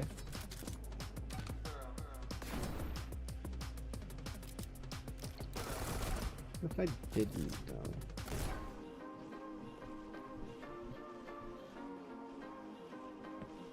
Nothing there. I think this one's like a blue present. I'm not exactly sure. Got a couple stomps saved. There. There it is. Right there. In the gazebo. Nothing down there. But a nice stump. Or two.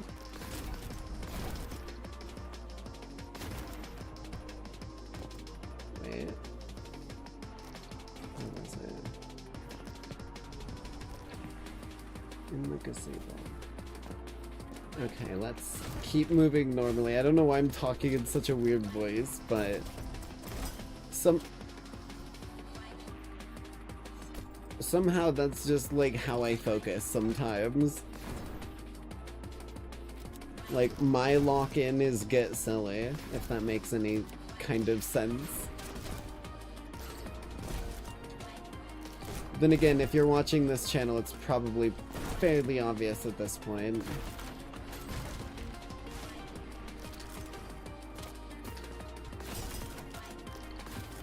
What do you want from me? Oh, I think I need the Godspeed after those jumps.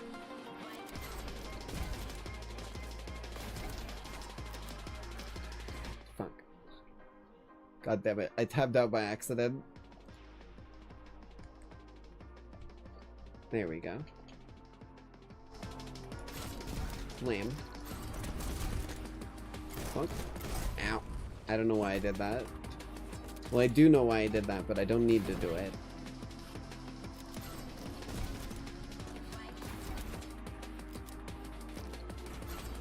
Hell yeah. Hell yeah.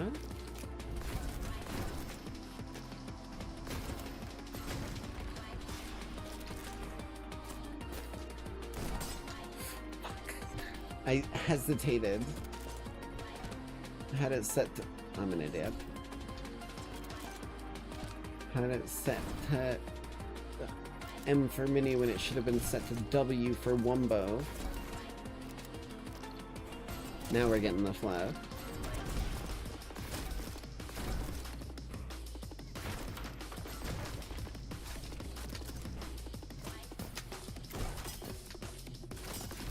There we go. I got a little worried. Where's the gazebo? Gazebo is there.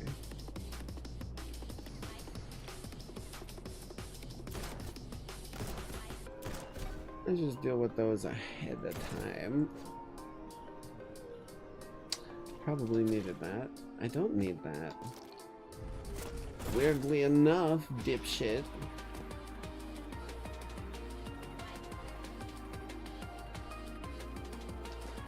Out of height options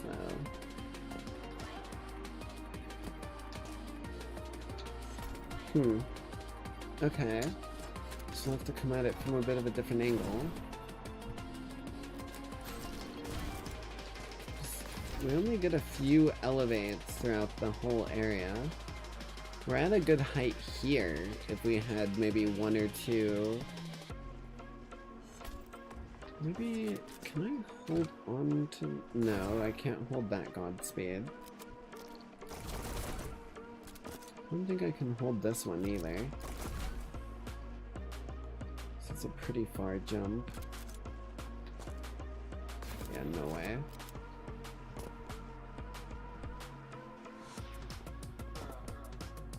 Okay, well... Stomps don't help us at all. B-hop to get momentum. How do you B-hop with moon gravity? I think you need to be a rocket scientist. Don't worry, I'll be here all week. In fact, I'll be here for a very long time, motherfuckers. Okay, we're at good height. We've got 2 Godspeeds, but none of that gives us enough height. Can I land on this potted plant? I can. Weirdly, I feel like if I had a clear shot, I would actually have enough height.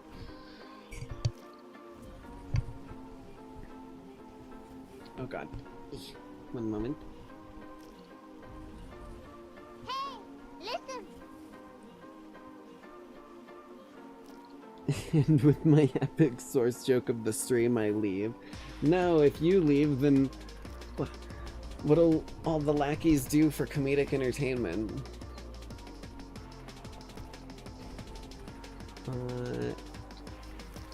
Here's an elevate. Stomp is gonna throw me through the glass, which would be a bad thing. I can't really get the elevate without losing the height that I'm trying to preserve.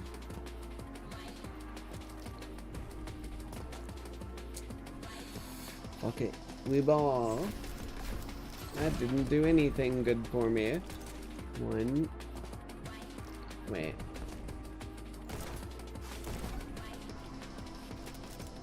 I've got two of them. Wait. I know what I need to do.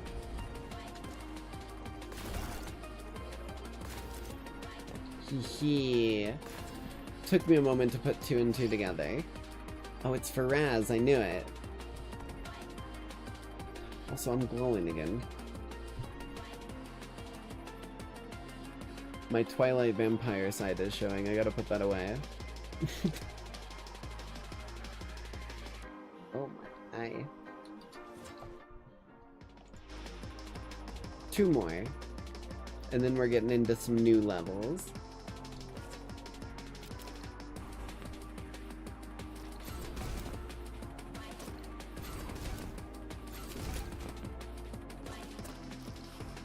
I don't know why, I saw the ledge and it called to me. Well, we're going down, I guess. I'm not seeing anything.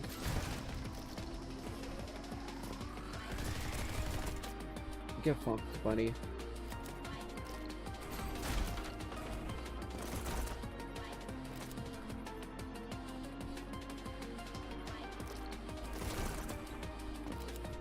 Oh my eye.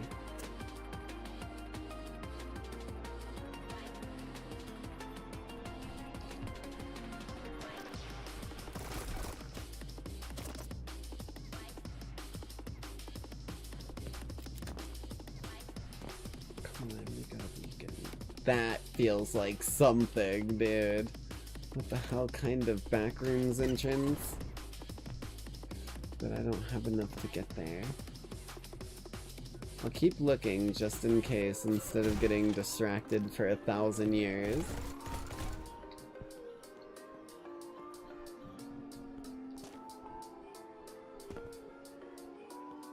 You. Found you.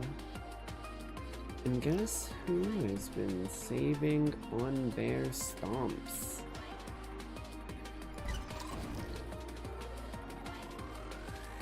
Oh, wait, how do I get in? I thought the entrance was right there.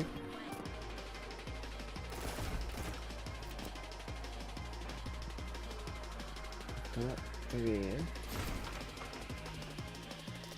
It's a purity. Is it that? Is that my... No, that's where I came out.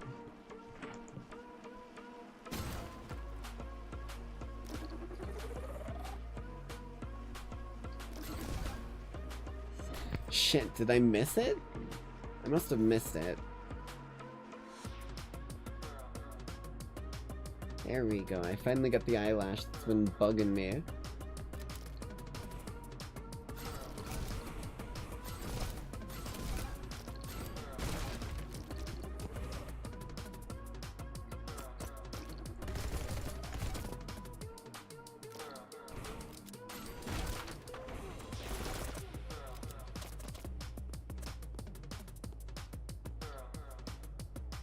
Like over this way, isn't it?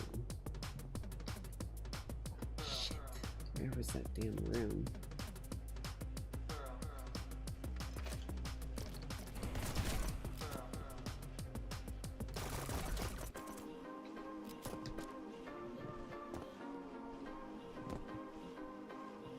As always, Jinx's amazing Sherlock level sense of direction.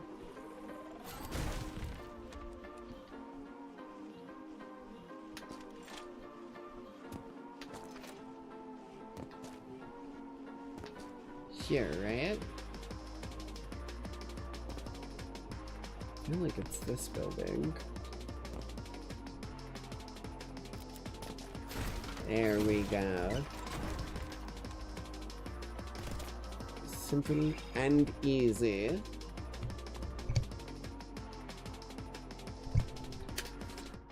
And the final one.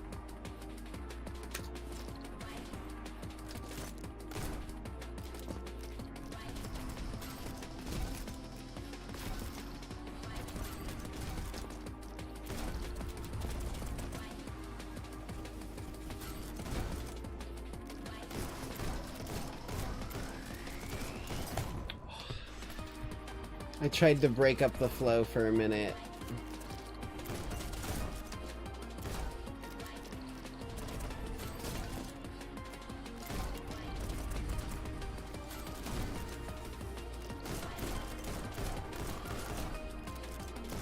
There we go.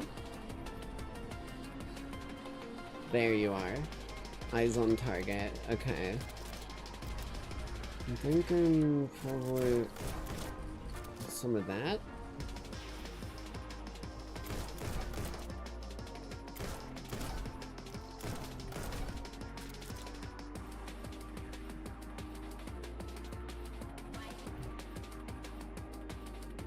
What the fuck? I was trying to see if it was like one of the famous Greek paintings. I think we need to be on top of this piece of wood to have enough height. I kind of want to try and get on top of the building, but I don't know if we can actually do it without an elevate. Because that's a stomp, dude. There's an elevate there. Can I get back from that elevate?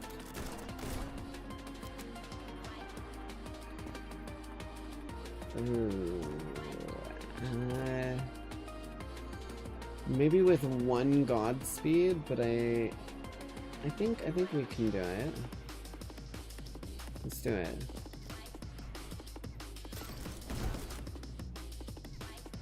So we've still got 3. Why did I needed the elevate. I needed to use a Godspeed there and keep the elevate.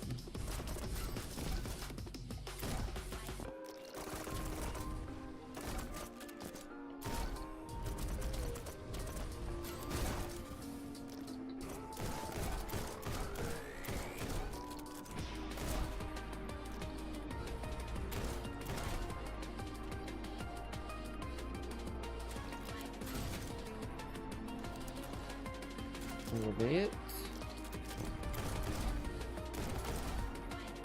And take those dudes down.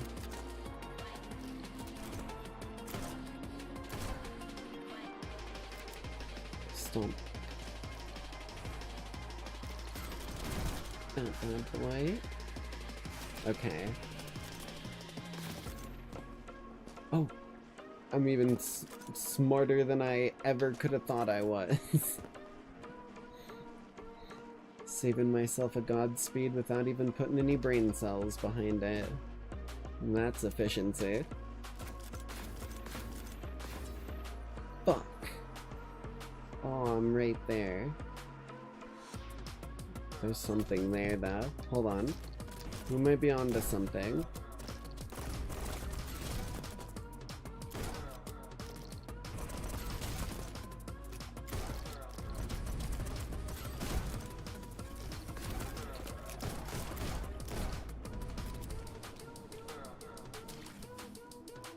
There's like a proper room there.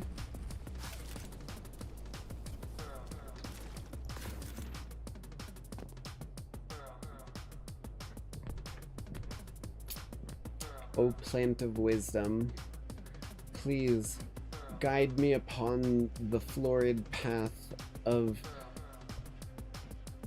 chlorophyll and what the fuck is the Lackeys? Quick, what's the word for absorbing light from the sun using chlorophyll to gain food? Please give me the shit, photosynthesis. Please give me the blessing of photosynthesis so that I may grow longer legs and reach my destination clear and free. Don't worry, I got you guys, I got you. What are we dealing with here? How the fuck do you want me to get over to your goddamn bullshit? Because we can get that. But other than there, we're kind of screwed.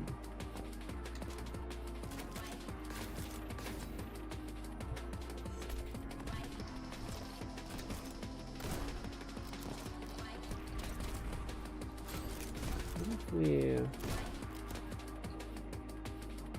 got 2 of them. It's a bit higher than there, I think.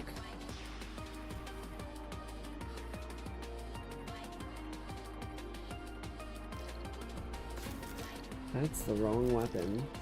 That's a good way to get a restart.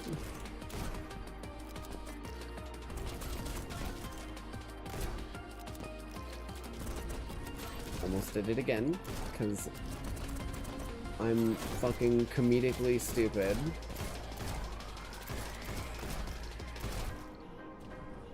Mind me, just gonna go ahead and load up on all of my... That's the nearest spot that's higher.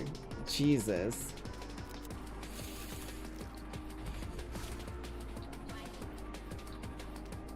Ugh.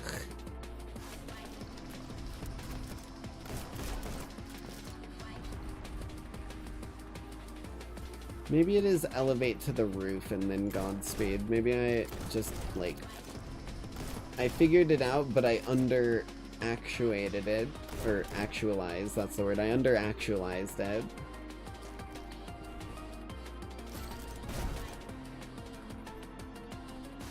Clink. Godspeed.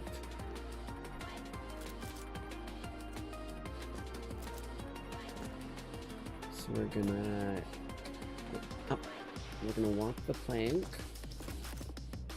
Good shit, good shit.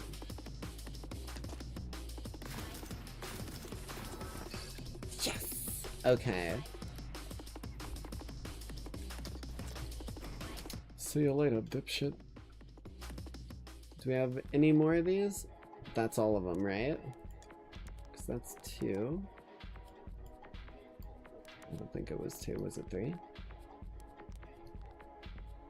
Either way, they're all cleared, so now we can get into our new missions.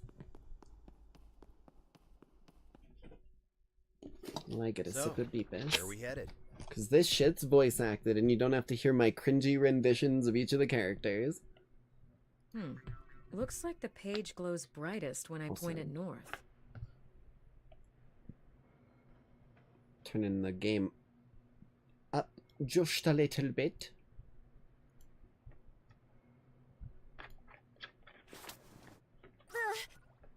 Oh, hi, Violet. Good to see ya. Alright, come on out, Violet. We know you've been spying on us. It's not like you're very discreet. I don't know what you're talking about! I'm just a cute little ghost. Well, we're not the Ghostbusters, so the cute little ghost can come out still and talk like a normal person. I mean, technically she's not wrong. You're not fooling anyone, Violet. Apologies, grabbing my pizza real quick.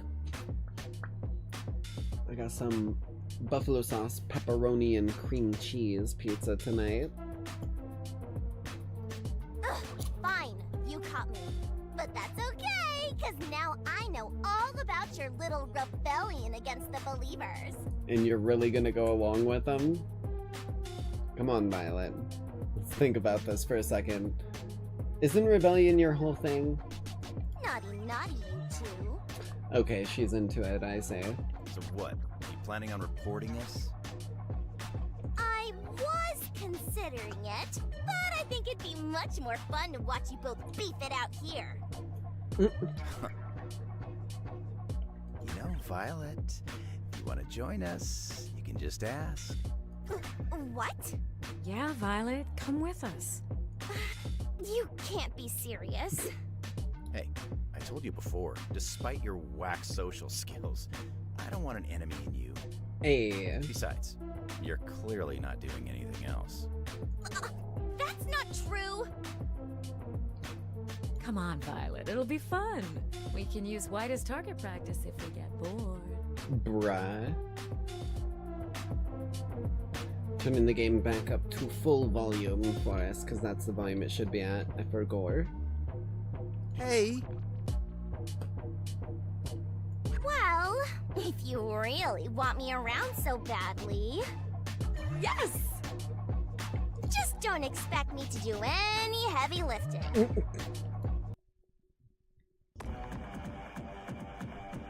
Alright.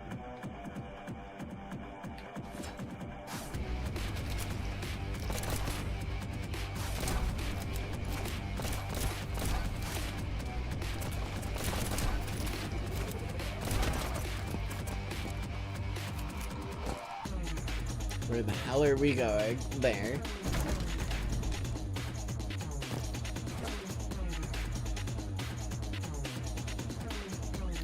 Where the hell are we going, number 2?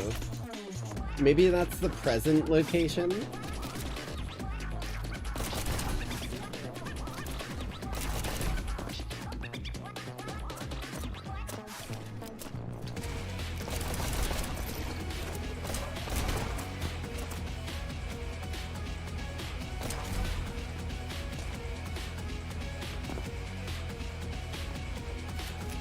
Where the hell else do I go? Oh. I see.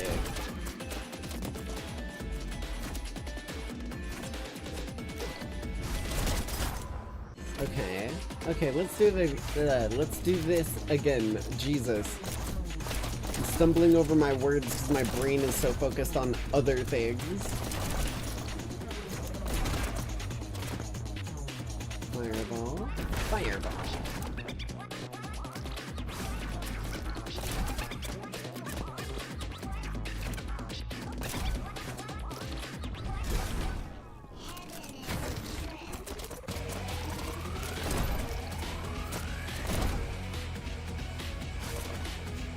Remind me, just holding on to one of these for good measure.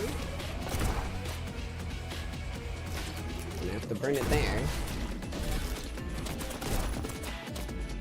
Where are we going? Hello? Meow.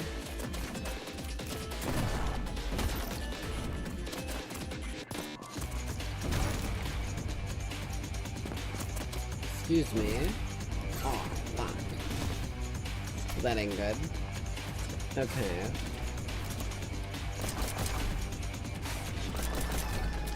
I didn't grab you.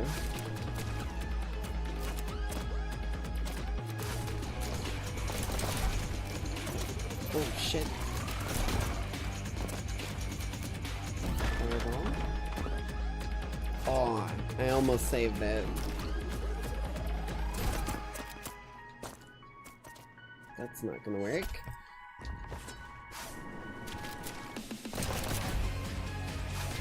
This music is so damn good, dude, every time I play it.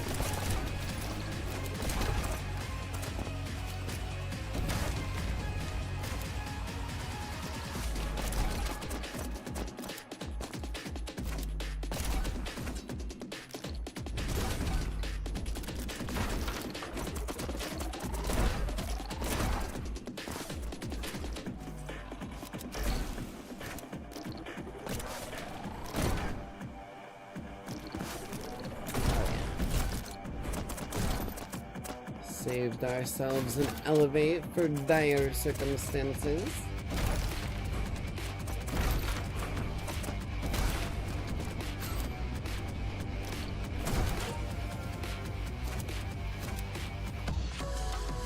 Hell yeah. Yeah. That's gold, baby.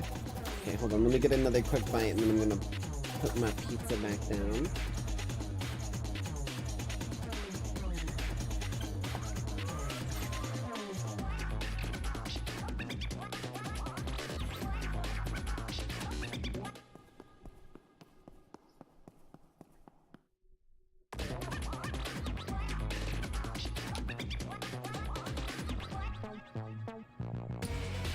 Okay.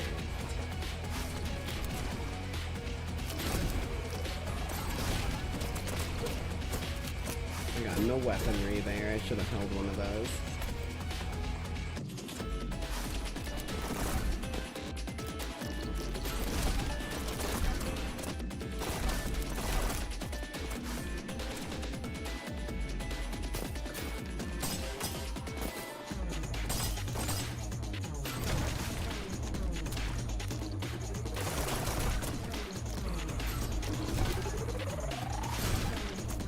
Okay, well now I think I'm back on track. Minion rocket launcher.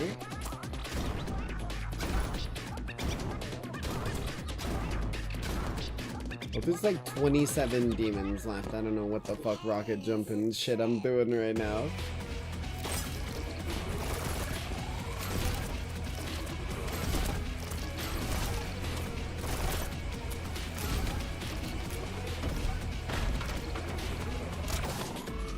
That doesn't do damage.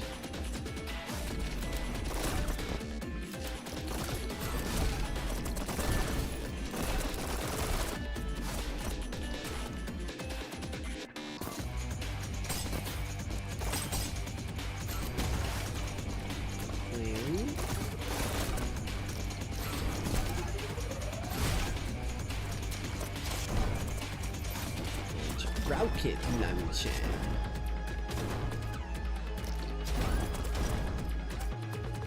Missed you. Don't worry, I got you in the end. Let me go over here. Fuck. A little early on that one. Slightly premature.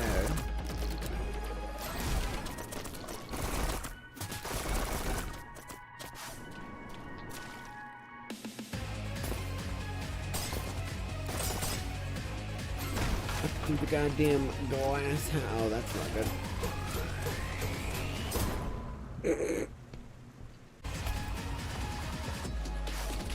Wasted one too many movement abilities. Oh no, I just keep missing grabbing that one.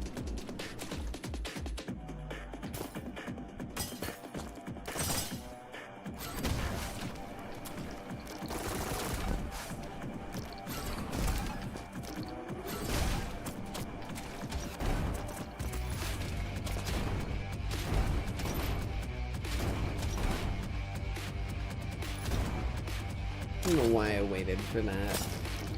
I keep trying to like min-max things like I'm looking for gifts still.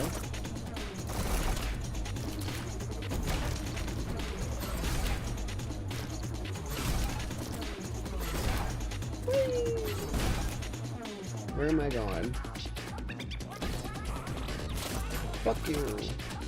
Okay, well, I saw where I needed to go.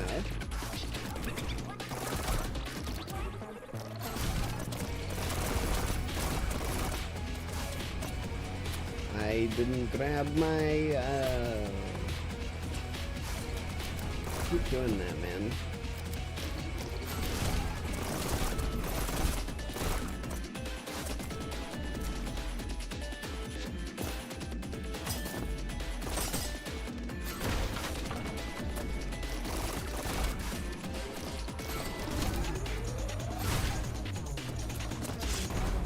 Rotated damage.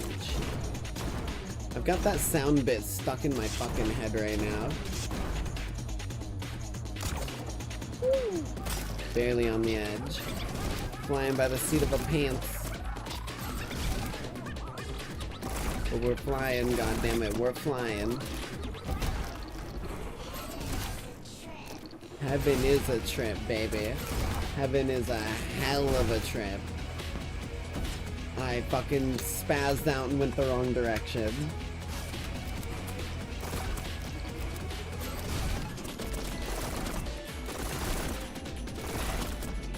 I need the ammo from that dude because I'm gonna use it.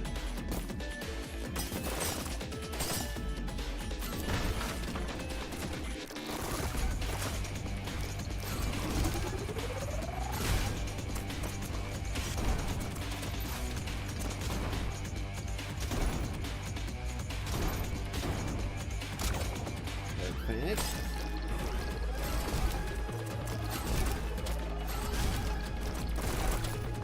that ammo. I just need to make sure I kill him. I keep trying to be like, I need that ammo. Down. Down. Just gonna hold on to this fireball. I don't know why I'm holding on to a fireball of all fucking things. I shouldn't be. Jesus. I'll take it. Okay, I got silver. That's all I require of myself.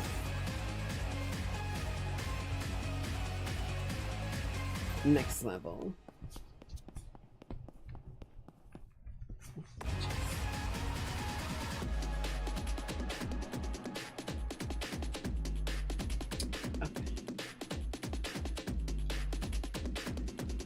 God streak. Oh boy.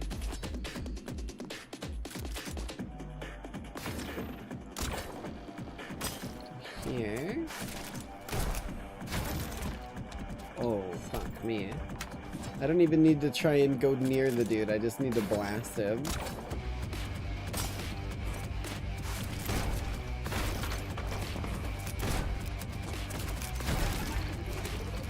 Where am I going?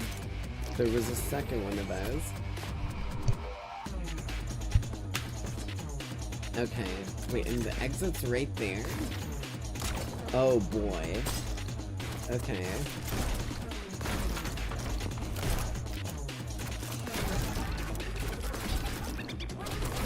Aw, dude, I was right there. Okay. It's all just slightly earlier timing. Get out of here, Joe. That even is your real name.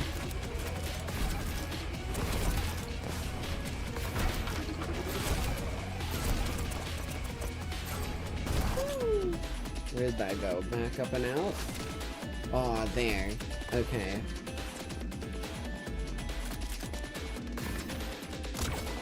This Dominion rocket launcher one is actually really sick, I won't lie. I enjoy it quite a lot.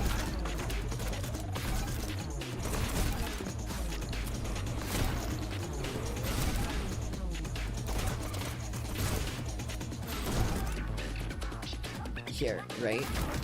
Stomp. Top speed. We elevating out here. Kevin is a prick. Godspeed does not make me invincible. We have learned a valuable lesson. At least not if I'm charging into a mimic chest.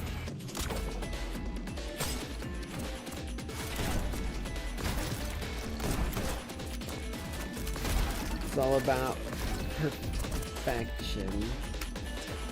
I really should stop jinxing myself. Like, it's in the name. I gotta chill with that shit.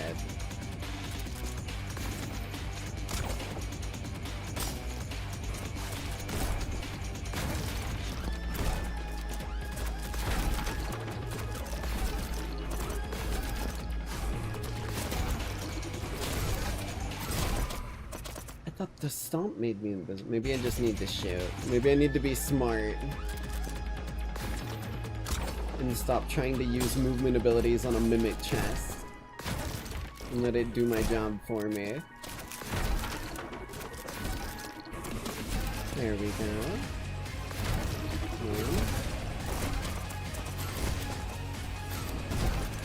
Up and out.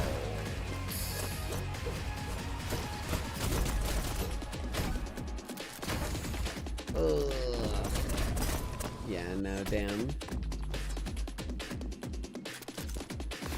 I keep losing sense of where that exit area is. Fucking compass or some shit.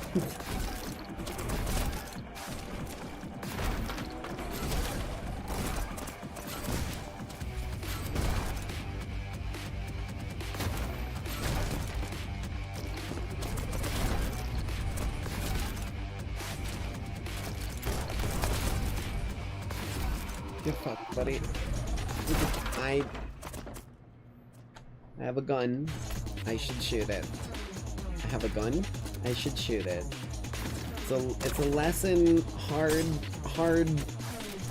hard learned, but well understood by the human species. You didn't see that one.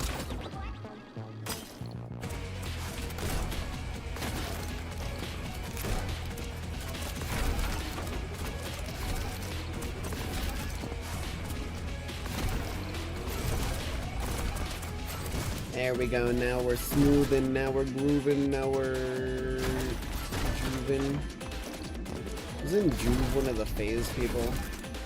I don't know why that name came into my brain. Woo. What the fuck is this? Did I get them all? I did.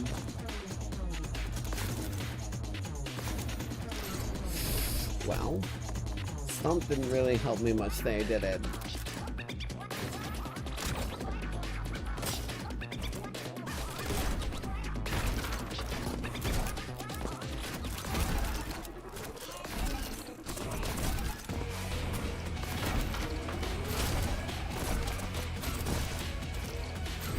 Really skip that chest and just go. Okay, hold on, I'm sorry.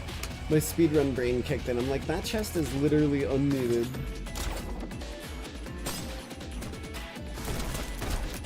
Fuck. So I'm literally trading one stomp for one stomp just to like stop at that high.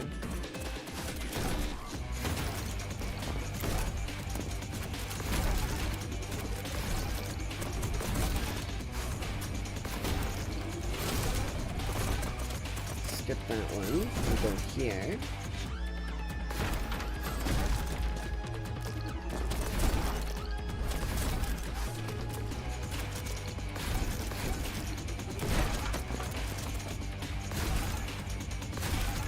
Oh, there's a stomp that I'm supposed to get, but I also got the Godspeed.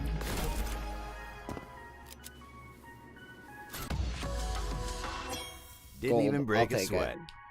I was like, the end was kind of bad, but I'll take a gold.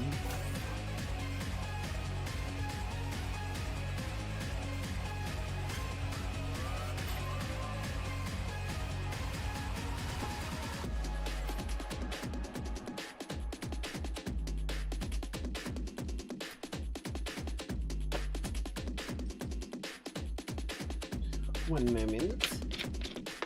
I've got my 2-liter of Mount Olympus.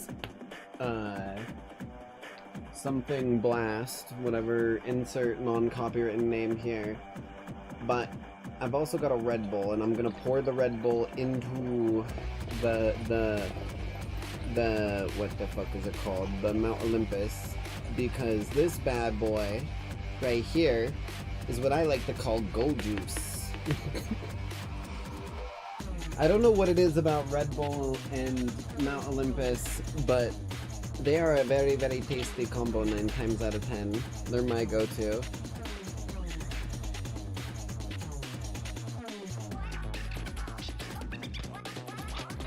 Delicious.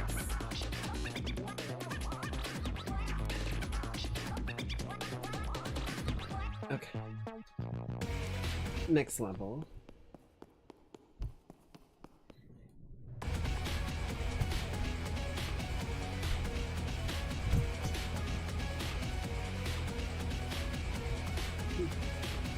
Just realized something. Oh, there it is. Thought I lost something in the cracks of the base of my chair that I stood in. What is this? Just plunge? Okay. It's like you ain't giving me anything. I mean, I guess I just gotta move through them, but that didn't work.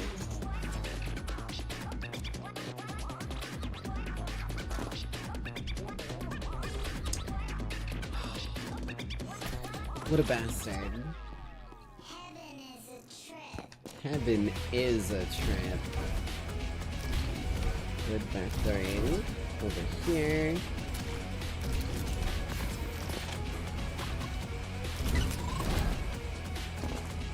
Where the fuck am I stomping, bro?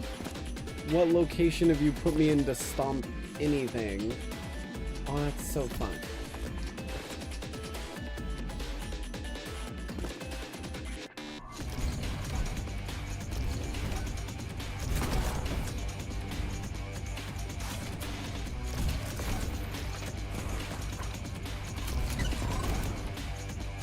keep doing that. I don't want to go there. I want to go here. Okay, I don't want to go there.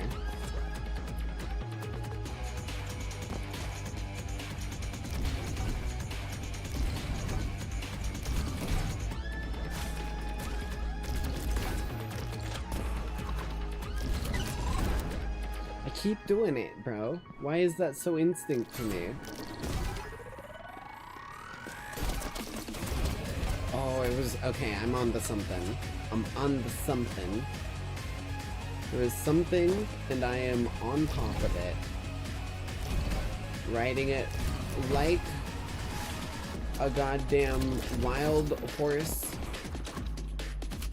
Like that one Disney movie, I went the wrong way and I didn't even get my stomp. I'm a bastard. I think everyone knew that already. Why do I keep stating all these things that people just already know? Oh yeah, I'm a streamer.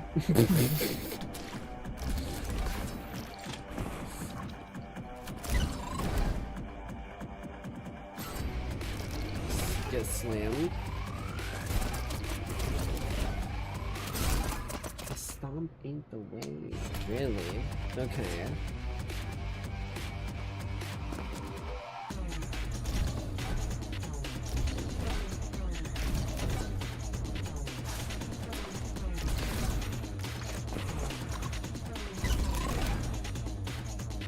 I actually killed him. I didn't think it would. Hesitated.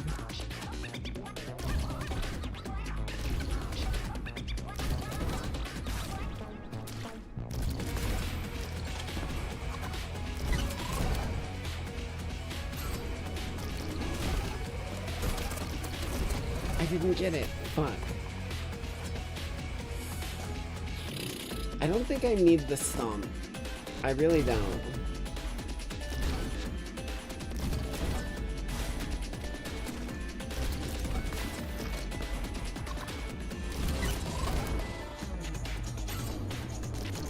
This one I do, but this one I don't think I actually... I keep doing that.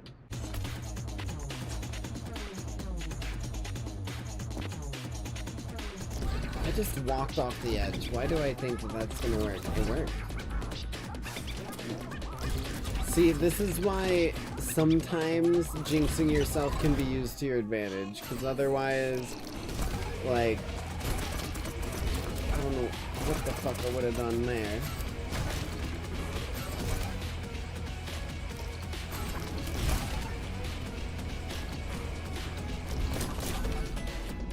Okay.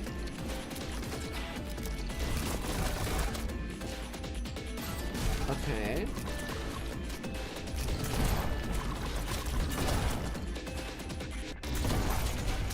I think I feel like I'm gonna need the fireball at the end to get a silver.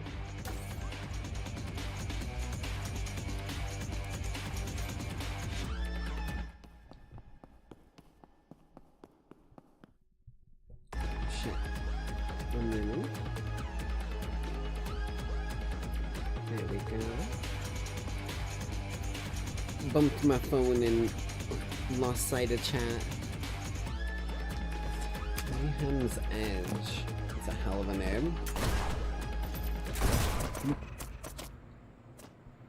I see why.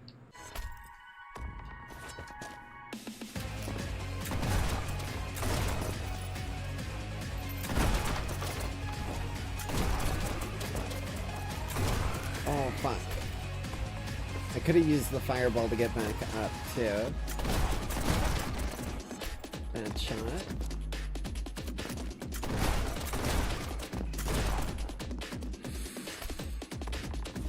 Yeah.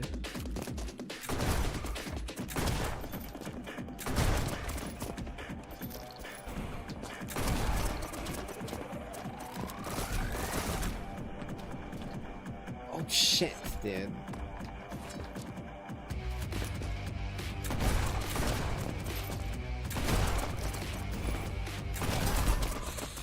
I tried to jump it like late, but it was not the right move.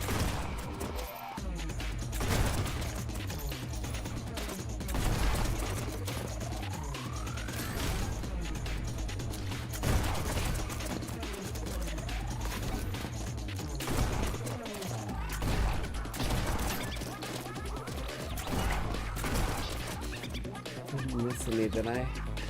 Fuck. This feels like a minefield I'm walking through. Where the hell am I? Oh, I went back to the beginning. Shit.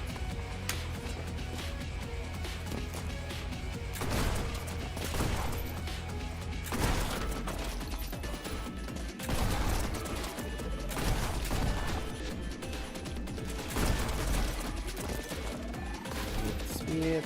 Shoot that dude. Shoot that dude. Shoot that dude. Got the extra fireball just for funsies. See where I need to be. Up. Up. Maybe it is. Oh, up, because there's a Godspeed here. I wasn't supposed to shoot him.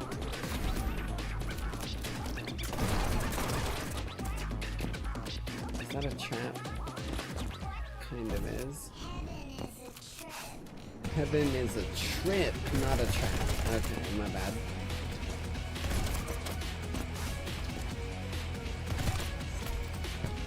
I tried to press F to switch weapons like an idiot.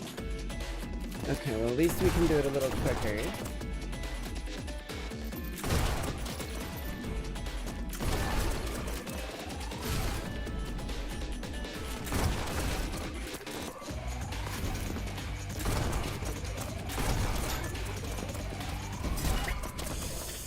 It's a shot and a follow-up. Okay, I understand.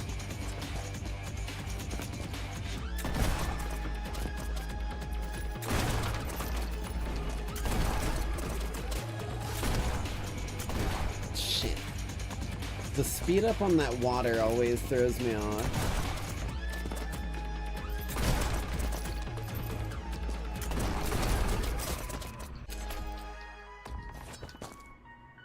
I think we can actually go like this.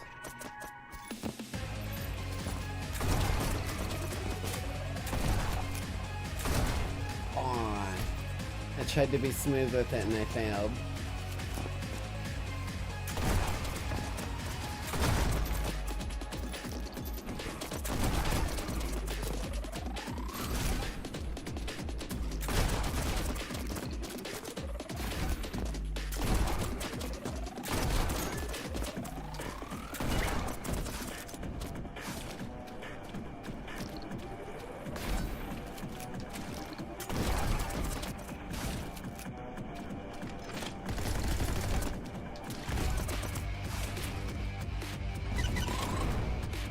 Shit.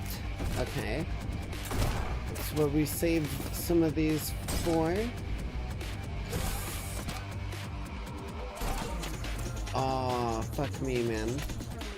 Thought I was gonna get away with using my sword at the end.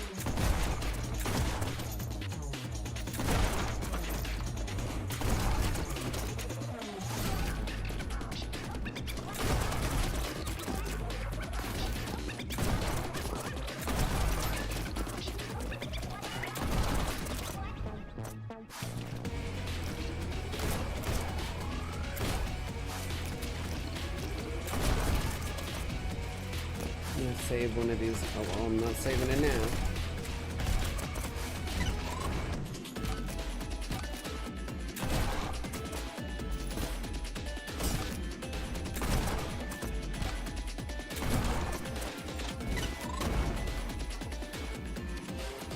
Save fireballs, they're strong. Oh, I didn't need to. Yeah. Still got gold though.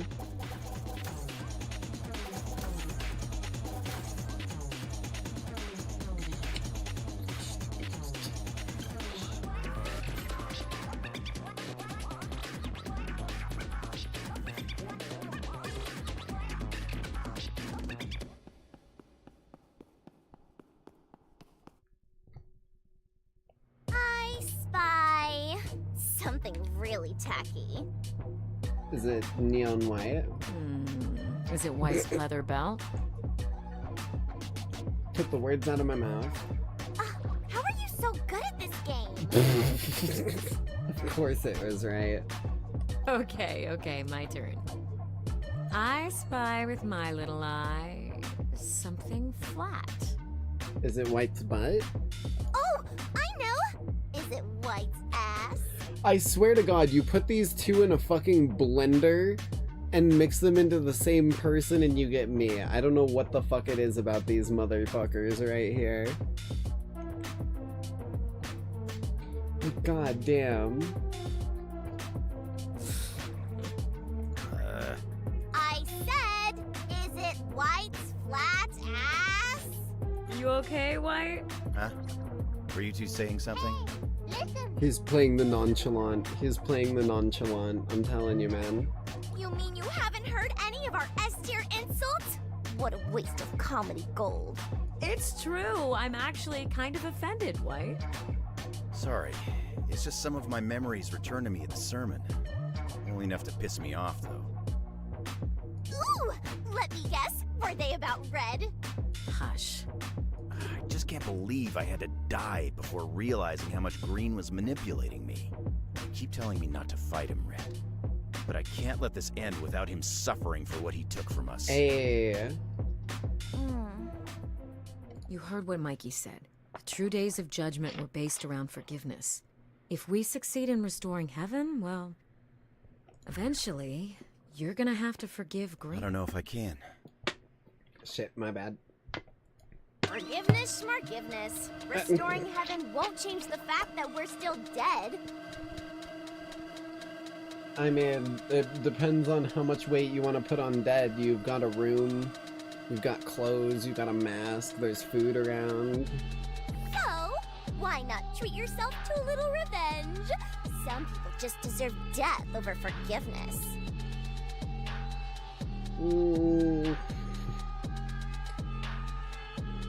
Only if they're unrepentant. That's my biggest belief on stuff like that. What do you think we deserve then, for our past? That's different! We were doing what we could to Mother, survive. I crave We were violence. victims of circumstance in a cruel, We must cruel temper world. our violence. Don't be a pipe bomb. Be like a welding torch that can both mend and cut. A plasma cutter, if you will, Dead Space style. You were just a bunch of fire like the flamethrower throughout that whole game. You'd never even make it to the end of it. You need that precision. It's important. Green lived in that same world with us. I don't think forgiveness should be determined by things like who is or isn't deserving. We all feel and inflict pain. We can choose to fight this truth in an endless battle where there are no true winners, or we can make peace with it. The latter is the more difficult path of the two, but I think what you gain from it all makes it well worth it in the end. I think I get you. It's like how you can never be a true gamer if you only ever play on easy mode.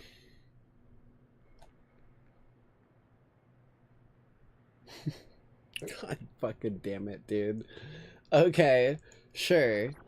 I mean, if that's what you need to compare it to.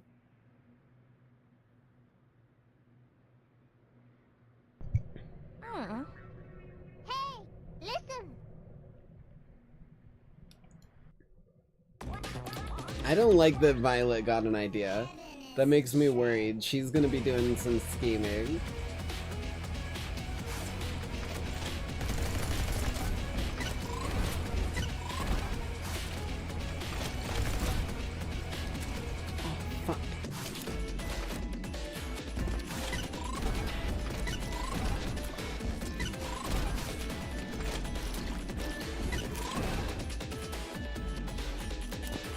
Wasting time.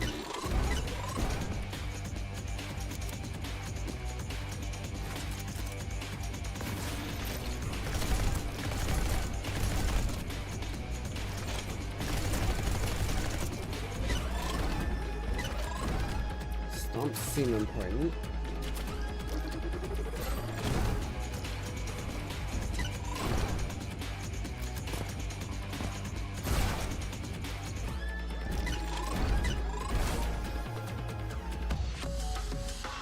Hell I'll yeah. take it. It's silver. I had a couple stumbles, but we got through it.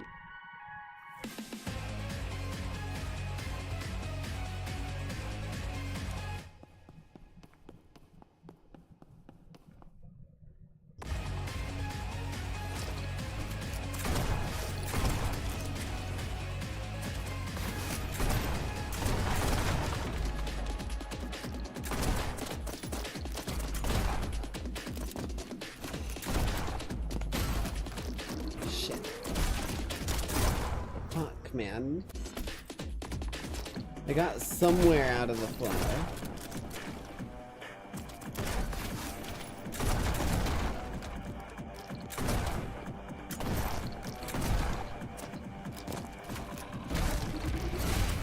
There it is. Hello there, laser beams.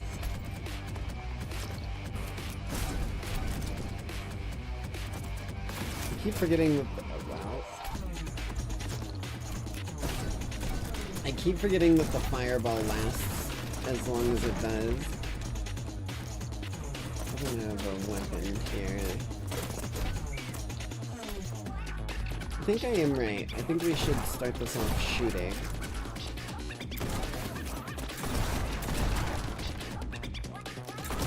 Because we get given a bunch of ammo. That's not good.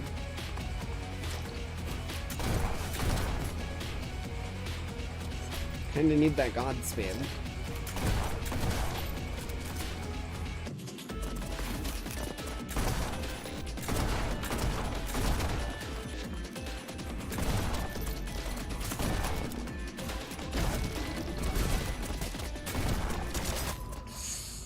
Those damn guns. I keep thinking it's like part of the architecture.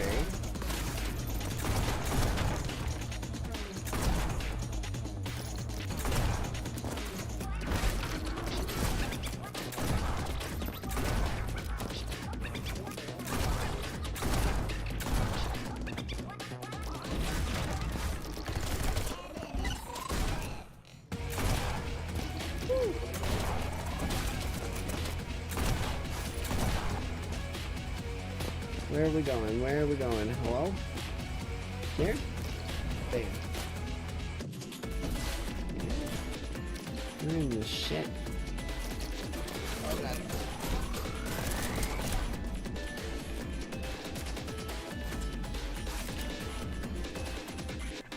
Wait. Shit. Okay. Oh, up there. God damn it. I got a little too turned around.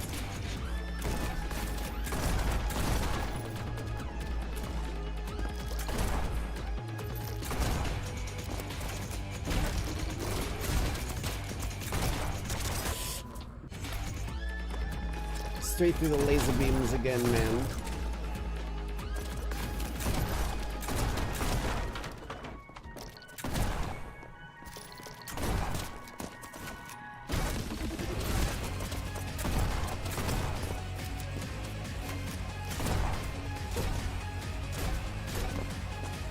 Wait, fuck.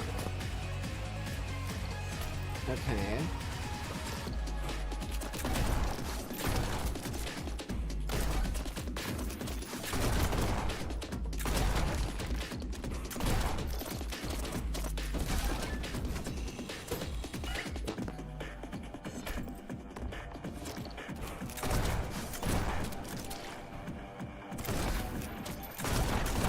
There we go.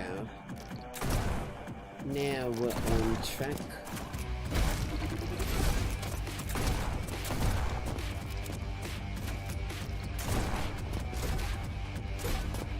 Why am I suddenly not having a fireball there? Something's weird.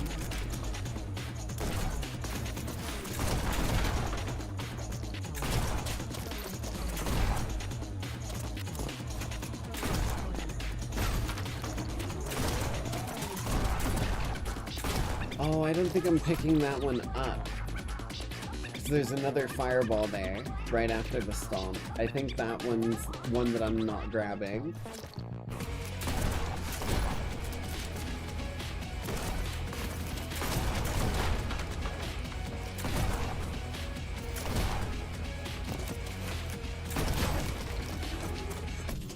I wasted my stomp like an idiot.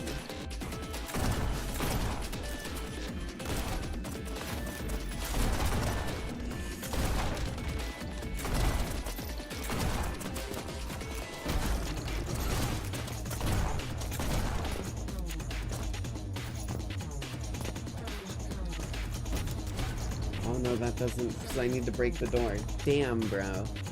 Oh, one moment. There we go.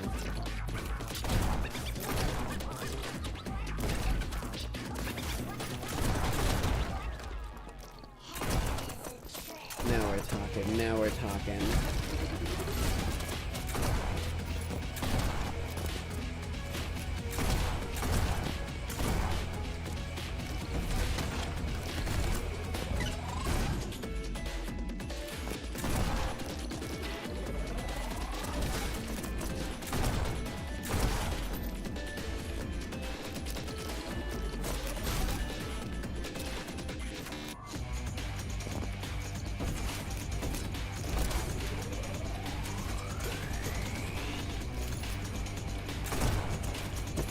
What the fuck?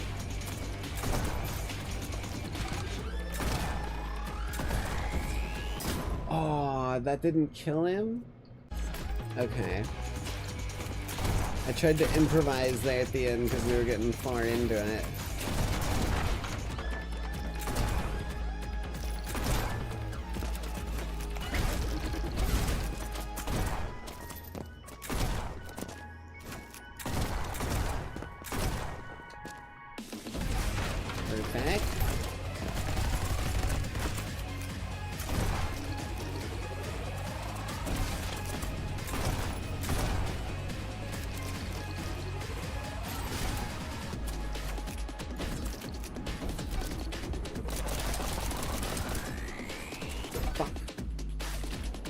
Fireball.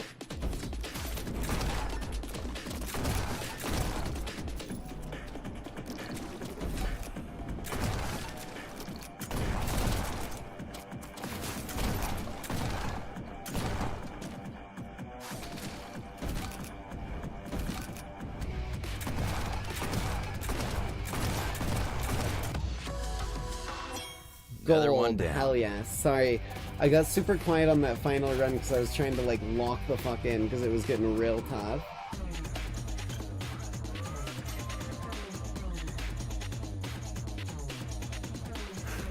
Okay.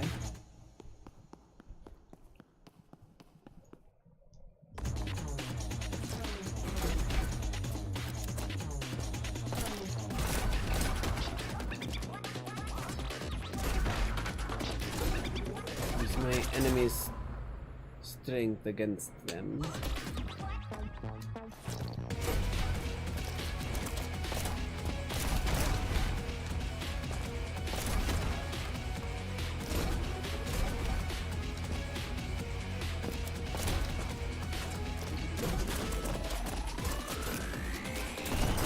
Fuck. Okay. It's all about following the lines.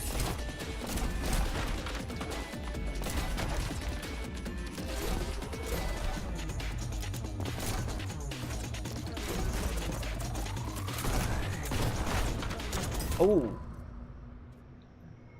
Okay. Some shit's home a little bit, it would seem, even if you're moving really quickly.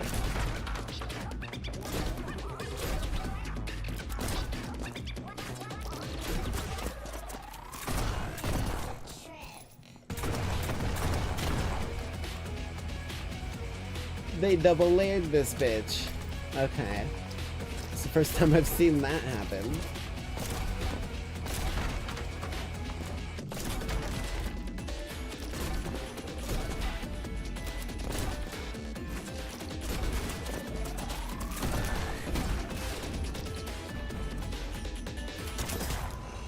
Oh.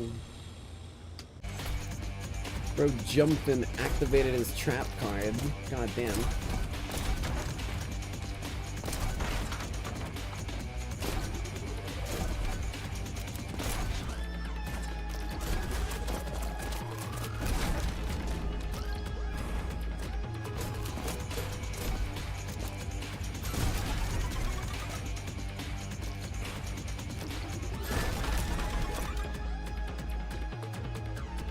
Where am I going?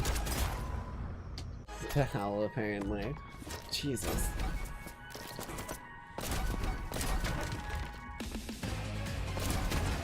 Oh. take out Hallway Stevenson.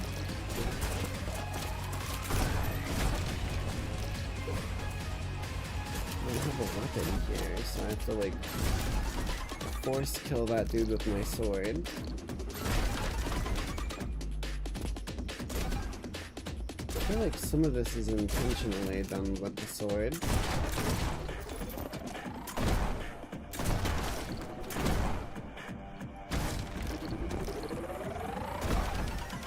C'est la vie, baby. Gold, Yeah. hell yeah. Okay.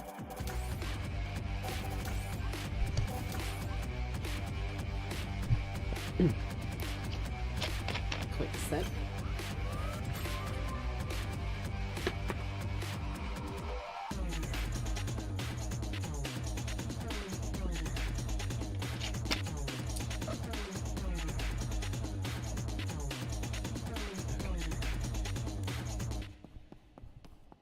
And forward we go.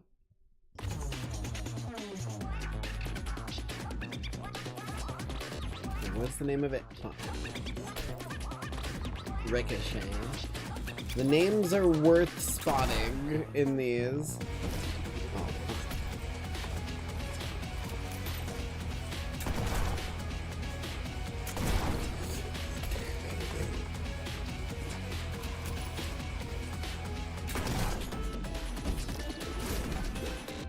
Oh, what the fuck? Okay. Oh, I didn't even see that. Now it makes sense.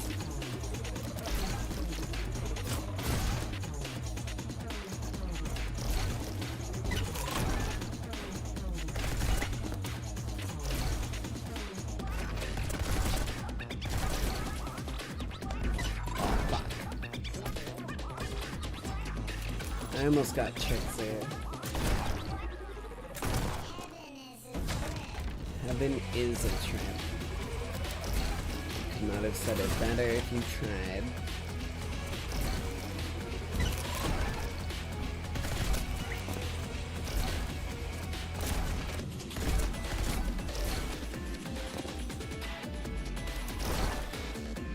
Jesus. Actually, doesn't that take him out?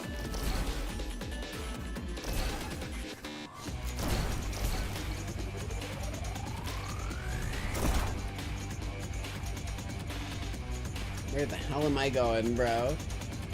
You sent me to the goddamn stratosphere. Okay.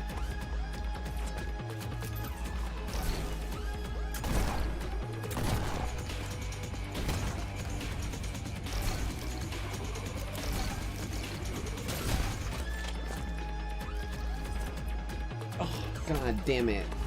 I just barely missed it. Well, that's... Let's try that again.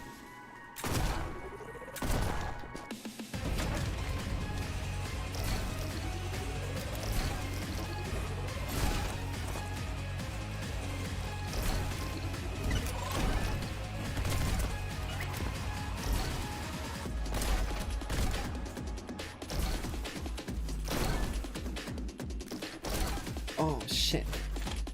It's fine, we gaming. We not gaming as much now.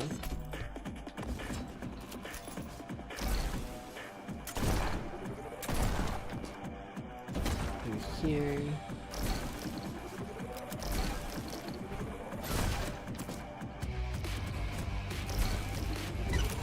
Right on that dude's bald ass head.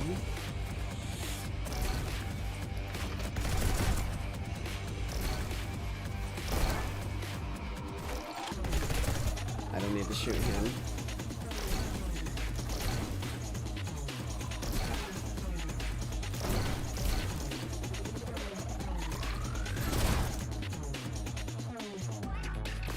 Here. Took me a minute to spot the damn thing.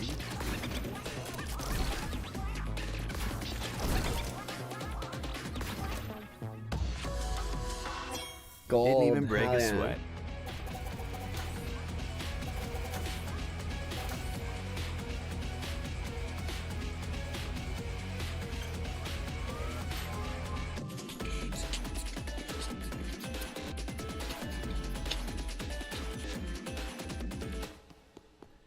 And the final level before we come back and get all of the gifts.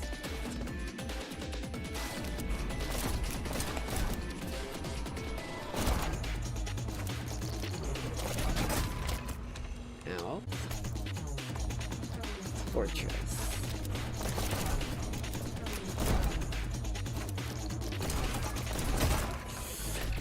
I should probably get the lower one first, just for intelligence sake.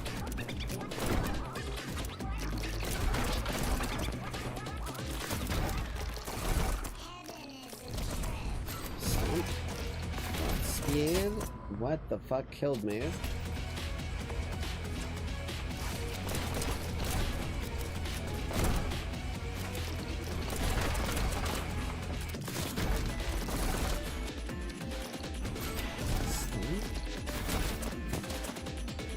I don't know what the fuck that is.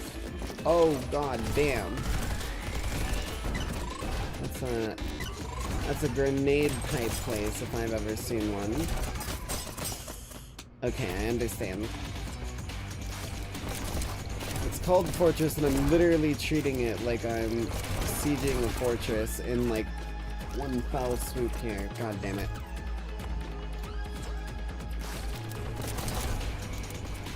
So here,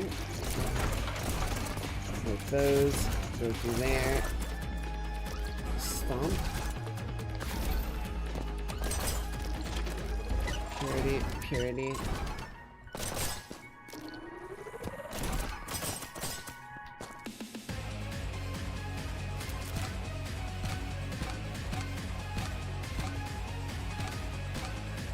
and here, fireball. Stomp. Where am I going? Oh shit.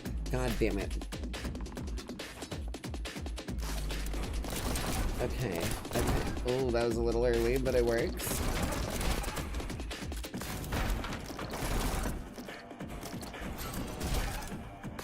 Through here, purities. Deal with the archers in the outside corridor.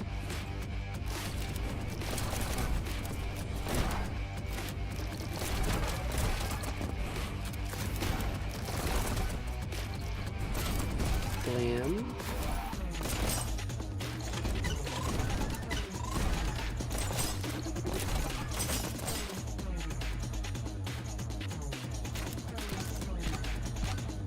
Hopefully I don't need that one elevate I just used.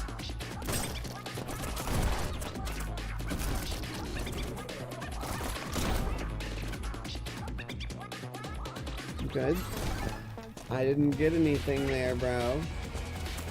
You didn't give me any items. Shit.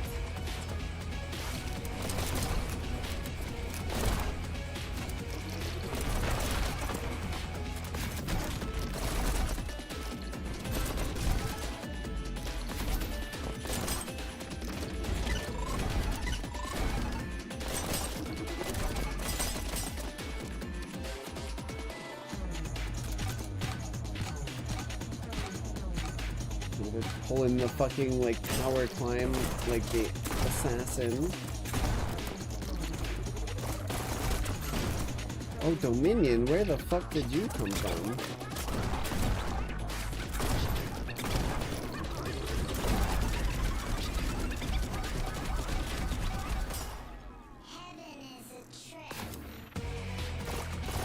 Oh, I pressed the wrong button.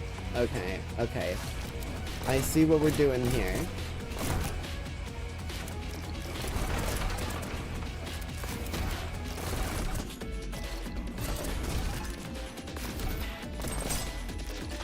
Glam, glam.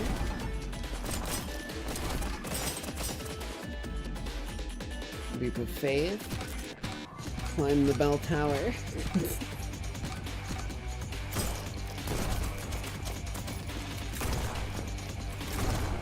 Oh, fuck me.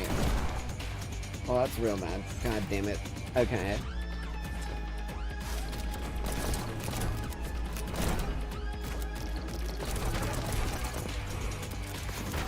Here, deal with those two. Stomp immediately through here. Take out the snipers and archers. Slight delay, but we're still on schedule.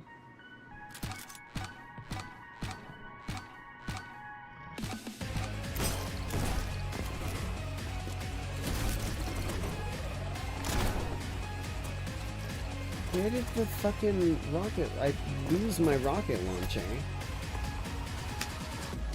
Like, sometimes I get it, sometimes I don't.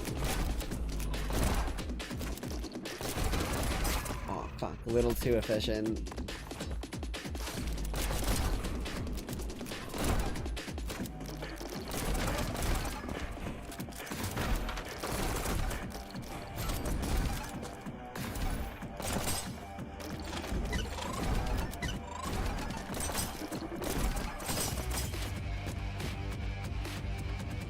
Arms windmilling ass jump right there.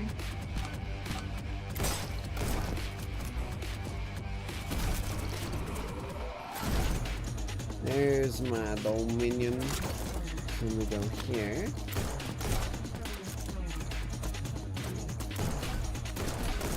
Miss those dudes, but we're still on track. Oh, I don't have ammo now. Or any gun. God damn it.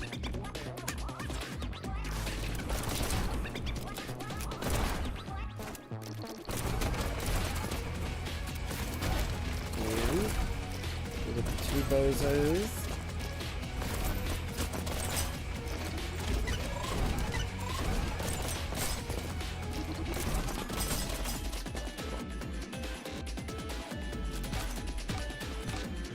We go through our pre-planned course.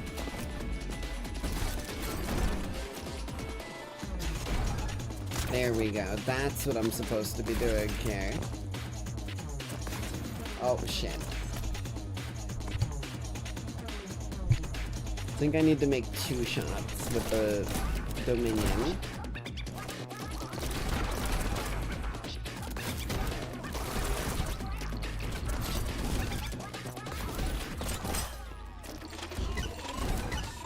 And perfect. Up we go.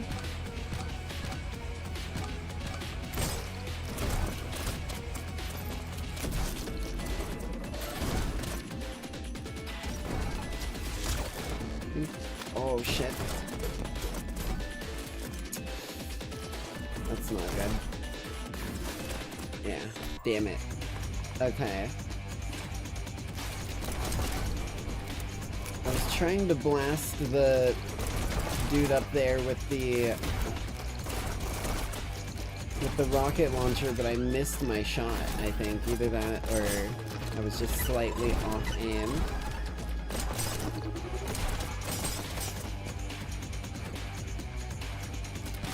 Through the keep of the castle.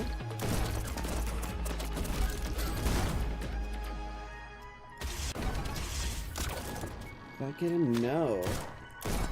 Fuck. Okay. That's actually kind of difficult. I don't know, maybe I'm missing some piece of the equation or doing something different than intended.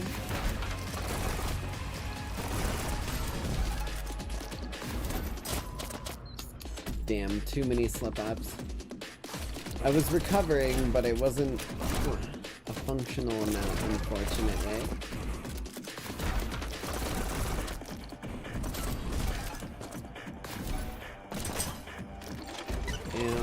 Bam. Yeah. Boing. Okay.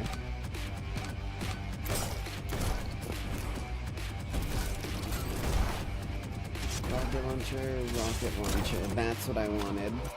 So now we've got 2 Godspeeds. One to cross the gap and one to blast the bitches. Like so.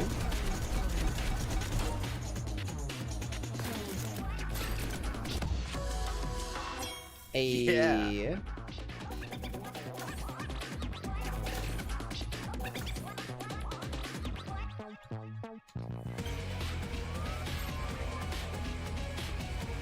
to 39.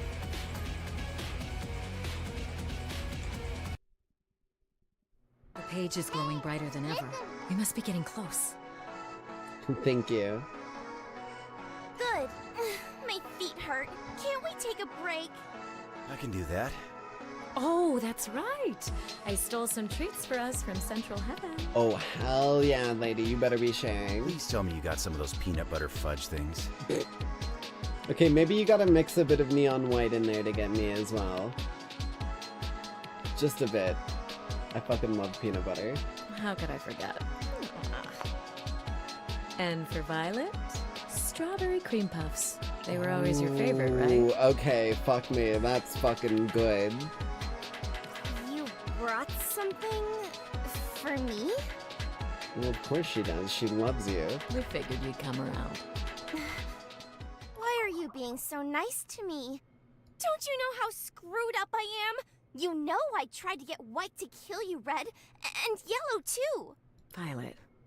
All because I was scared that White would realize I'm the weakest link in the team and leave me behind. You're not the weakest link, lady. You literally craft explosives from chewing gum and hairpins. Violet, wait. Hey, no one is leaving anyone behind. Just let me go. I don't deserve any of this. Look, we're a team. We're all we've got here. If you're willing to look past my mistakes in life, then I'm more than willing to look past your mistakes in death. Yeah. Really? Really. So come on, quit pushing us away. Thank you, White. Stabs you in the stomach 13 times. Oh! There is no goddamn way. I'm a psychic. I'm telling you, I'm psychic. It was a meme in Danganronpa. That shit's real. Jesus, dude.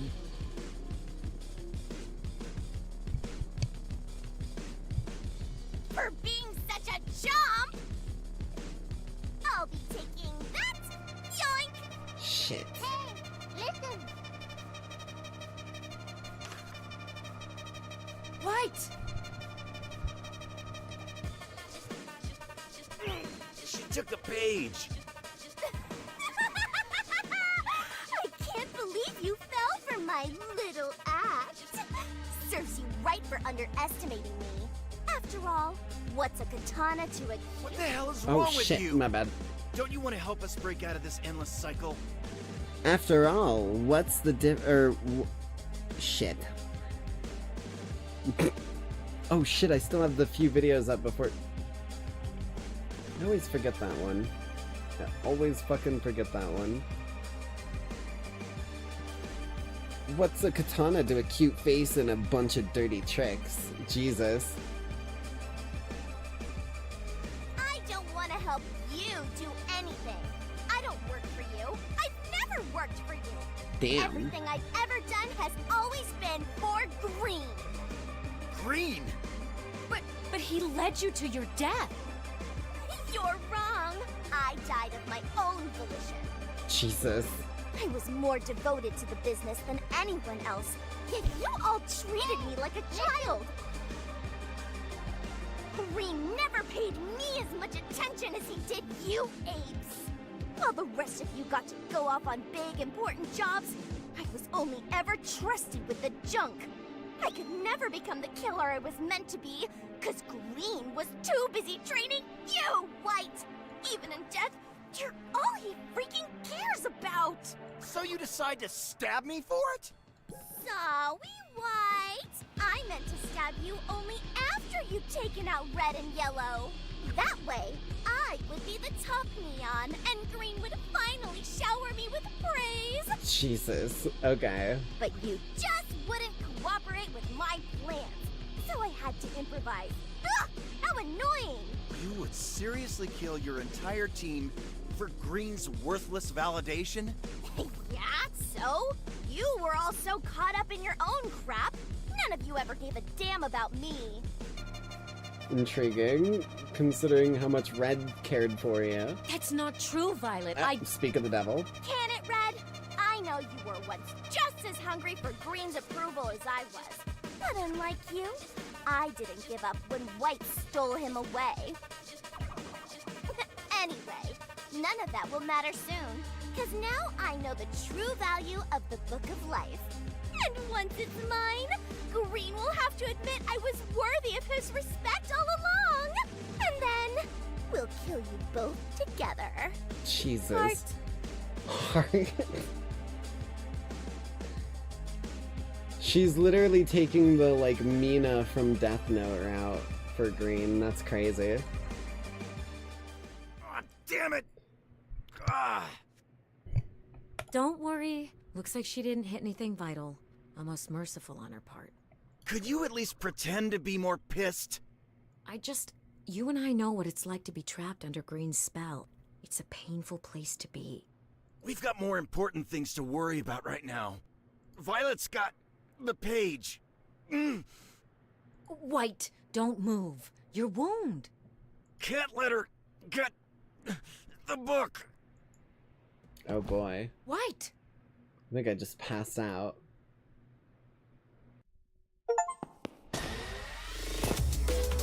Not bad for a dead guy, huh? Mission complete. Complete.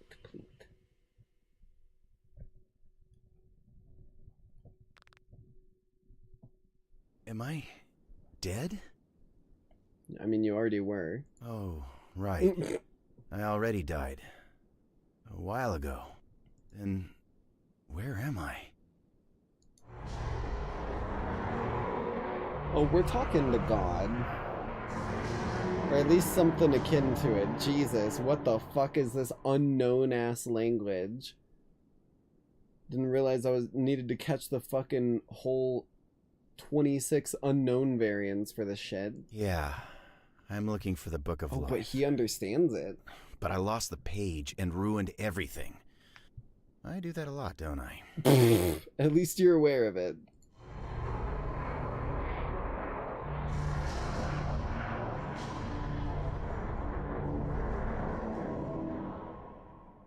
Hey, are you seriously laughing at me? That's messed up, you know. I'm on the verge of a breakdown. Is this supposed to be me? Whoa. How'd you do that? Where are we? Okay.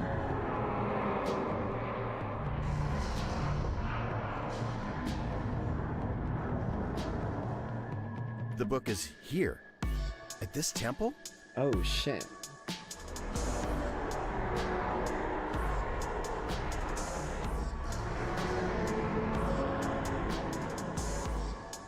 Wait. How do you even know this stuff? Who are you?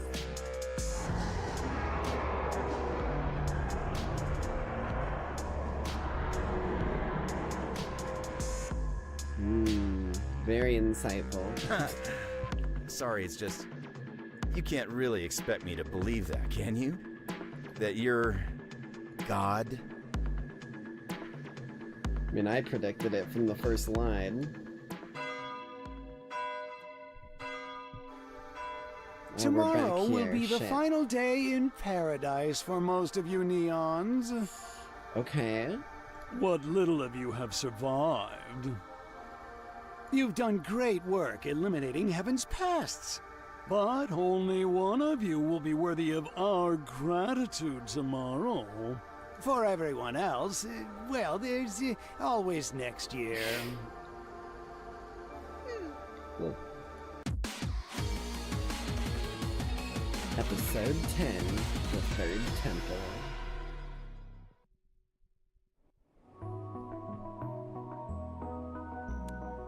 Okay, we actually need to go back and get the gifts, because we didn't grab those, so we need to get them now. And we can give them out to some keeps.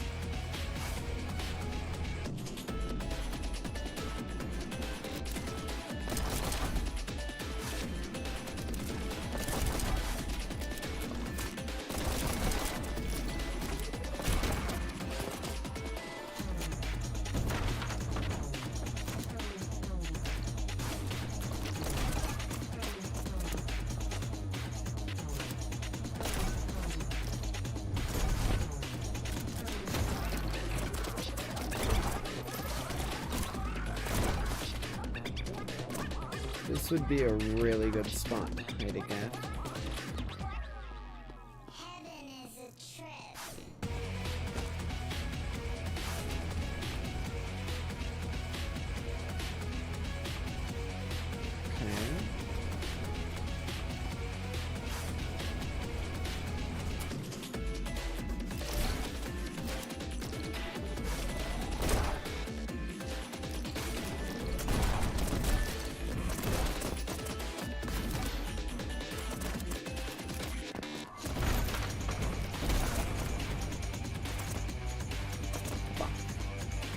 Trying to get on the roof there.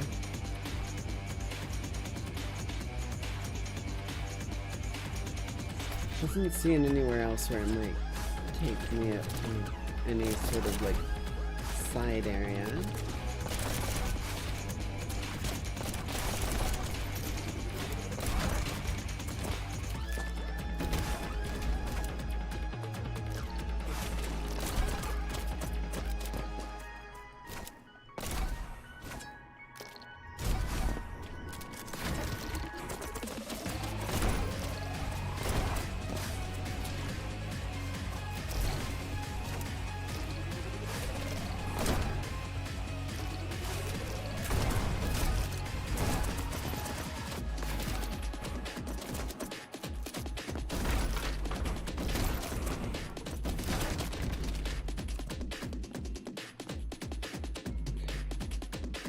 Kind of the highest point of the tallest tower. I feel like it's this roof. I don't know why. It's calling to me. It was not this roof.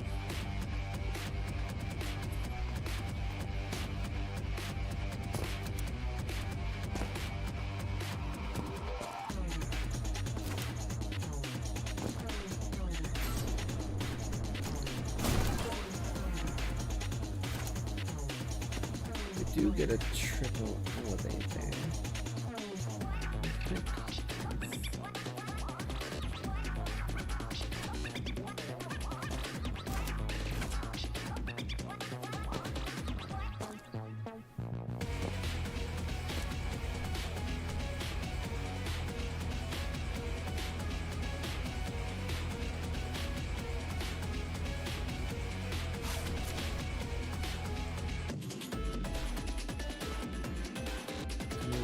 All the way down. Okay. Intriguing.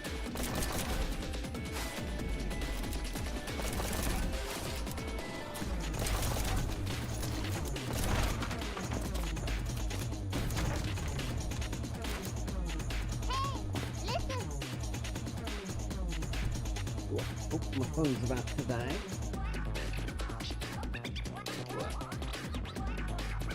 One of the characters that just basically betrayed us because she's jealous that he was paying more attention to us than her kind of vibe.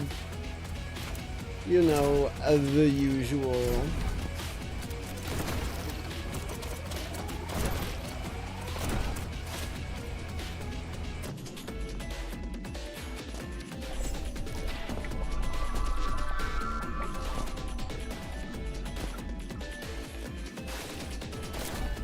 I guess I can just shoot those.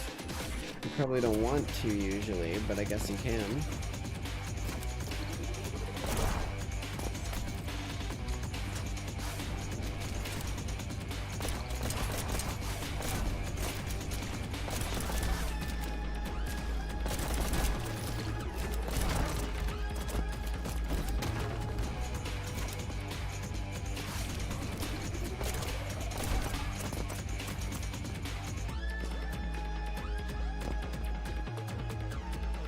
Really looks like something here.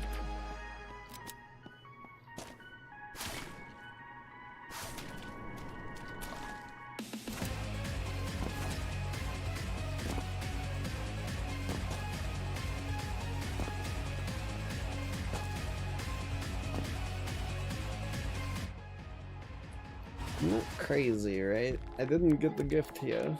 Yeah, no, it's a red one.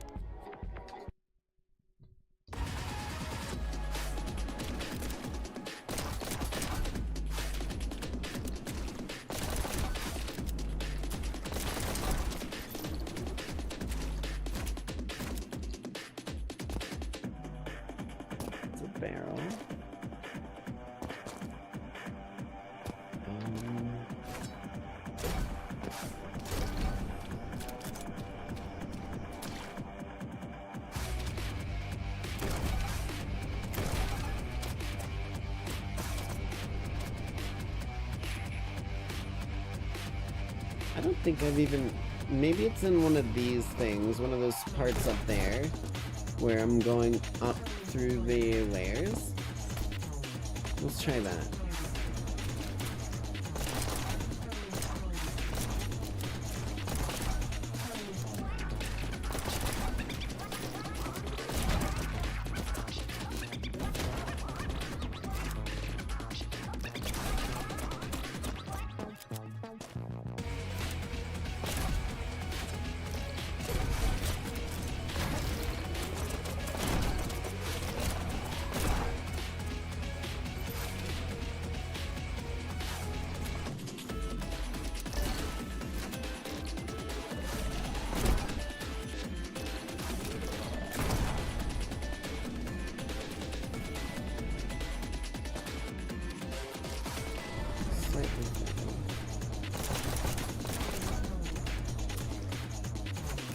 Fireball is strong, I'm gonna hold on to it.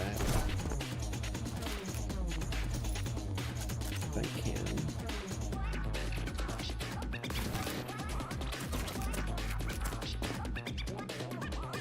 I feel like if anywhere, it would be like here.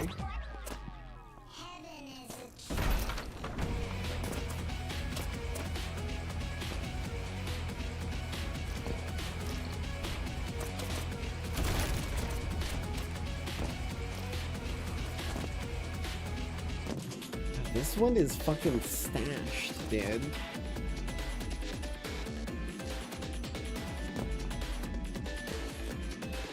That fucking... That's not even got collision.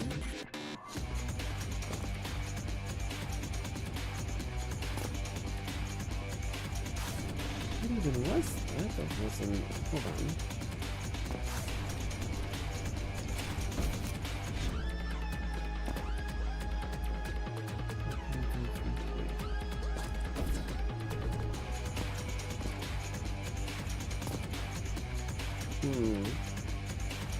Okay.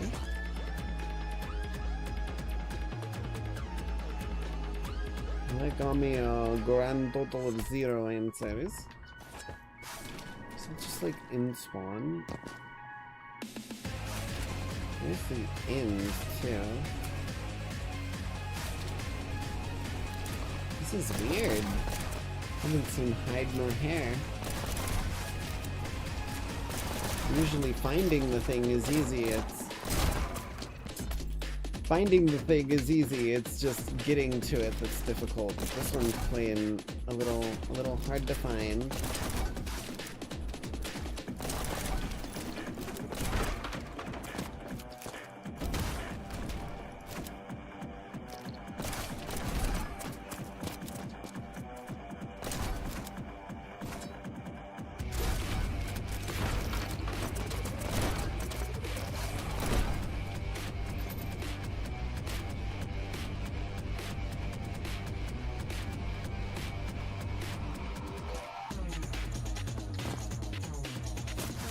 Jesus.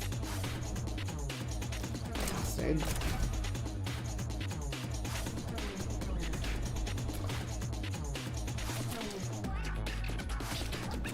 Oh my god, there it is.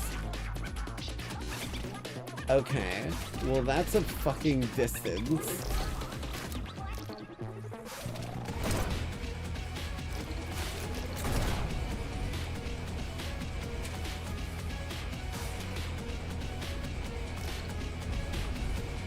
You might be able to make that up.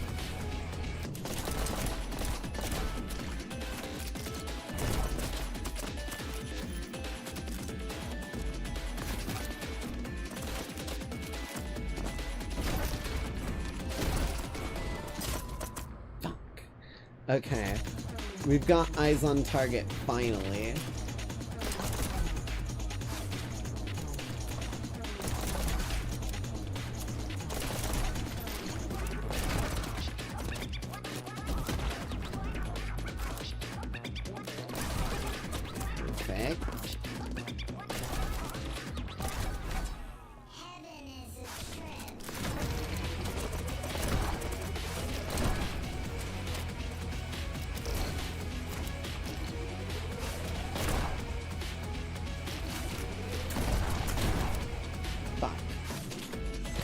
That's not good.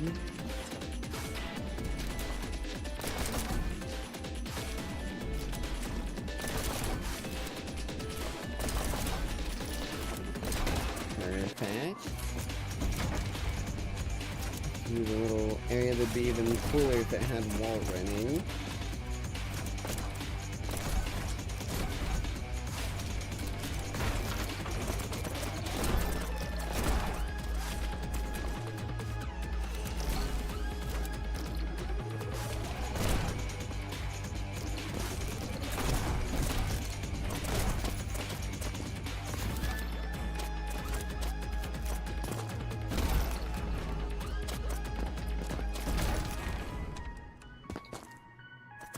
Fireball and an elevator. I think that'll be enough, even from like down here. 'Cause fireballs are strong.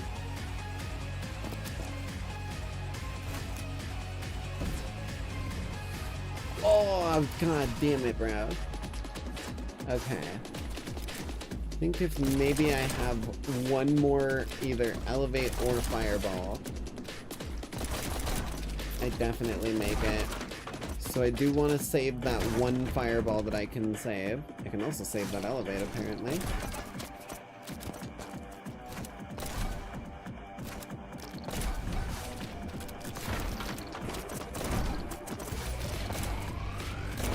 Excuse me, not today.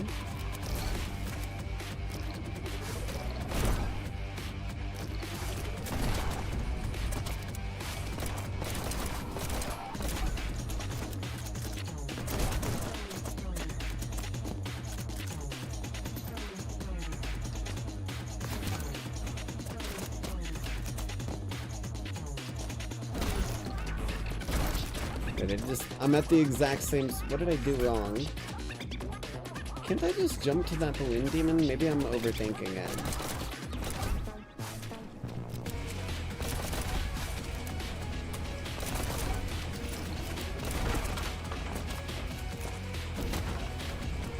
So I saved and elevate there.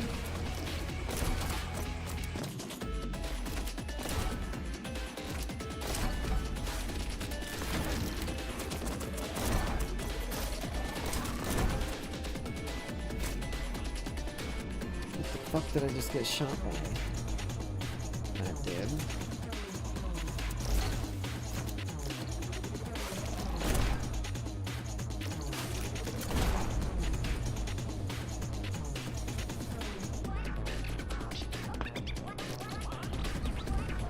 Let me think for a moment.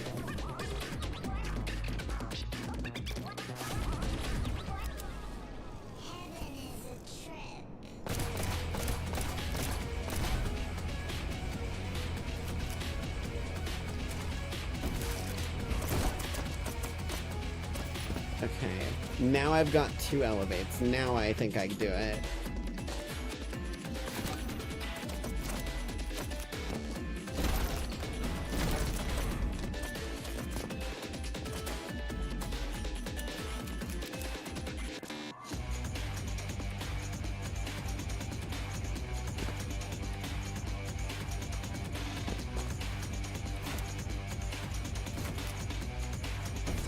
Flappy Bird ass got it, finally. Oh Jesus, what is my phone doing right now? Hold on. There we go.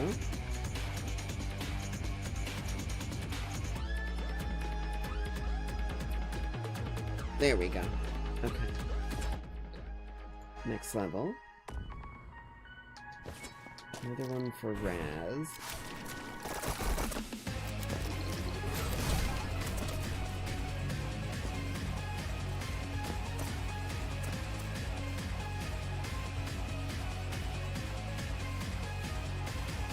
There. Okay. Right at the end. I can do that. I don't even need to kill all the demons.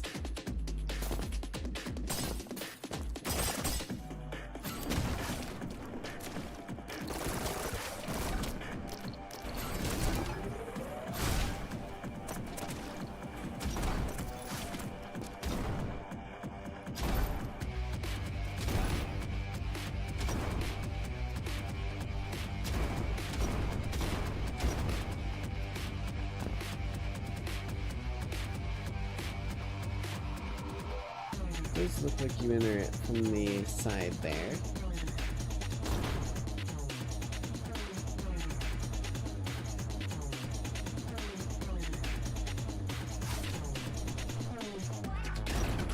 Not from underneath, but, you know. Oh, fuck, there's a ledge. No. Okay. I think once we get that Dominion rocket launcher, we're kind of in business. Still out here killing demons just because it's habit at this point.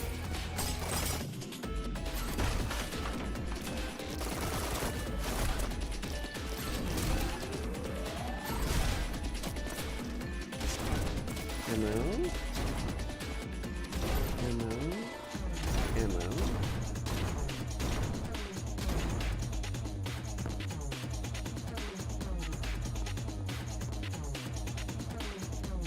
We can definitely subvert some of this.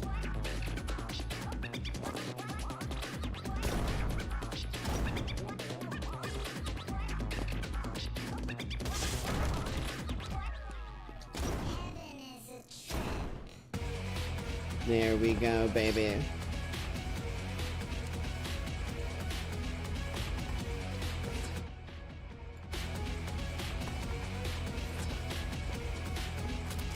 This one. Oh, fuck. I'm a bit curious to see where exactly this present would even be.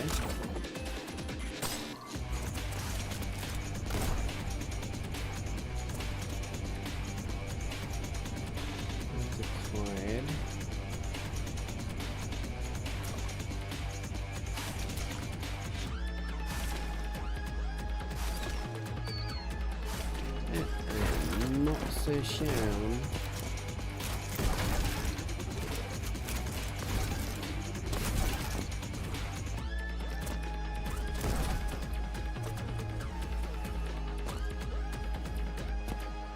There you are. Okay. Got a direction at bare minimum.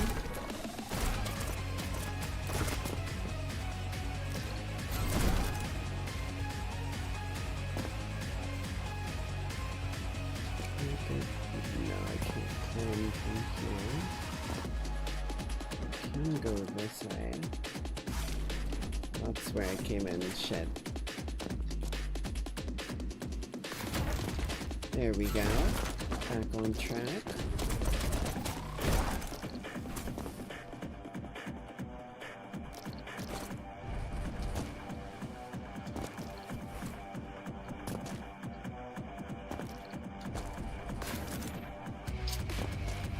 Oh, there's an elevator right there. I'm so stupid. Okay.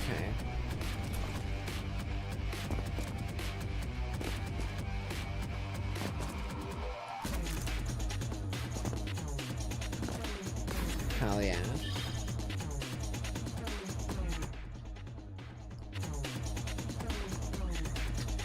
Purple. Looking for one for violet.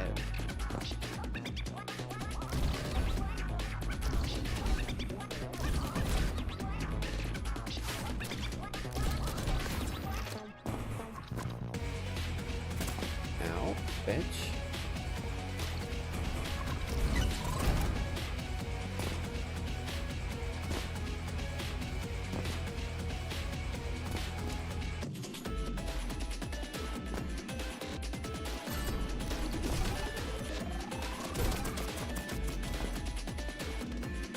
Still have yet to see any present activity.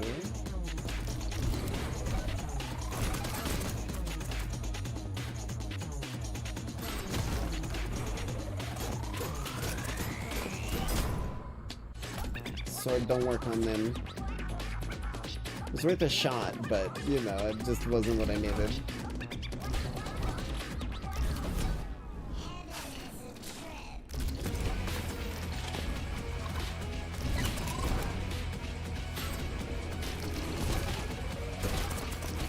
Oh fuck, I missed that demon. It's fine. It's not fine.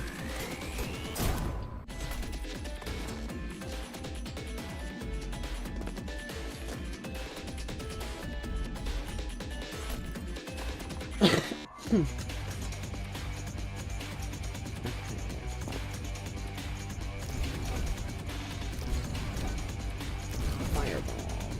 Oh, fuck. You know what? We recover. We recover from those.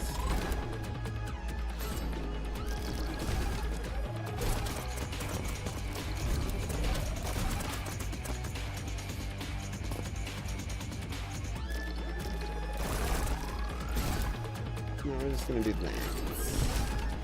Save myself a bit of a house. I see you. Okay.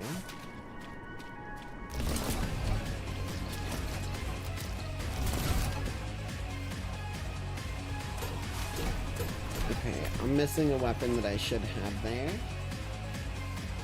So we're gonna redo this.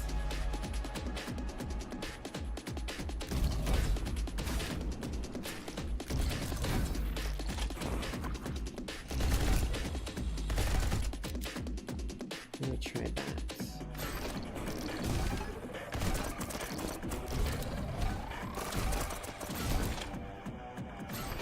Now we have an extra purity to cover our ass. So we can go bam, bam. Perfect. Okay.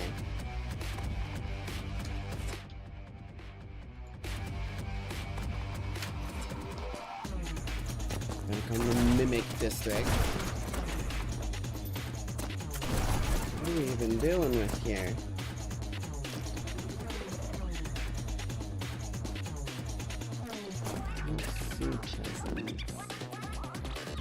Anywhere.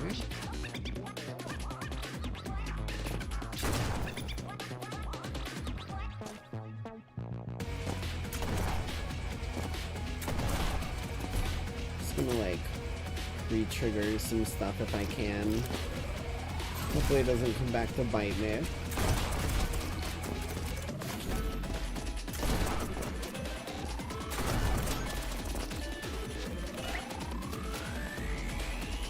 Oh fuck, I didn't see him.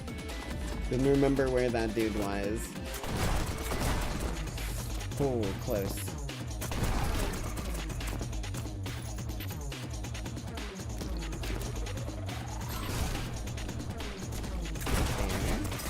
Fuck, man. A little too early. Or late. Words. Fuck. Okay. Now I'm just throwing myself under the bus.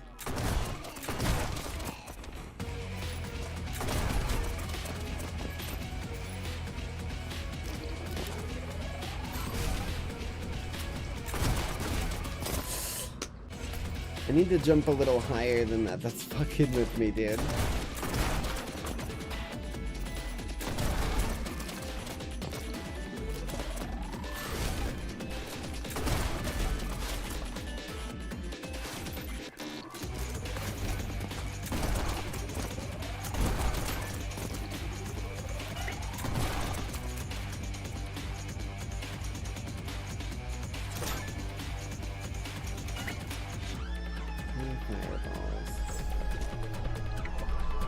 Now, where, oh where, what a nice little prison here.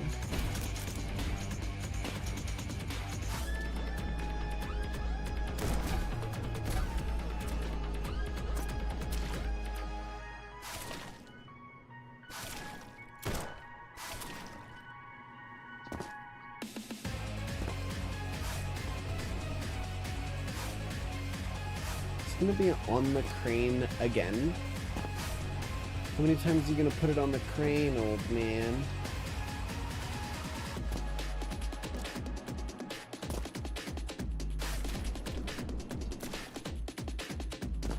Doesn't look like it's on top of the buildings.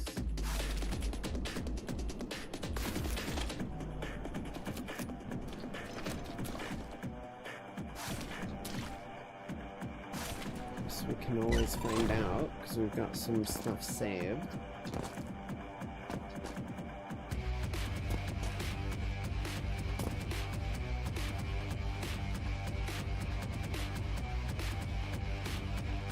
For a minute I thought it was in there.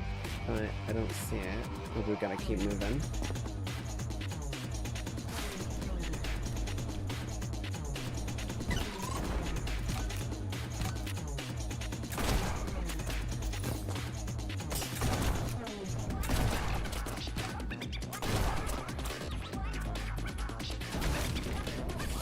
Woo! Okay. We're at the end. But no prison.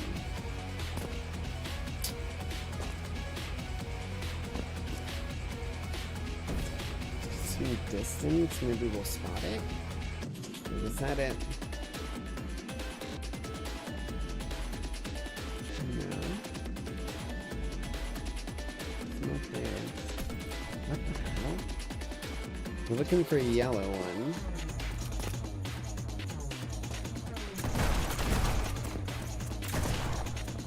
I ruined it.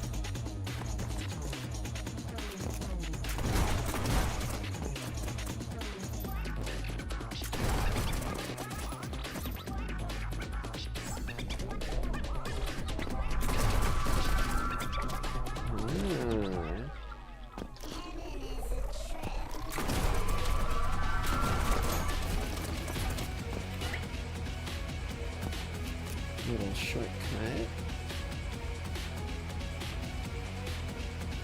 What's a balloon demon tail there? It's not the circle I'm looking for.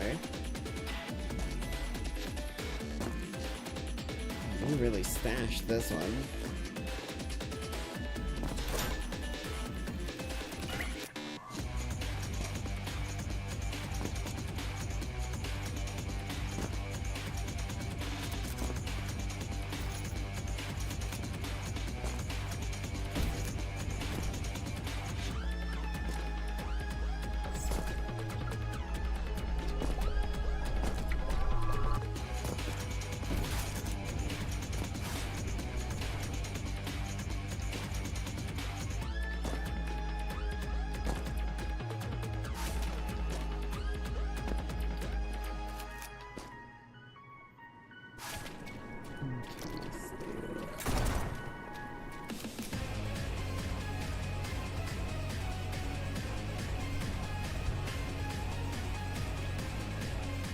Well, it gotta say. There you are. Holy shit. The question is the secret behind the waterfall? No. No, it is not. Oh, I'm in a bad spot. Oh, I can't get out. Okay, well, we've got eyes on.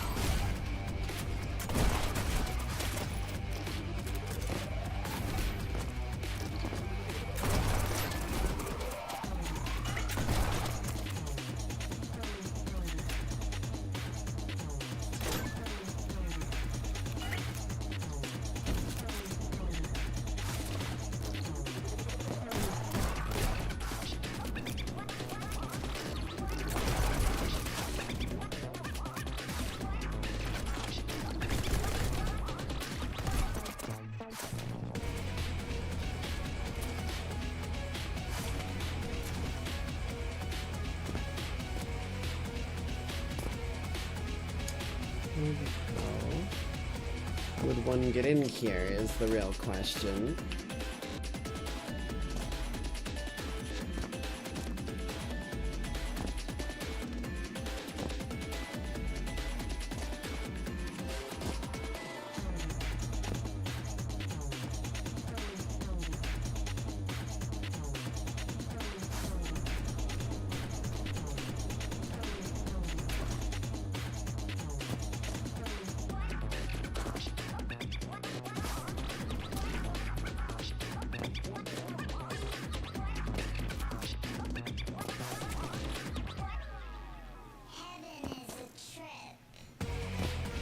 Oh, I see it. Okay. That's fucking crazy.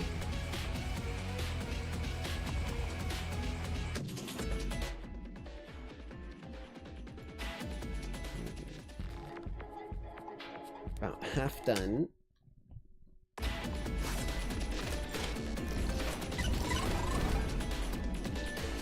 Oh, well that makes this one easy.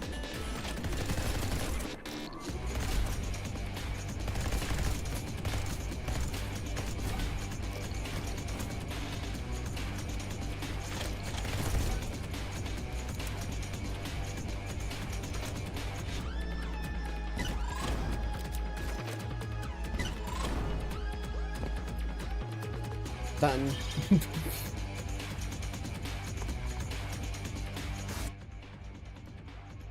Next level. Looks like a Raz one.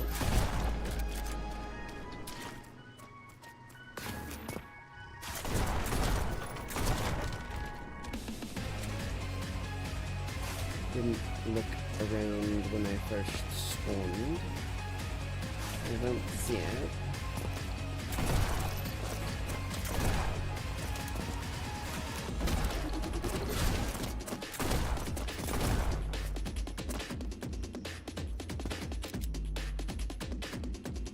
Doesn't look like it's on the crane again.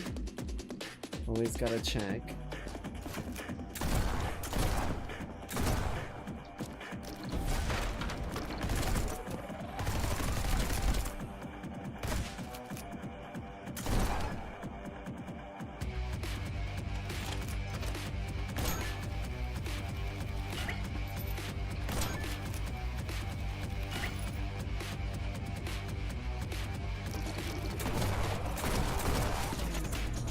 Something tells me I want to get through here with plenty of ammo.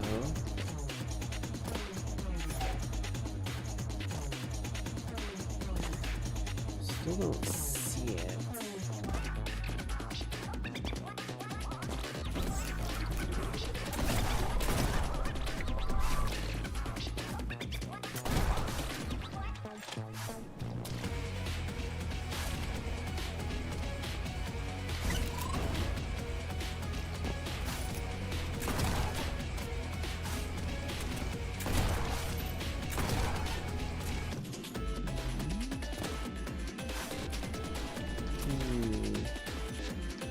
I'm gonna do a little exploring. So that's our exit. It don't look like it's anywhere in there.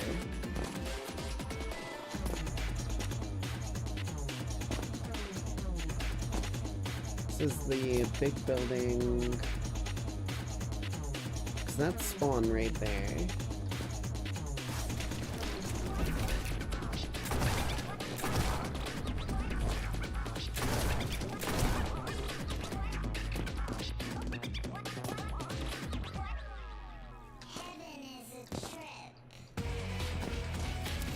Really is.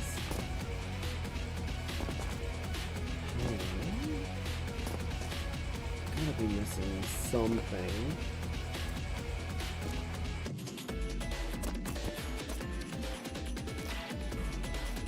What are you? I don't think I remember going in here. Oh.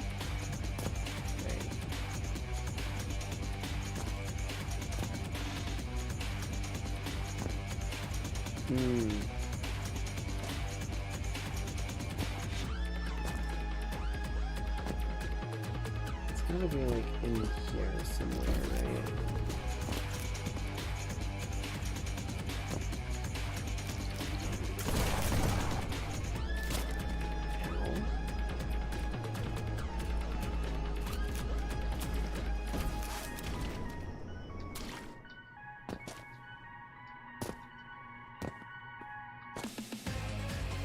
Really evading me on this one.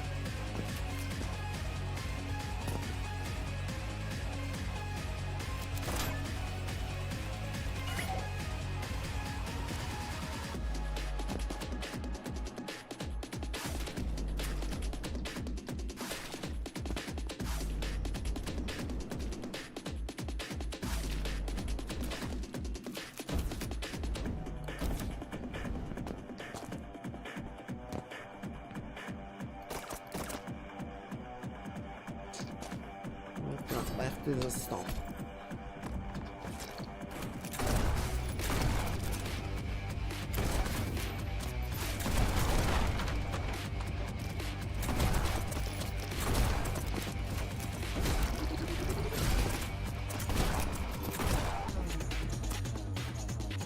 to a manageable position. And yet, still, I see not.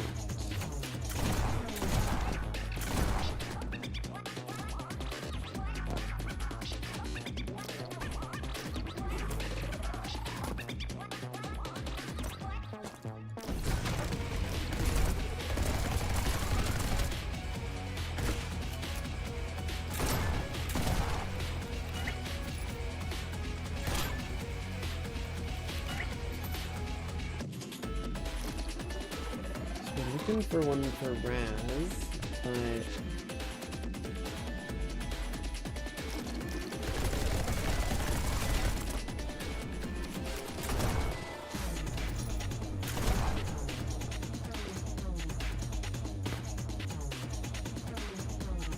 just not getting any visual.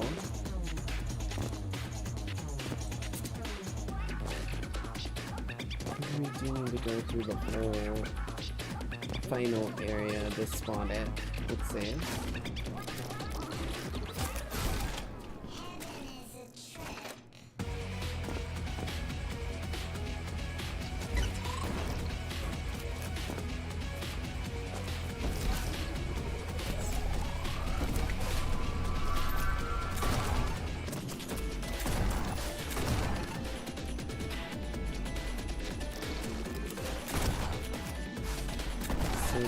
An extra fireball here at the end.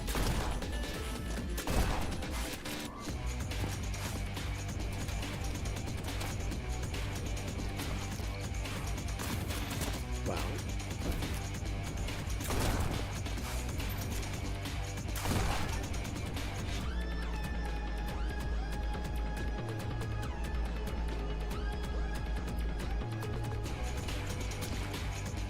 Shit, dude.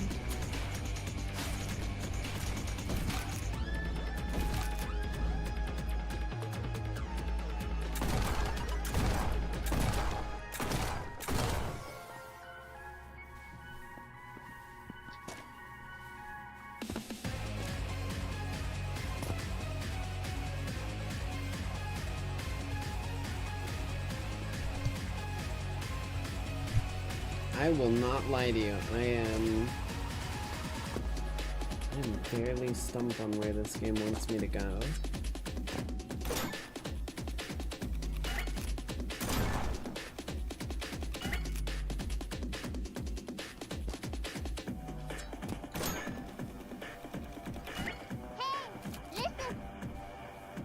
Top of the crane? It might be.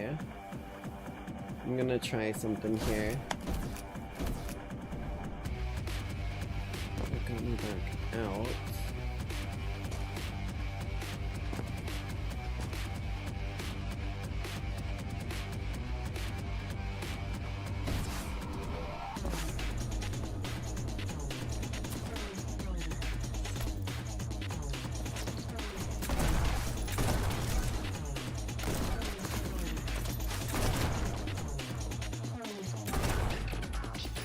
I'm gonna try to go for the top of the crane, but I don't know how viable it's gonna be.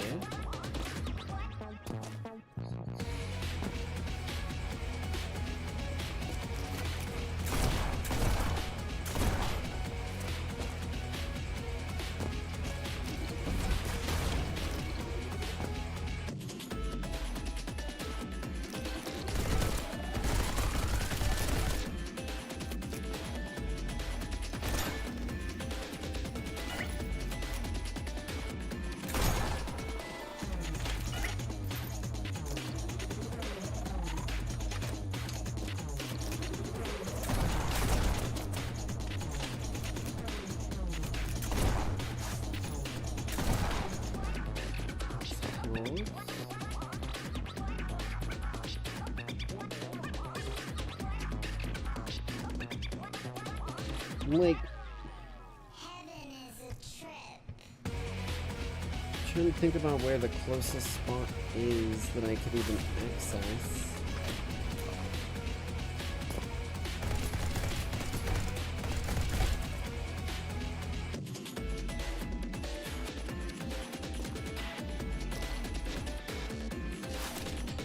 damn it. That might have just screwed me there.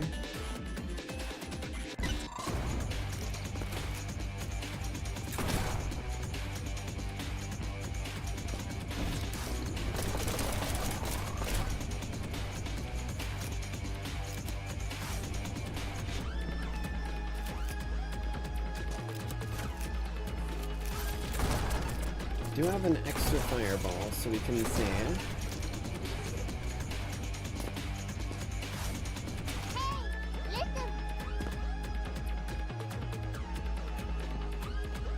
And the waterfall back there.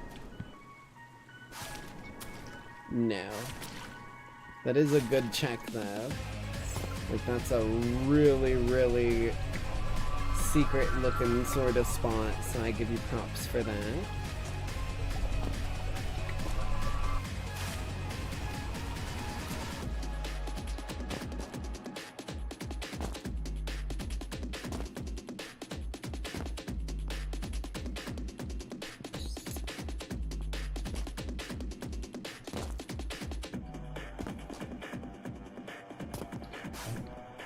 Coach.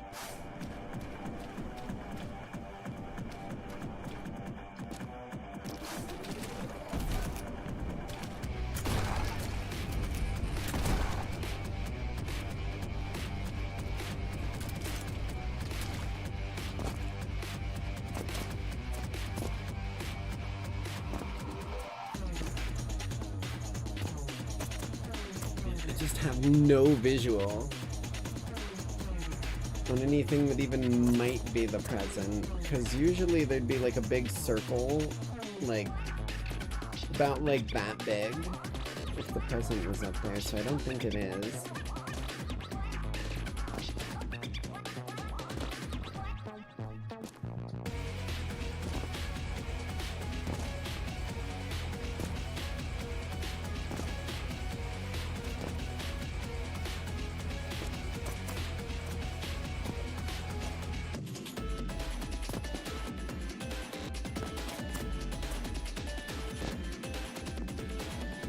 I feel like I saw something down here. I know I didn't, but I saw a chair. God damn it. So now I'm back down here.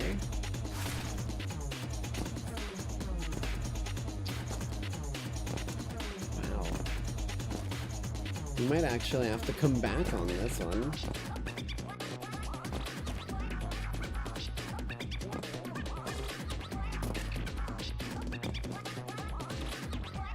Brett.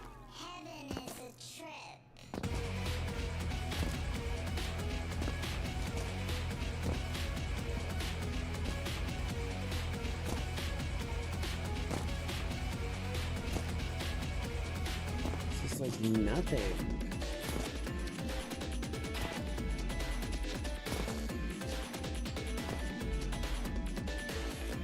Oh my sweet baby Jesus.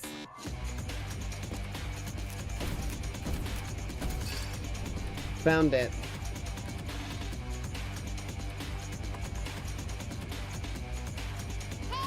I don't know how I do this shit sometimes.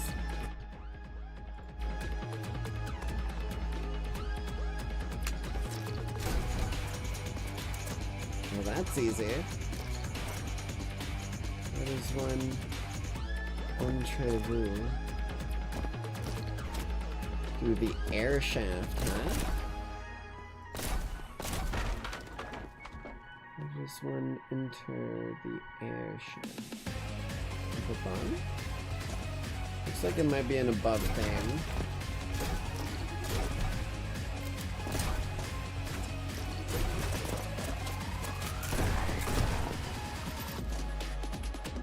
No. Hello?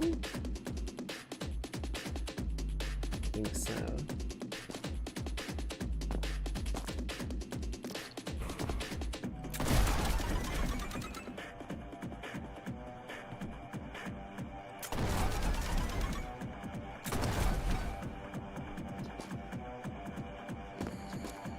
This is kind of a risk, but we'll take it.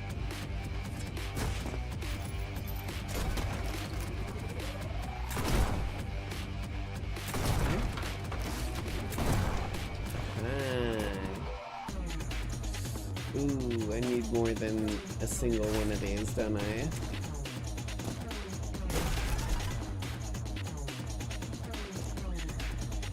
Just my luck.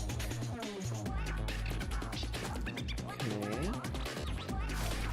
Well, I've got 2. Let's hope that's enough.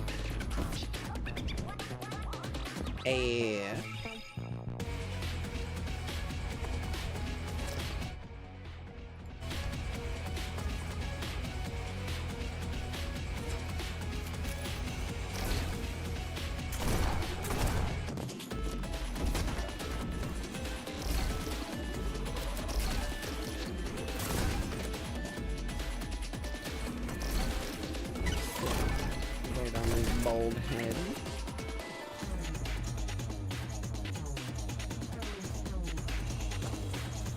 This level is like so constantly moving, it's kinda hard for me to find a good opportunity to pause and look around. There. Eyes on, right on the bridge. Okay. I think I can do that.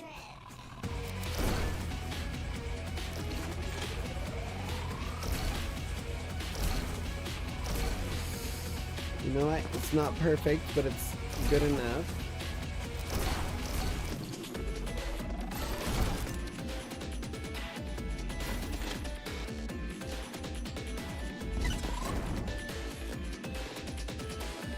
No! Aw. Okay.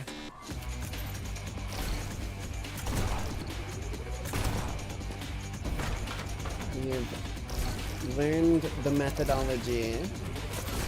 Now we just need to put it into action.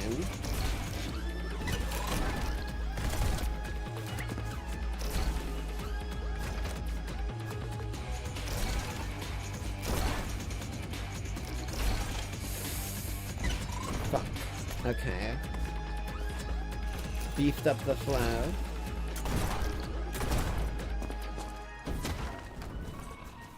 God, that sounded so fucking like, how do you do, fellow kids? Yo, what up, fellow kids? I beefed up the flow tonight, if you know what I'm saying. Maybe I am earning hag status.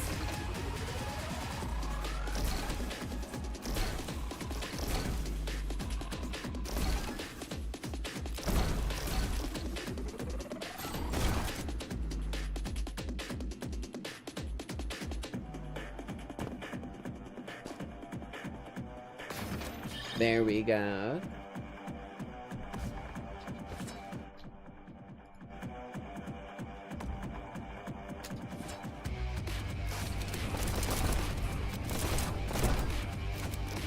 This was the fortress raid, right? I'm not sure where exactly I'm gonna have an opportunity to split off from what I was doing, because this level is pretty fucking constant action. Maybe here. No, not even at the leap of faith.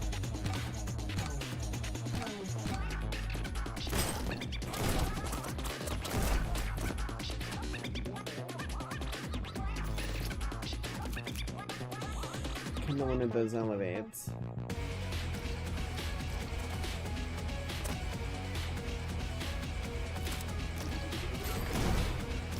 Minion rocket launcher, right. And now we've got some freedom of movement, but only if I know where I need to go.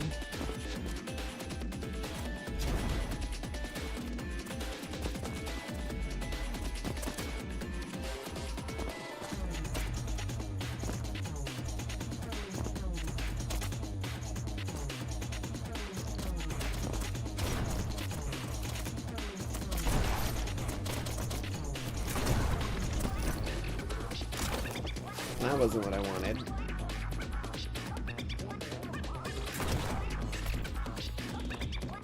Okay. Maybe I can see it from spawn.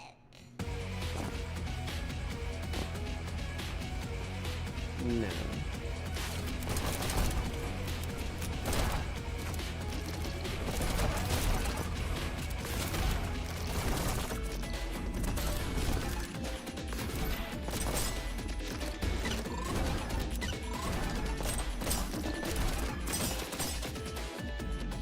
also a decent spot.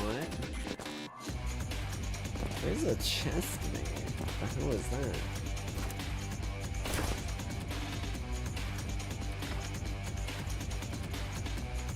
Well, that's an interesting thing to give me right there.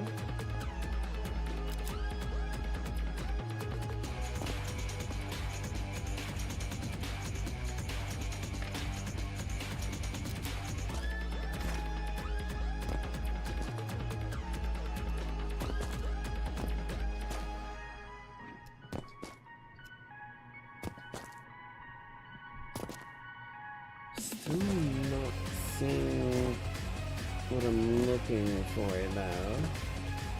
Anyway, and this is a really good vantage point. Stench.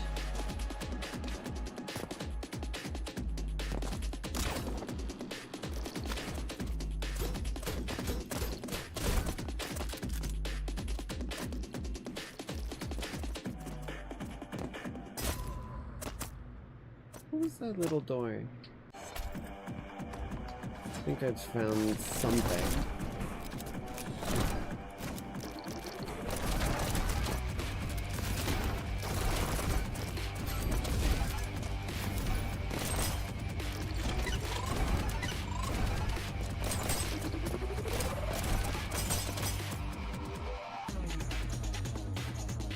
That one right there.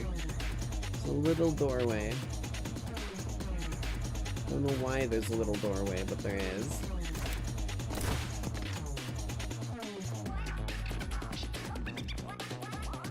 I'm gonna try and carry this Dominion rocket launcher. Gotta use that so that I keep this card.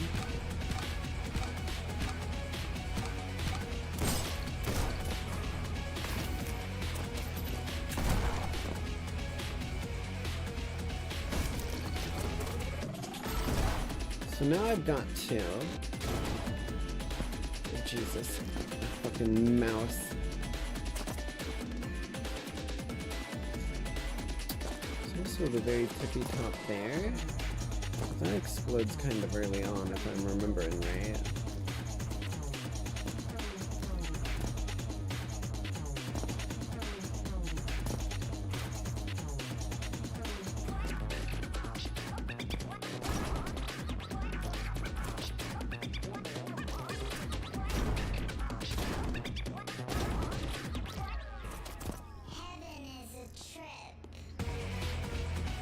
Literally just a holdover spot to re-angle that.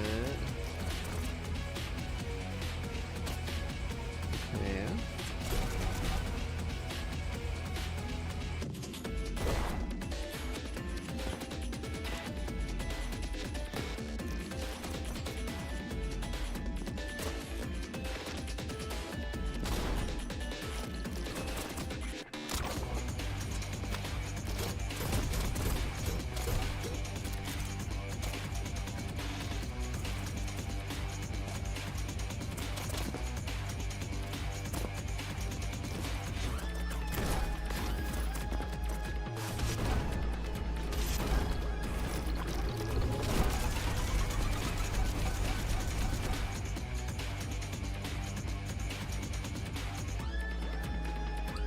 So we go really goddamn high there. Nothing.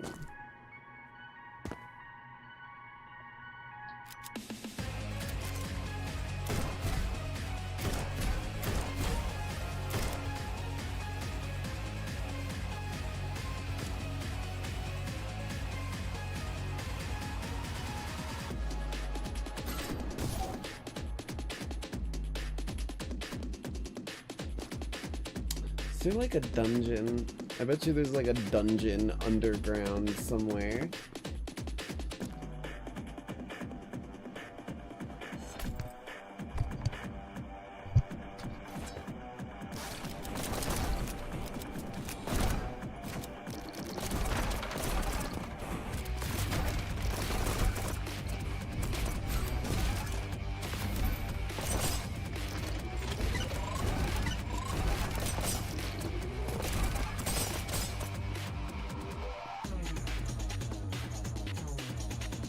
also feels like the kind of place for a dungeon.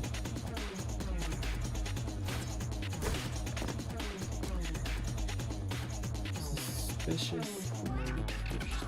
Aw, okay.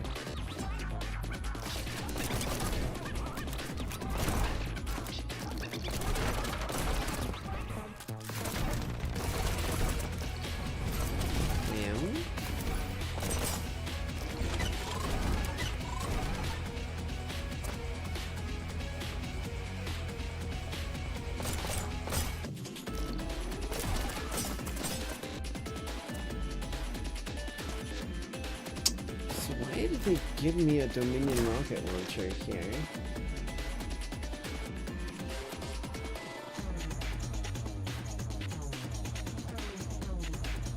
There's something there. There's something right there. Oh, well, that doesn't help.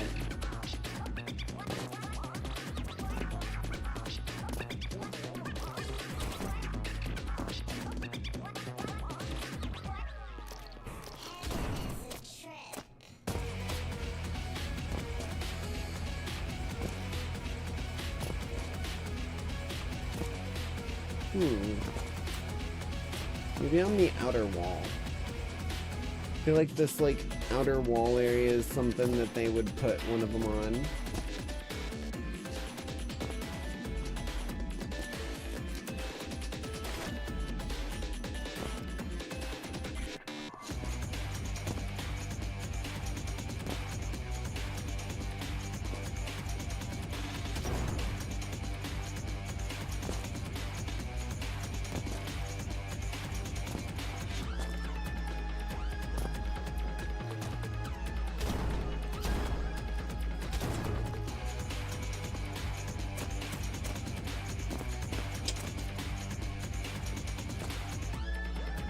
Oh my god, there is a fucking dungeon keep. It's right there. Okay. How do I get there? I think I can keep going. So I just need to jump here.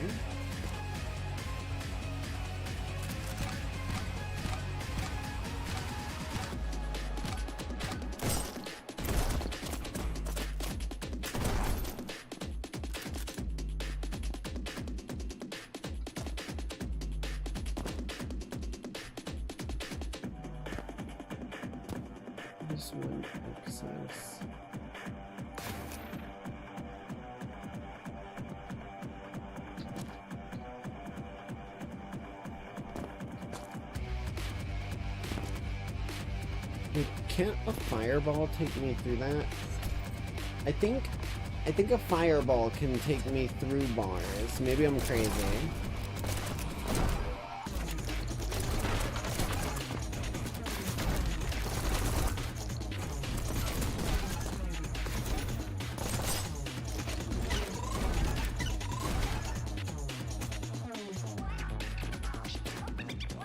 I think it's right there.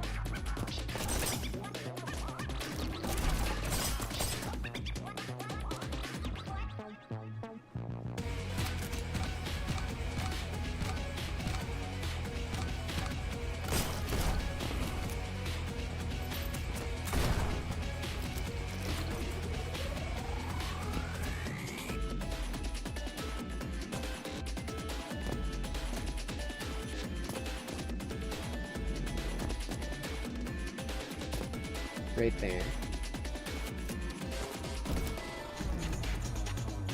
Green is below. It's right here. Fuck. Oh, okay. We learned. We've learned. We know how to get it. Holy shit. It only took 1,000,000 goddamn years.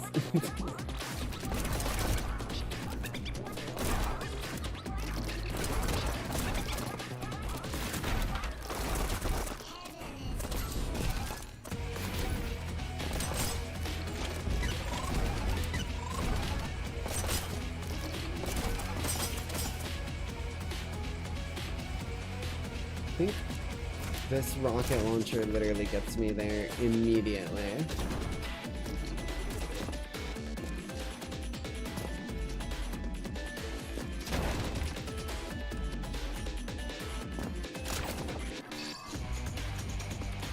Hell yeah. That was the last one, right? Okay, let's go give all the... Right, because that's... Yep. Yep. Okay, let's give these out. We've got quite a few to hand out.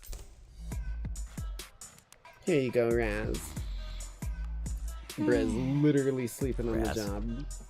Raz, wake up! Sorry.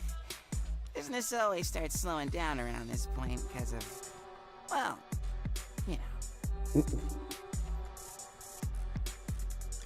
A gift for you, my friend.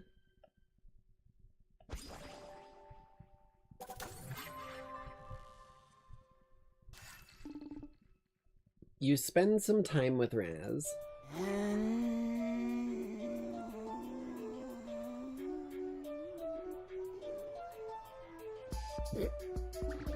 The hell are you doing now? I only see neons for such a short period every year, so I'm trying to absorb the present moment into my entire being.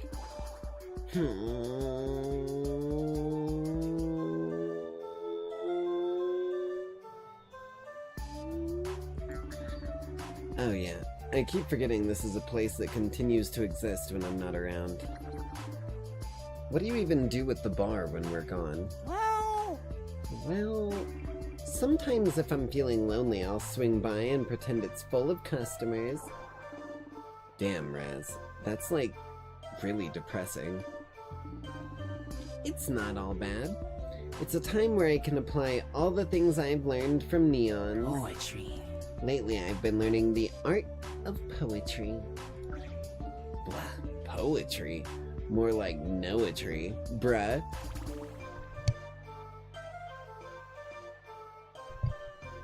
You don't like poems? Look, I like that they probably have some artistic merit, but they've only ever made me cringe. One moment.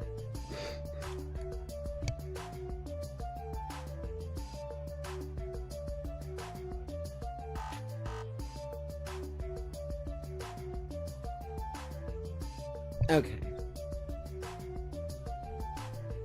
Well, I was gonna show you an excerpt from the book of poems I've been writing, but if you're too good for it... Holy crap, wait, I'm sorry. Please show me. No. No, you're just gonna make fun of me. I won't, I swear. Fine. This is one of my favorites. Let's see. Things I like. Things I Like, a poem by Raz. Flowers, milk, paint, God, clouds, my bar, and when neons are kind. So what do you think? This isn't a poem, this is just a list of crap you like. You just aren't reading it right. I read it just fine. I bare my soul to you, and this is how you treat me? Okay, sorry. I, like the part where you said milk. Thanks. Why, that's my favorite part too. Bruh. That was it? Okay. Raz? Sorry. Few more for you, my friend. Another question mark.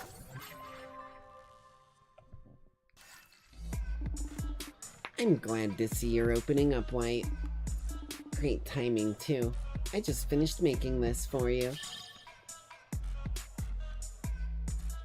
Yo, that's fucking sick!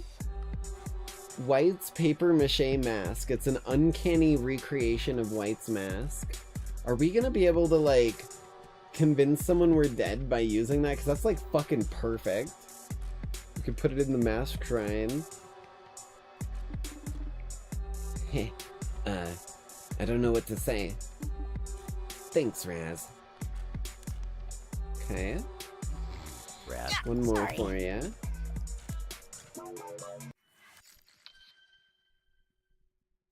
There's only one left. After this, anyways. You spend some time with Raz. Psst. come here. What? What is it? You're not gonna believe this, but I did something crazy. Another watercolor painting of a cloud? No, even better. What? I did it! I scored. The real stuff. Seriously? How? I was out on my walk when I noticed a believer left out a half-drunk bottle on their porch. It's not a lot, but I wanted to share it with you. As thanks for being such a good friend. Raz. Wow, Raz. I'm really touched. And also stoked to finally get a little wild. Cheers, pal. Cheers. Huh? What's up? What is it? This isn't right. What do you mean? This is the hard stuff. No. No. I know what the hard stuff tastes like. This is definitely soda. Yeah, exactly. The hard stuff. Come again? This is what they serve in bars in heaven. It's seriously strong because of the high sugar content. Hey, listen. You know, I was gonna question it. He even has a sign back here that says burn that cures. But then I remembered, I quite literally have all, like that Go Juice mixture that I made earlier today, like on stream tonight, with the Red Bull and the Mount Olympus soda, like 50-50. I literally call that my, like, alcohol at Pizza Pantheon, because it really does kind of have that burn still with all the carbonation, so holy shit. Are you mad? Oof. That's just where he leaves it. As if things couldn't get any worse, I noticed a scuff on my boot this morning. I don't think you... I think you got some more to worry about. I'm gonna be real with you, Red. Like this 4 things of perfume I'm about to give you. Oh, we get a memory at the end. Interesting.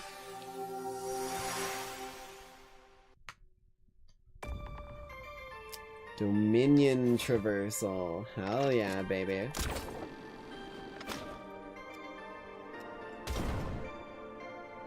They're making me do a TF2 jump map. I'm here for it.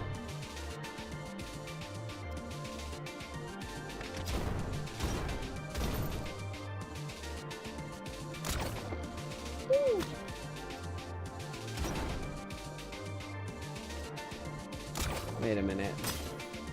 Uh-oh. Okay. Okay.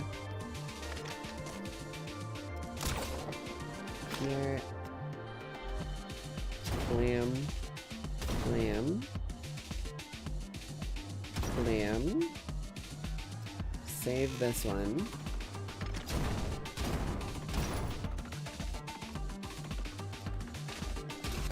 Fuck.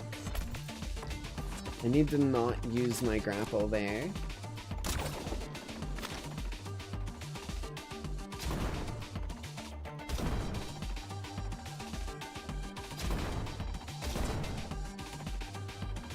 I needed that. I'm an idiot.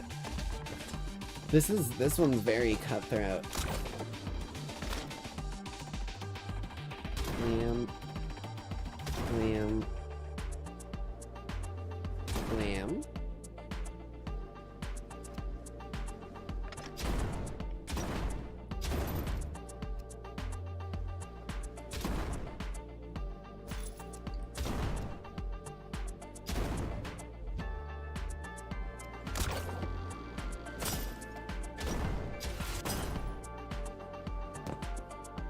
Try and cheat the system ever so slightly here. Not use quite as many of these grapples as they want me to. There we go.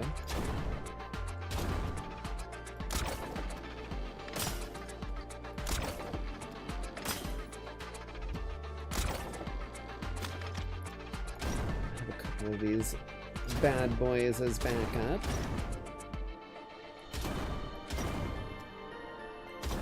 Something tells me it's gonna be at the top of this mountain.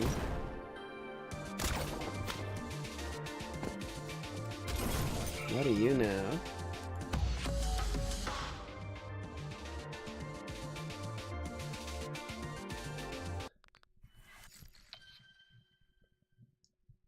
Doink. As if things... One more for ya. Well, I guess 3 more for ya.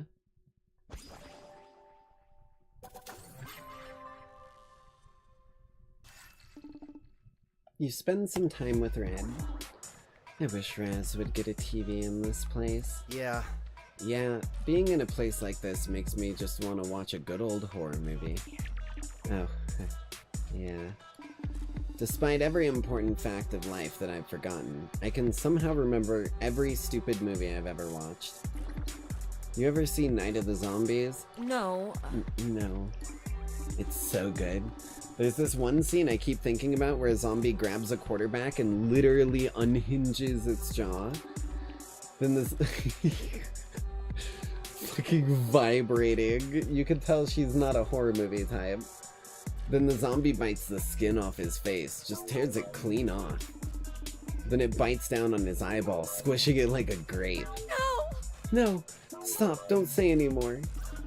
Wait, you're not scared, are you? Shut up. Shut up.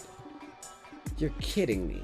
You'll kill literal monsters all day here, not to mention all the real-ass blood and guts you've spilled in life. I just don't like scary movies, okay? Why though? What exactly is it that scares you? Is it just monsters? Horrific creatures with exposed bones and maggots crawling out of their mouths? Stop! Or is it gory stuff like haunted houses with walls made of oozing intestines? Wait, please! It's kinda cute to see this side of you. Enough, this conversation is over. Okay, sorry. White. I swear, White, I will shoot you where you stand if you say anything about this to anyone. Yeah, my lips are sealed. But really, I just don't understand what's so scary to you. Is it the 3-act structure? Jesus, White, I warned you.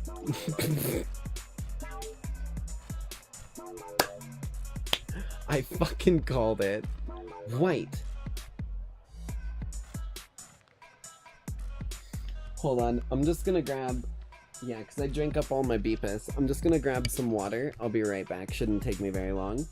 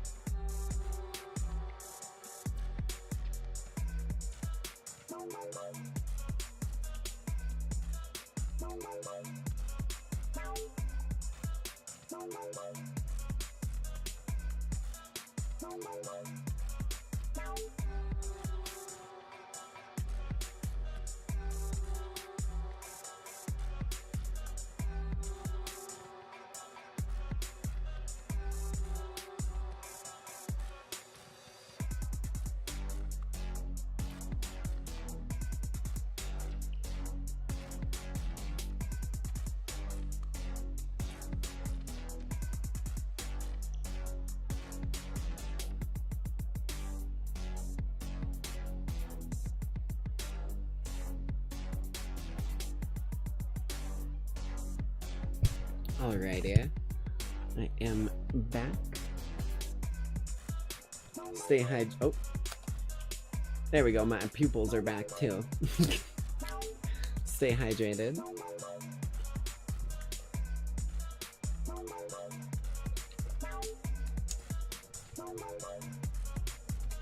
Okay. As if things couldn't get in. Here you go, Red.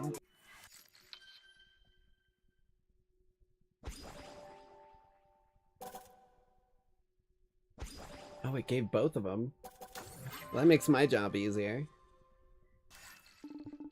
You spend some time with Red. You want to head back to the bar and play some pool? Maybe later. No, I'm getting bored of pool. Let's play a different game. Something like Truth or Dare. What? Like the stupid kids game? No way. What's the matter? Scared I'm gonna beat you? Of course not. You can't even win in Truth or Dare. That's what you think. Look, if it'll make you happy, then fine. I'll start. Truth or Dare, Red? Truth. See, this is what I mean. Is there a problem? Yeah, Truth or Dare fails as a game because cowards will only pick truth and skirt through a game completely avoiding dares. Which is stupid because dare... Oh, 1 minute. Grabbing myself... Oh, got one over here. Quick granola bar. Which is stupid because dare is the only option that makes the game interesting. Is that so? Sounds like someone hasn't been asking you the right truths. That's not true. If you ask the right question, truth can also be very interesting.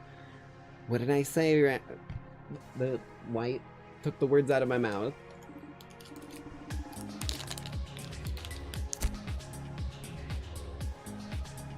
One moment. Taking a quick bite. I don't buy it. If I'm gonna keep playing, you have to promise you'll pick Dare on your next turn. Okay, fine, you big baby. Now ask your question already. Alright. Alright. Who's your ideal boyfriend? That's your question? I can ask whatever I want, can I? Silly boy. You lack finesse. You could have just asked straight up if I had a crush on you. Shoot. Okay, yeah, I changed my question. Too late. My ideal boyfriend is a lion man, who's also a prince. He whisks me away to his kingdom where he provides me with luxuries beyond my imagination. Also, he has a six-pack. What the hell? What the hell? My turn. Truth or dare? Since I'm not a coward, dare. I dare you to kiss a believer on his bald head. You trying to get me killed or something? Wow, Wyatt. Guess all that coward talk was for show. Fine, I'll show you. I'll kiss that head so good. Oh yeah, you will. That's the spirit. Here goes nothing. What in heavens? Ew. Blech. Why does your head taste like that? Get back here, you hooligan. This is so humiliating. Okay, I did it. Now, I dare you to kiss me. Red! Huh? Red? Where did you go? Red! Up here. Get back down here so we can finish our game. Sorry, White. I would, but I've already won. Damn you, Red! Okay. Let's give Violet hers. Ha ha ha! Beg all you want, White, but I'm not giving the page back. I stole it fair and square. That's fine. You want a Furby?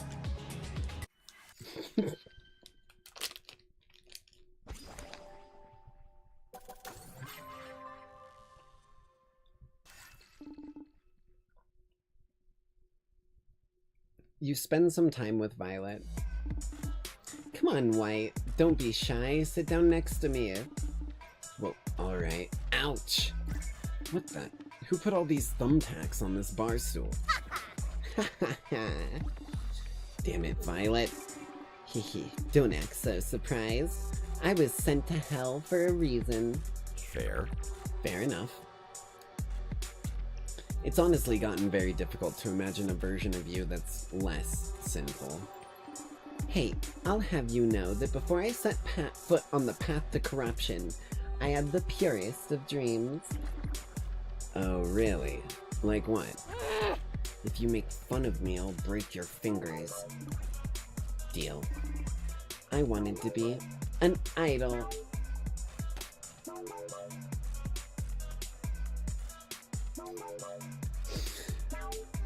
You know that whole argument I was making earlier about putting her and Red in a blender? Wait, like the singing, dancing, decked out on school binders kind of idol? Yeah. Whoa. Whoa.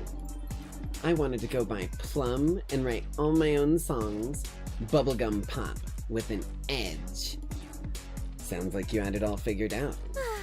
Yeah, but then I grew up. Sounds more like you gave up on your dreams. Reality comes for us all. You don't have to be so blasé about it. This is a 12-year-old girl's dreams we're talking about. Sorry. So, did you learn any corny dances? No. Come on. You can tell me the truth. Okay, fine. I learned one, but I think it was the catalyst that sent me down a path of sin. And don't even bother asking me to show you. I'm not going to. Aw, come on. No way. No way in hell, Wyatt. Wait, please, I promise I won't laugh. No. Okay. Not even for 2 more Furbies. I guess it's only 1.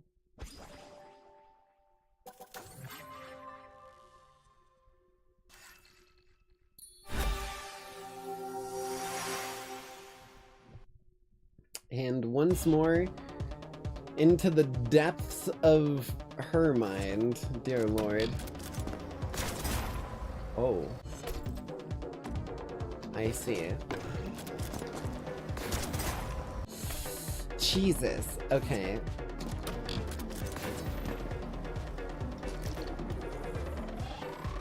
Oh. I really thought I could just go through there.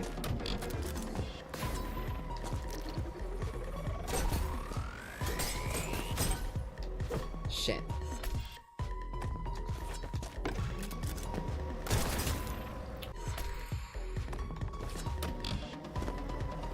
God damn. Okay.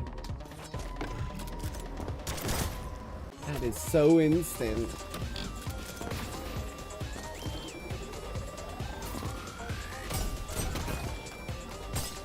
Holy shit. Okay. Where are we going here? Up here? Okay.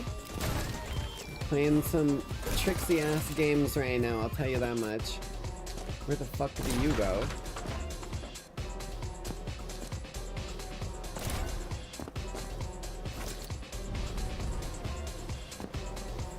Oh shit, I see.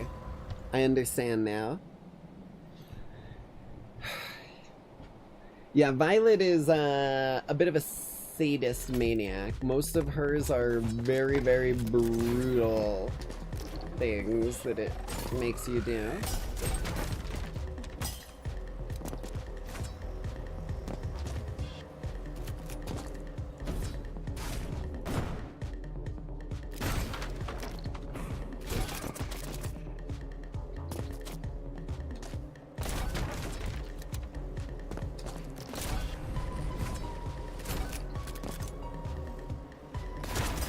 Oh, god damn, bro. It was right there at the end, too.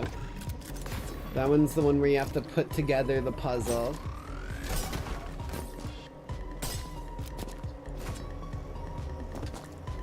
Almost a little too quick for my own good. Oh, fuck. I always forget I have to aim that one up.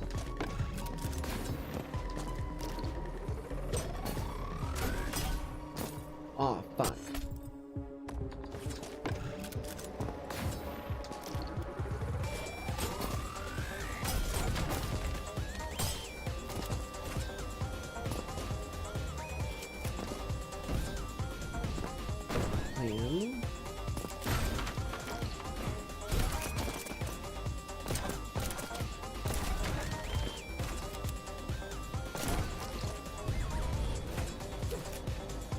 That might sell me. Fuck, man. It did because of the bars.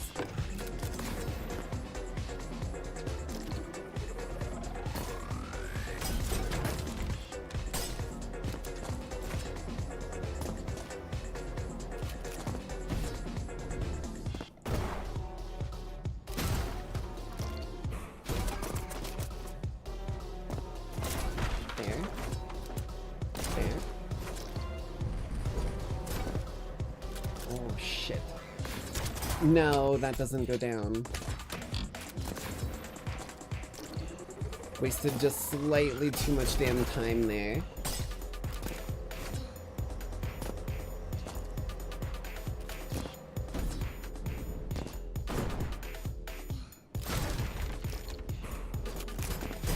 Fuck. I missed my first swig and it screwed me.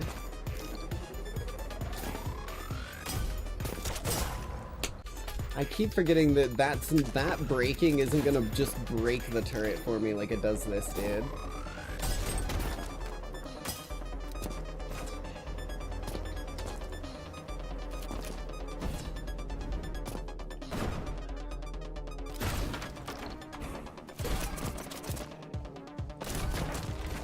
Perfect.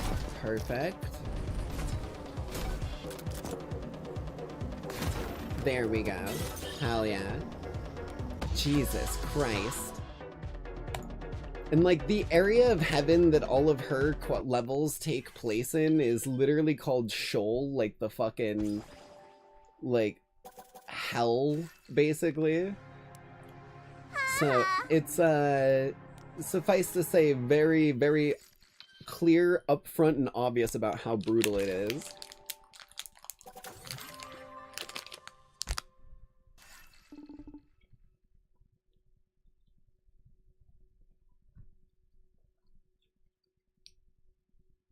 You spend some time with Violet. Psst, want a piece of gum? Gum? Isn't this considered heavenly contraband? How? How do you keep getting your hands on all this junk? It's not like I'm trying to. Neons just keep giving me gifts. You have quite a lot of friends here, don't you? Psst, friends? No way. They're just stepping stones on my path through this hellhole. Damn. Saying something like that without a shred of guilt. What's there to feel guilty about? It's a mutual exchange. They help me get rid of any pesky demons I'm not up to fighting myself. And in return, they get to feel the rush from protecting a cute girl. Doesn't seem like a fair trade-off to me. It totally is. I mean, it's not like they're actually interested in getting to know me. How do you know for sure? Have you ever tried approaching people as your authentic self? Trust me, if they knew what I was really like, they'd run for the hills. That's not true. I don't think that's true. I'm still here, aren't I? What makes you so sure I've been completely honest with you?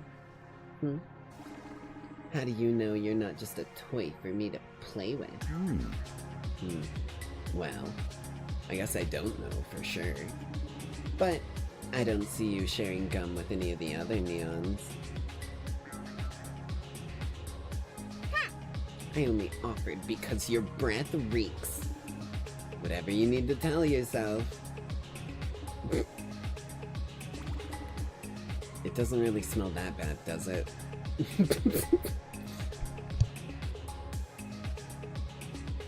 Oh my god, Wyatt. Mr. White! Yeah! Science, bitch! Gift time, lady. I got 2 Furbies for you. Fuck, I only won again. Never mind. Ignore me.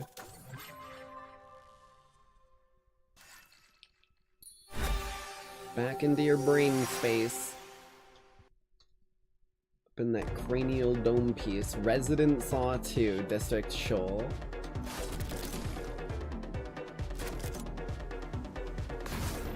Okay. I don't like this jigsaw fucking puzzle that she's put me in. But we can do it. Where the fuck?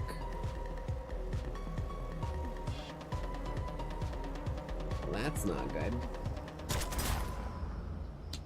Okay, so I need to carry something. Ooh, I can carry the elevate, but I don't think that solves my problem. Right? I'm pretty sure I can. No.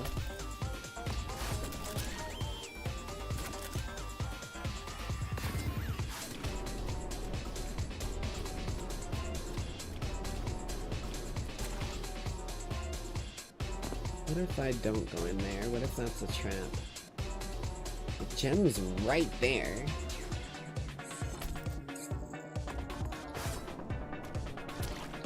She's tricking me. She's playing something on me.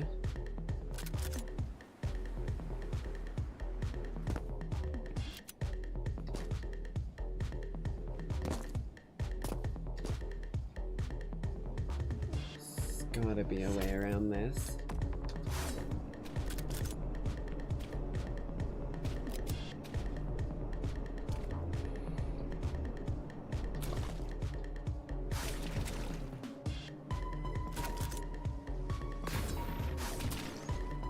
Oh, hello.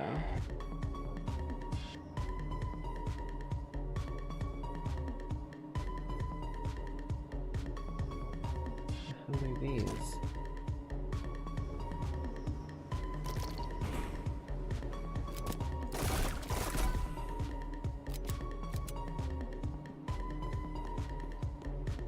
It's like yellow. Oh, the yellow lines show me that.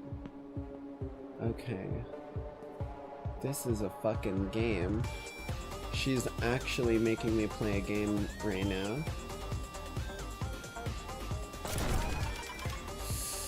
Oh, I just missed them. Okay.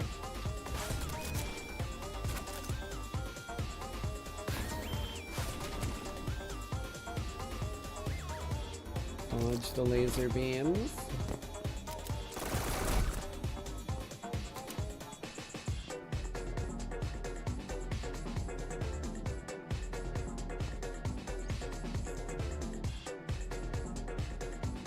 Need to get it when the bottom one's in the right position. Yeah, that's what I like to see, baby. I just gotta dodge these bastards.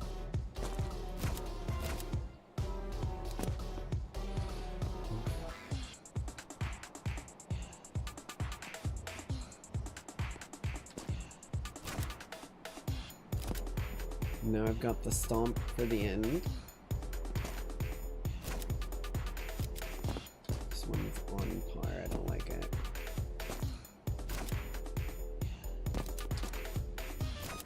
Okay.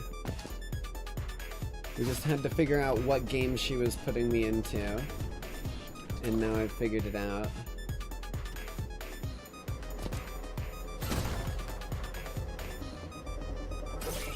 There we go. Holy shit, man. You can see what I mean when I'm saying that, like, it's basically her brain as a fucking location.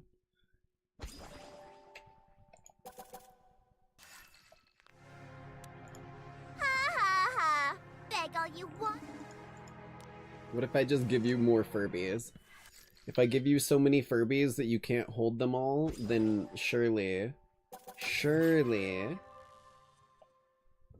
3 for this last one? Fuck. Oh, in our room. Why? I brought you a little present.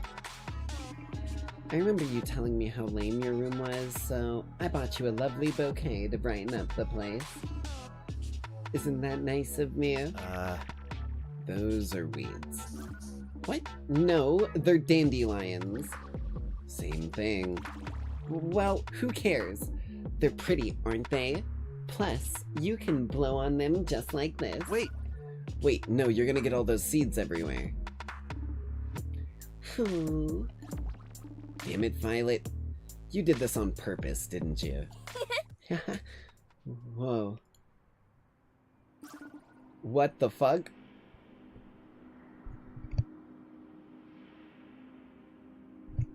We didn't expect the hallucinogenic fucking dandelions. What's going on? I don't know. It's like everything's melting. Holy crap. Holy crap. Is this because of those dandelion seeds? I'm scared, White. Feels like my whole body is turning into sand.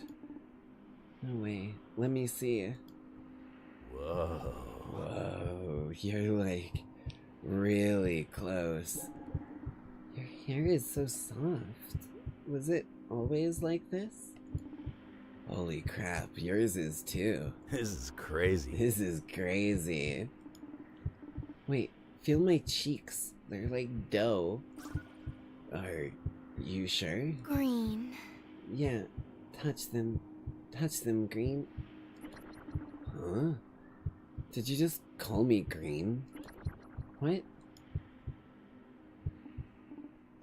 Get off of me. Whoa. Sorry, that was really weird. If you say anything about what happened here today, I will disembowel you on the spot. You hear me? Crap. Should have asked her where I could find more of those flowers. So apparently Heaven has psychedelic dandelions.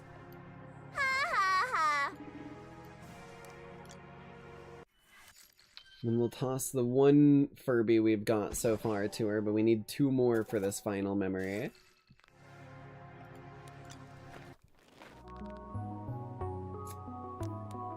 Now for yellow. This is all that's left of yellow, huh? Just his mask. Here you go, buddy.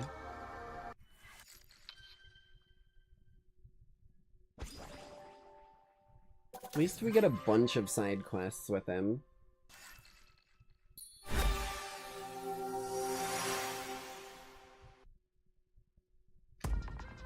Fisherman suplex. Okay. Okay, my dude.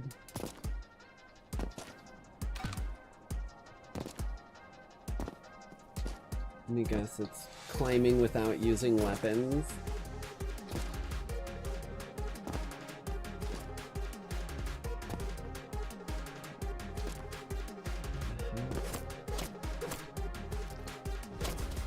That don't work. But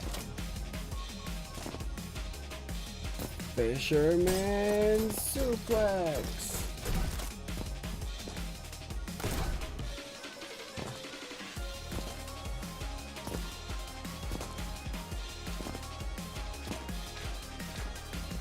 Oh, what the fuck? I can't even... Right. I literally can't use the movement abilities of these. They are only weapons to me.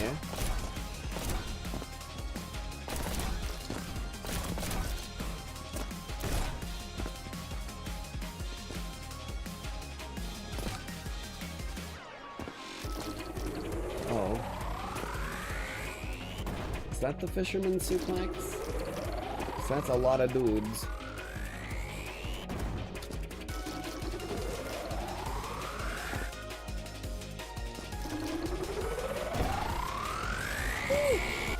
Holy lag, bro. Ow. Douchebag.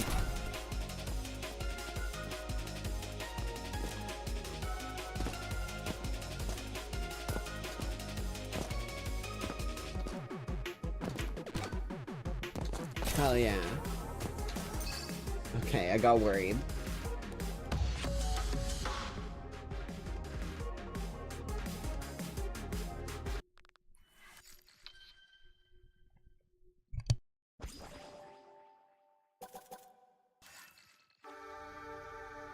Good thing we've got a ton of these to give our dude here. All that's left is man.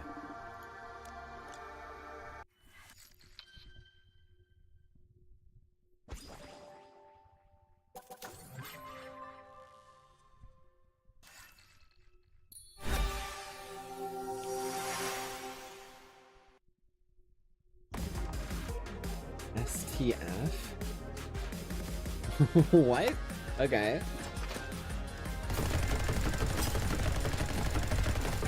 Fuck. Okay. It's not that way. Maybe it's like that. I see.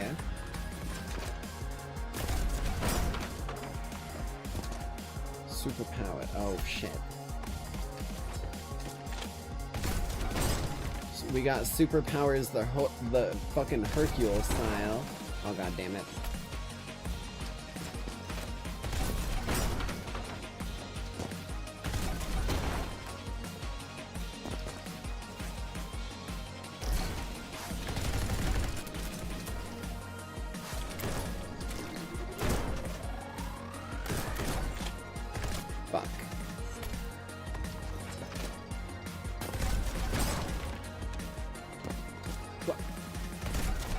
Wait.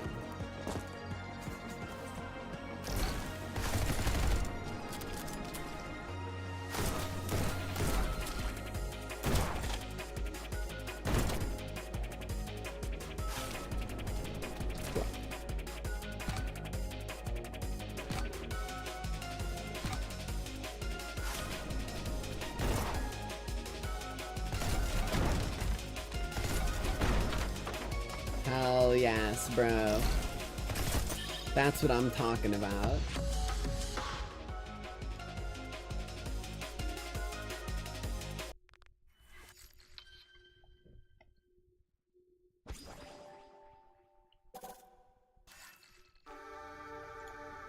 This is just as... Stacked up 2 whole missions worth of gifts that we need to give to these bad boys, so we got plenty of little things to do.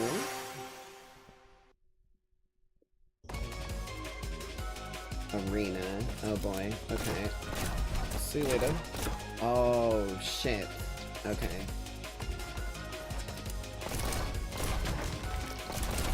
Forces me to kill the dudes first, I think is kind of the vibe. Or just, you know, not kill the dudes.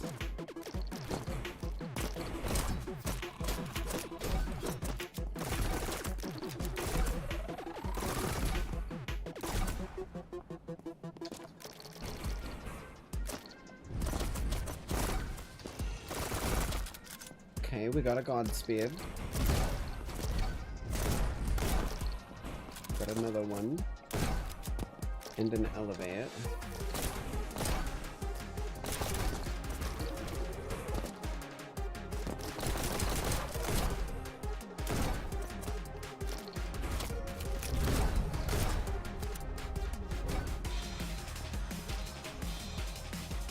I see.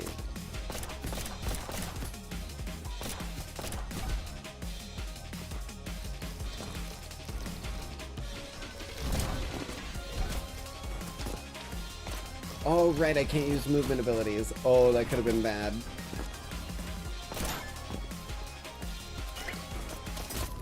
Fuck. Okay, I walked into that.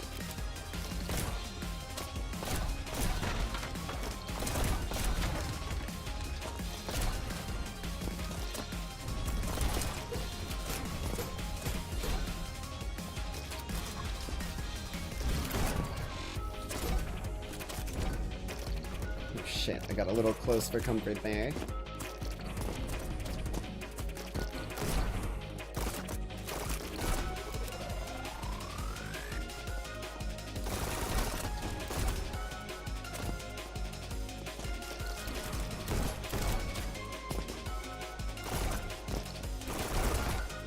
Oh fuck, I blew up the barrel.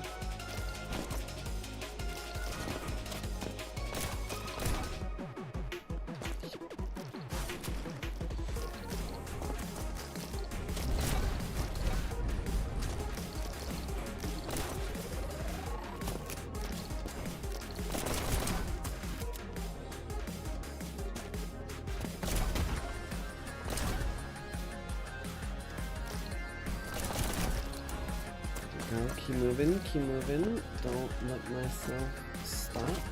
Oh, that's bad.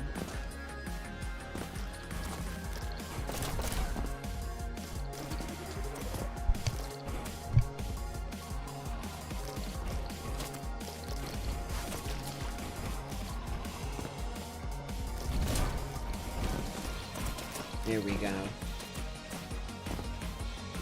Why does that look so fancy?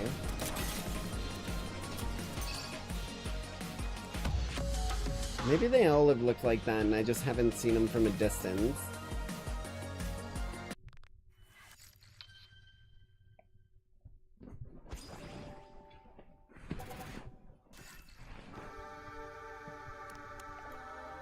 This is all that's left of yellow. Just his map. Another one bites the dust. Pun not intended, whoops.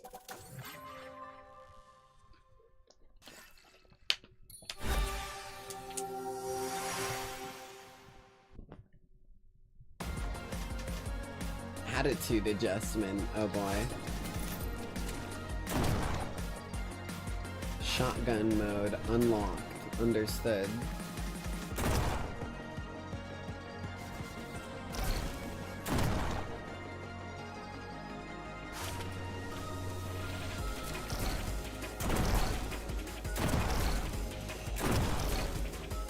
Hell yeah. Okay. I'm liking our little launch pad setup.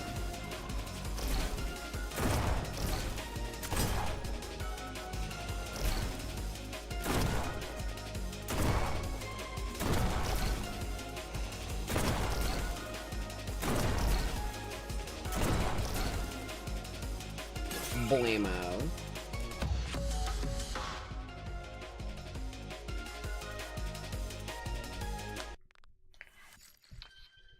Collecting all kinds of crystals. I feel like we're playing fucking Legend of Zelda, collecting the 7 wise sages.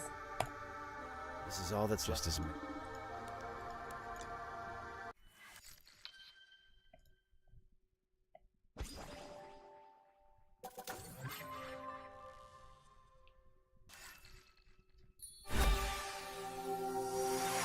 What do we got here? Rocket. Okay. Oh boy. Oh no. Okay. We're actually doing a TF2 jump map now. I understand. Oh, that wasn't a range. Fuck.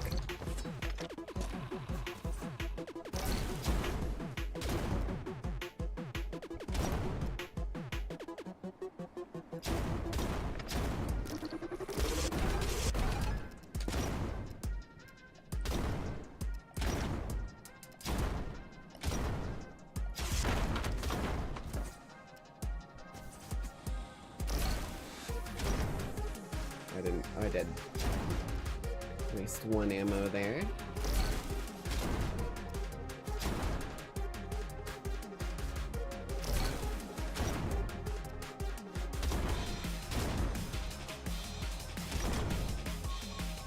Recovered. Like a pro.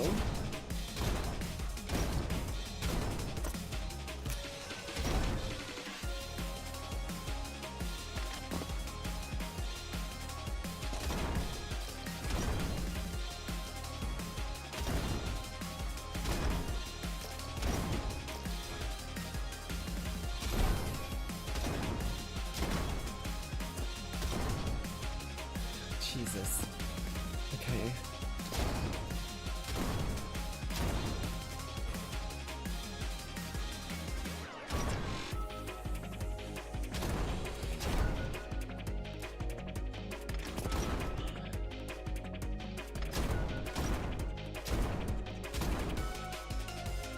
Holy hell, man. I don't even know where I'm going right now.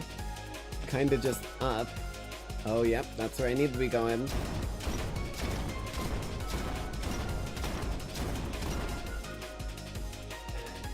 Actual TF2 jump map moment. This is fucking amazing.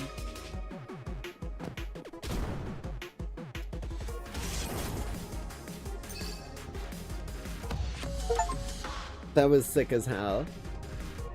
I just got an achievement for completing yellow side quests. Hell yeah.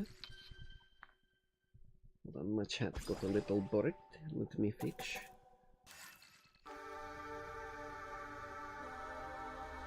There we go. Okay. All of Yellow's gifts hath been given. Now we just need to give our good old friend Mikey his.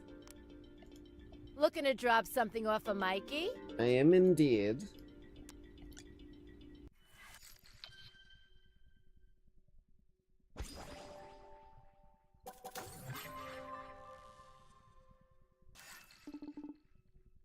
You spend some time with Mikey. Oh, hey White. Give me a sec. I'm finishing up writing this article for the little magazine that I run. Maybe you've heard of it. It's called Mikey Weekly. Oh, yeah, I've seen it around. But I don't really like reading. Ugh. Figures. What's the article about? It's titled Swords vs. Guns. I'm sure you already guessed which weapon I've ranked superior. Swords, obviously. What's the matter with You really are as dumb as you look. Wait, you didn't actually pick guns, did you? Of course I did! They're superior in speed, handling, power, and of course, range. Yeah, but your accuracy is completely nerfed. I mean, think of all that wasted ammo.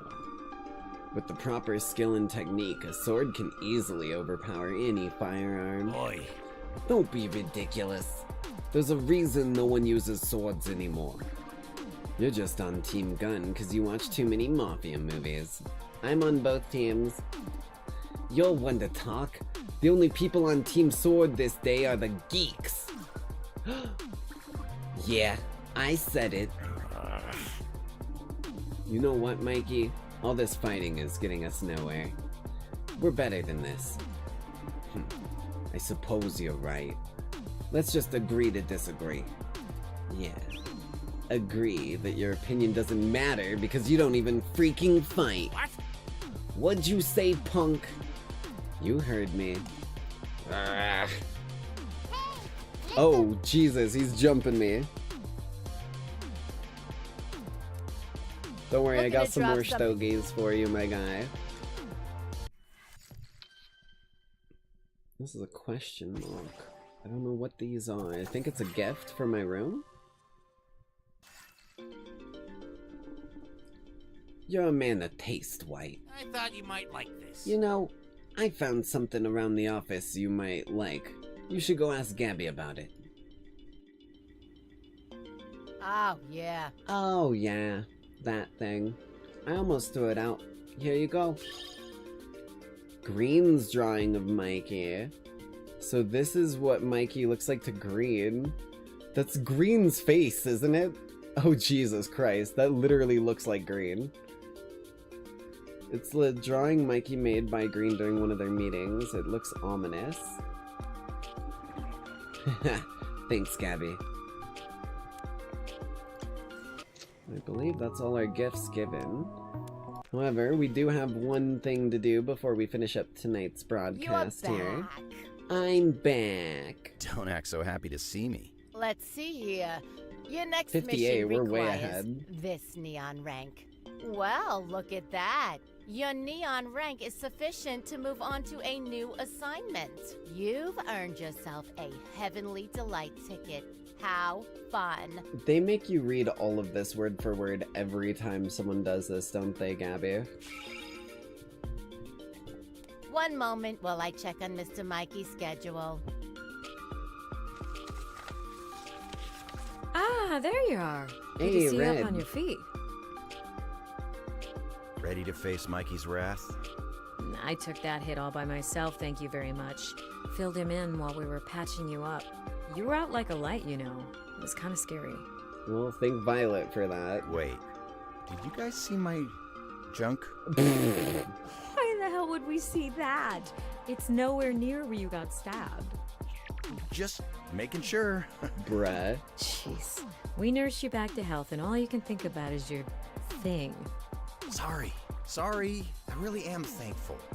You guys fixed me up good. Feels no worse than a paper cut. That's surprising. Good, because with the page gone, we've got to revise our strategy. Mikey had some not so great ideas he wanted to share. What if I told you that I've got a game changer up my sleeve?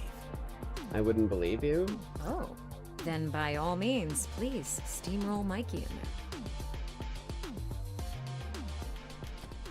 So, I think I talked to God. Right, okay. I forgot about that part. This is your game changer? We're doomed. I know how it sounds, but while I was knocked out, I had this vision. Of the Lord. Yes, exactly. Well, that's what he said, at least. I didn't actually see him. Oh yeah? If it was really God, then describe his voice to me. I think everyone probably hears it different, right? I can't. It was indescribable. But he took me to a busted-up temple in the sky with a big old cross stuck in it. Sounds like the third temple. Third temple? Where God used to reside before the believers took over and wrecked the place. It's been sealed up since to prevent trespassers. I would have remembered if we saw something like that on our missions. Maybe White's not crazy. Maybe. Yeah, no crap. So you're telling me the big guy really spoke to you? Did he ask about me? He did, yeah. I'm totally lying to cover your ego, but he did. No. He just showed me that temple, then told me I could find the Book of Life there. But the third temple was so thoroughly looted during the war. There's no chance in hell the book wouldn't have been uncovered. I mean, it was supposedly hidden in the one place that the believers would never find it. I don't know what to tell you. I didn't believe any of it at first, but when I woke up, I felt myself being pulled in the direction of the temple. Even now, when I close my eyes, I can see the path. Jesus. Well, brain worms. That's God's word. You gotta heed it. I wonder if I'll get the chance to talk to God too. Maybe when this is all over, we can all sit down and have a drink with the guy. Ooh, that sounds fun. What's God's drink of choice, Mikey? Probably cola. Enough of this blasphemy! Get out of my office and find that book before I smite you all myself! Well, before we call it for the evening, we've got ourselves a heavenly delight to go ahead and gather. Welcome to the Heavenly Delights. Would you like to redeem a ticket? I want to look at the prize board. Here's what you can earn with Heavenly Delight tickets. I think we've done all of them except for these two. I think this one's gonna be baseball, because we just did our beach day. Whoa. You've got... This might not be... Would you like to redeem a ticket? Here's my ticket. Take it. Take my ticket. Splendid. One moment, please. Goodness. Goodness. Would you look at that, White? You've already reached the penultimate reward. Good. I'm pretty over these so-called delights. Nonsense. Nonsense. You just need something to rev up your spirits. Something like the traditional sport of heaven, baseball. What? Traditional? How old do you guys think baseball is? Baseball has always existed in heaven. Now, enough questions. We must get moving, or the game will begin without us. Us? Of course. Of course. You can't spell baseball without the believers. Woo! Woo! Go Angels! Beat up those devils! You know, when you mention baseball, I assumed I'd actually get to, play. Goodness no. Such responsibility is a punishment, not a reward. I myself am terrified of balls. Ooh, another home run for the Angels. Good really does triumph over evil every time. Indeed, my good friend. I wouldn't want it any other way. Can I get another hot dog? Well, that leaves us with only one thing left to do. Go to the neon bar and drink our worries away with soda. Alrighty, well, thank you Lackeys all for coming out to tonight's broadcast. I hope you all enjoyed the what seems to be penultimate episode of Neon White. I hope you all enjoyed, and I hope you all are excited for next week when we'll probably have the last episode of this. And as always, I hope you all have a bloody great night. Just, you know, maybe don't let Electo buy it. And be kind to each other, goddammit. Or else. Bye, love y'all. Mwah.